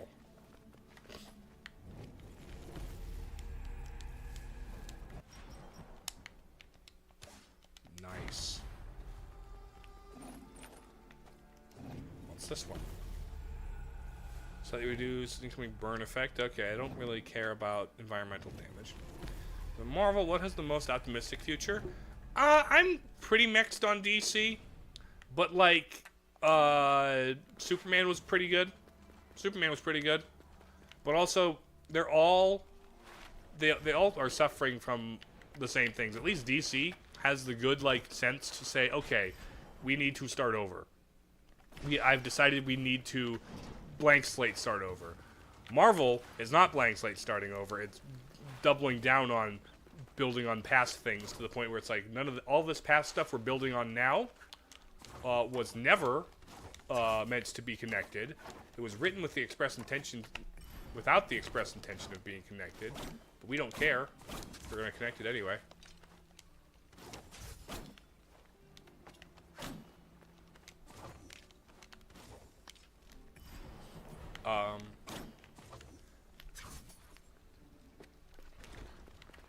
I really don't know which one has the most. I think maybe just the most optimistic future might be DC, but like not by an incredibly wide margin.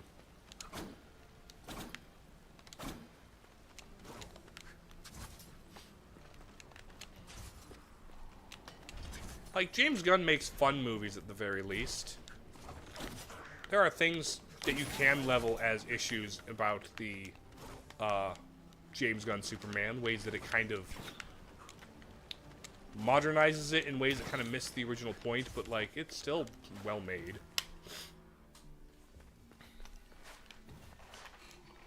But also, like, the next DC movie they're making is Clayface, which, like, Clayface is neat. He's a cool character, but, like, who historically cares about Clayface? Like, Clayface is a Guardians of the Galaxy deep cut.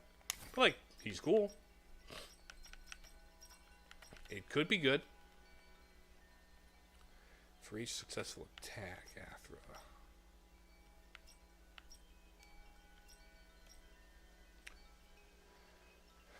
Ooh, increase Athra buildup on each successful parry. Damage into Athra.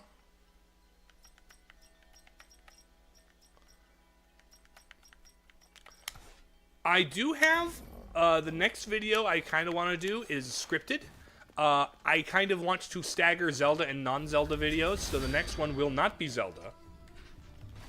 And it will not be Zelda map. I kind of don't want to touch Zelda map until I can figure out what's going on with Tears of the Kingdom's backstory, because there's a lot of discourse about Tears of the Kingdom backstory, man.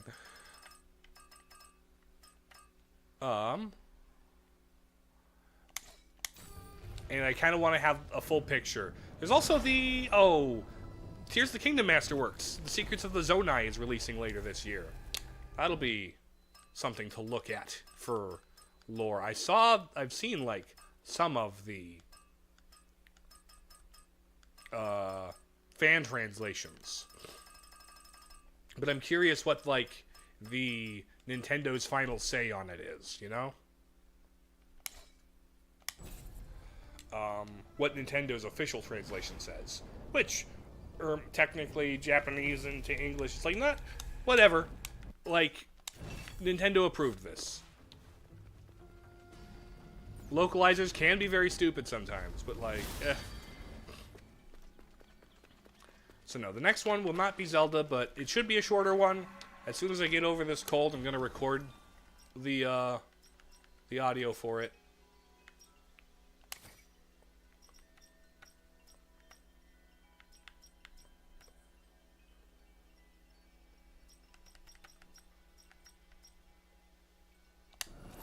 Boom. More Athra. There's stuff down there. There's stuff in there. There's you there. Oh, I didn't go that way. I can climb up this way and come out there. Let's do that. Let us do that. And then I think after we reconnect with this and hit that save station, I'm gonna call it a day. I only did the one quest thing, but I've been doing just... This game's good. I'm having fun with this. It is exactly the kind of thing I want from a Metroidvania. I'm constantly feeling rewarded for finding things and discovering things, and like it's my idea and my fault that I'm moving forward. And the fact that I am constantly upgrading my, like, my charms is huge. No idea the Order of Zelda timeline. Think. Oh. Did you hit enter before you sent it? No, that's fair. I'll let you finish. You think age of imprisonment or whatever. I do need to play, and also I did listen to the Zelda notes from the Switch 2 version of Breath and Tears, which didn't have a lot to chew on, but what little was there was low-key kind of validating as someone who believes in the refounding. So unless the Age of Imprisonment has elements in there that spell absolute doom for a refounding, I'm going to stick to it, because that just is the one that makes the least amount of plot holes. Makes the least amount of nonsense.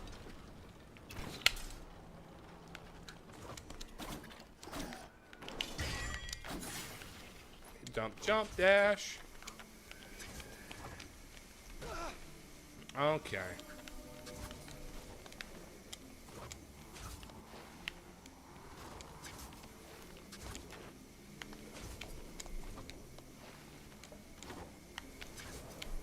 Oh, oh, made it. Love that.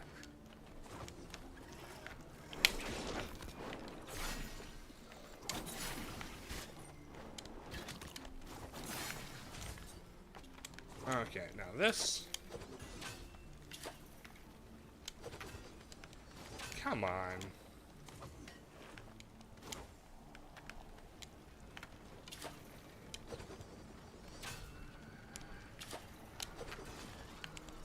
There we go. That'll do. So now I can go this way. Ooh, fun. Flip. I will get to that after this platforming segment here. Give me a moment. Okay. I think that both the Kingdom and Breath of the Wild are at the end of the timeline, and the founding of Hyrule and Tear of the King, most similar Hyrule and Spirit tracks. Well, I do think that there is a solid, there's a decent case to be made for Breath and Tears being adult timeline. I don't think it's in New Hyrule. I think there's too much evidence suggesting, like, classic Hyrule. But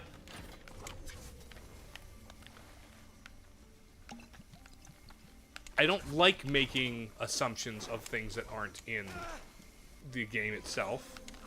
But if you, I would rather assume, I'm more comfortable assuming the waters of old Hyrule receded than I am assuming the timeline converged. You know?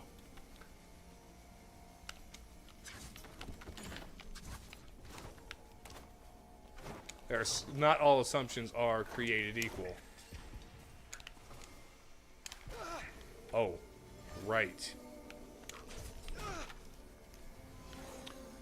But I think the adult or downfall timeline are the most likely candidates.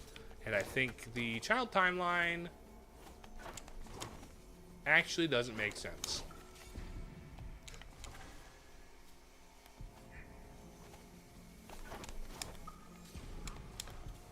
I think there's reason to believe it cannot be the child timeline.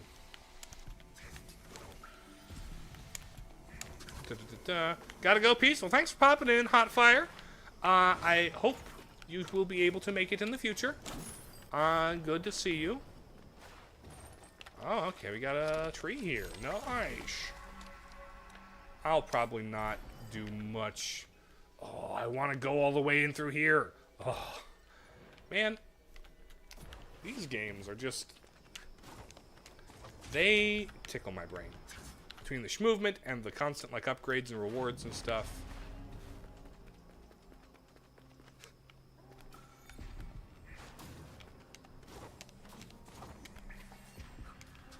I have no idea who's shooting at me.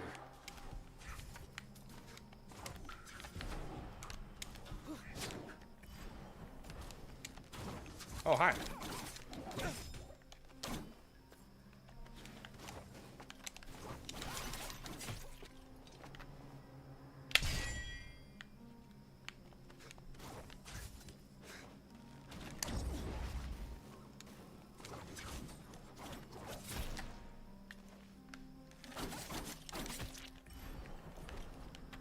Okay, we got snipers, we got, oh, all that down there.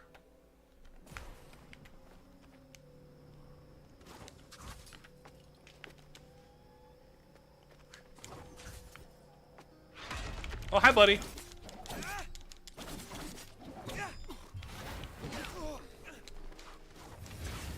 Teleports behind you, nothing personnel kit. Oh.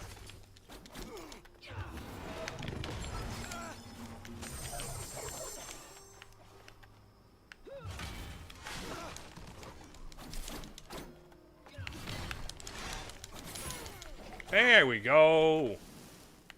Very cool. Very cool enemy type. Big scythe woman. Oh. What? That like battery thing goes somewhere? And it won't let me leave the area without it putting it somewhere?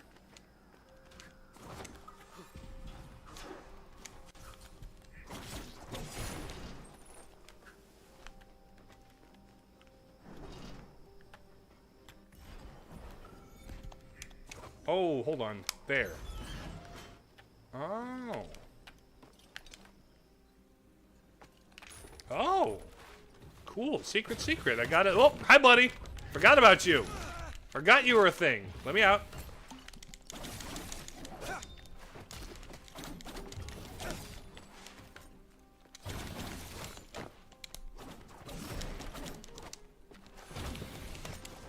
Oh.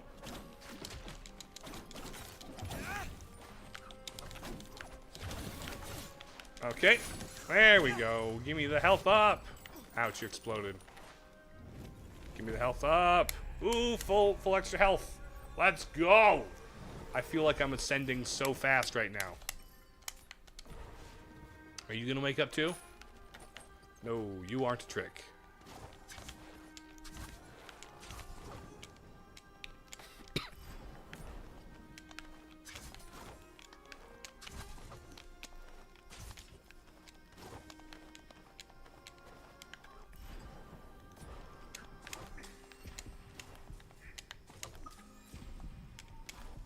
Okay, nice.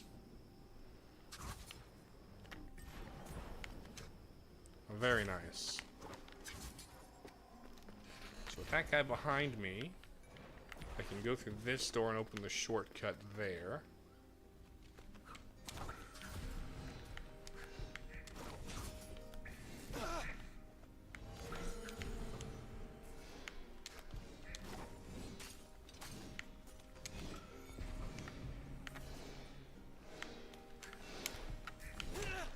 Ouch. Okay.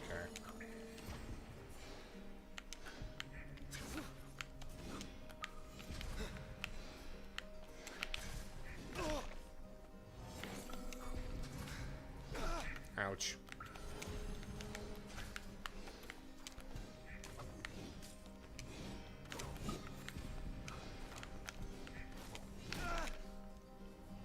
Come on. Give me...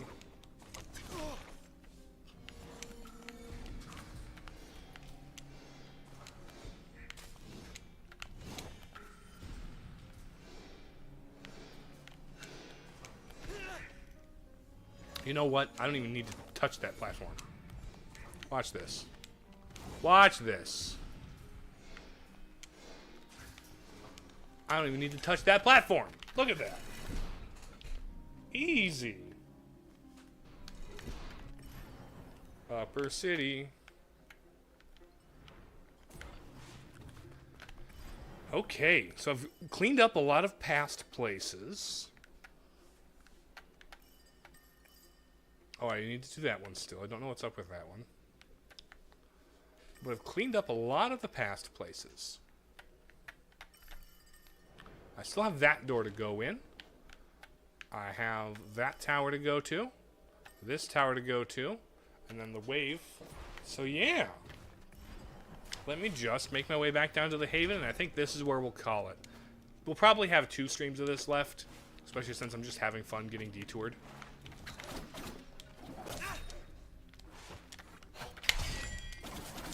There we go. Having too much fun getting detoured.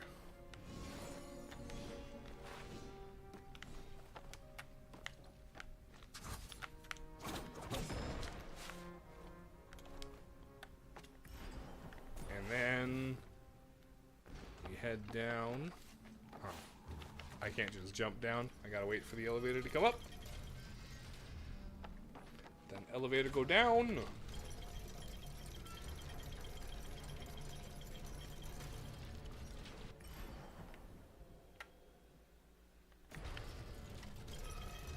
No, that's not what I wanted. I just wanted to check something. That looks like a path across. Okay.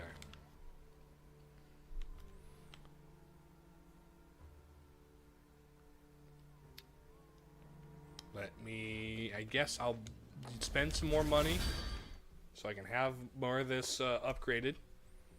And then when I have all the upgrades, I can just kit myself out instead of having to worry about grabbing time crystals as a priority.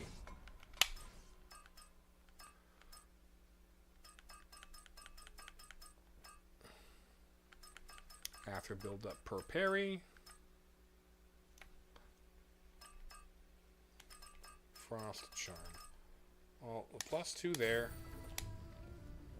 Prioritize getting things to max.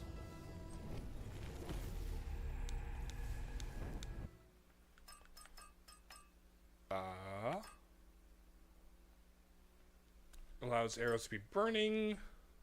Okay, those are the arrow upgrades. Moderate increased damage of dodging attacks. Sure, we'll do that one. We'll do that one. Just pure damage output. Not going to equip them now. But when I do get the next couple of slots.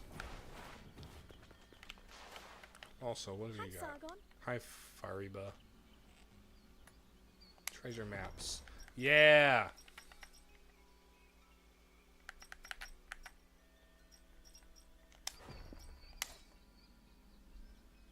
No, I will not buy Fariba's Hint. I do not need Fariba's Hint, although it's great that there's the option. Alright, so now let me just head to the chatting screen. I want to thank everybody who, why is...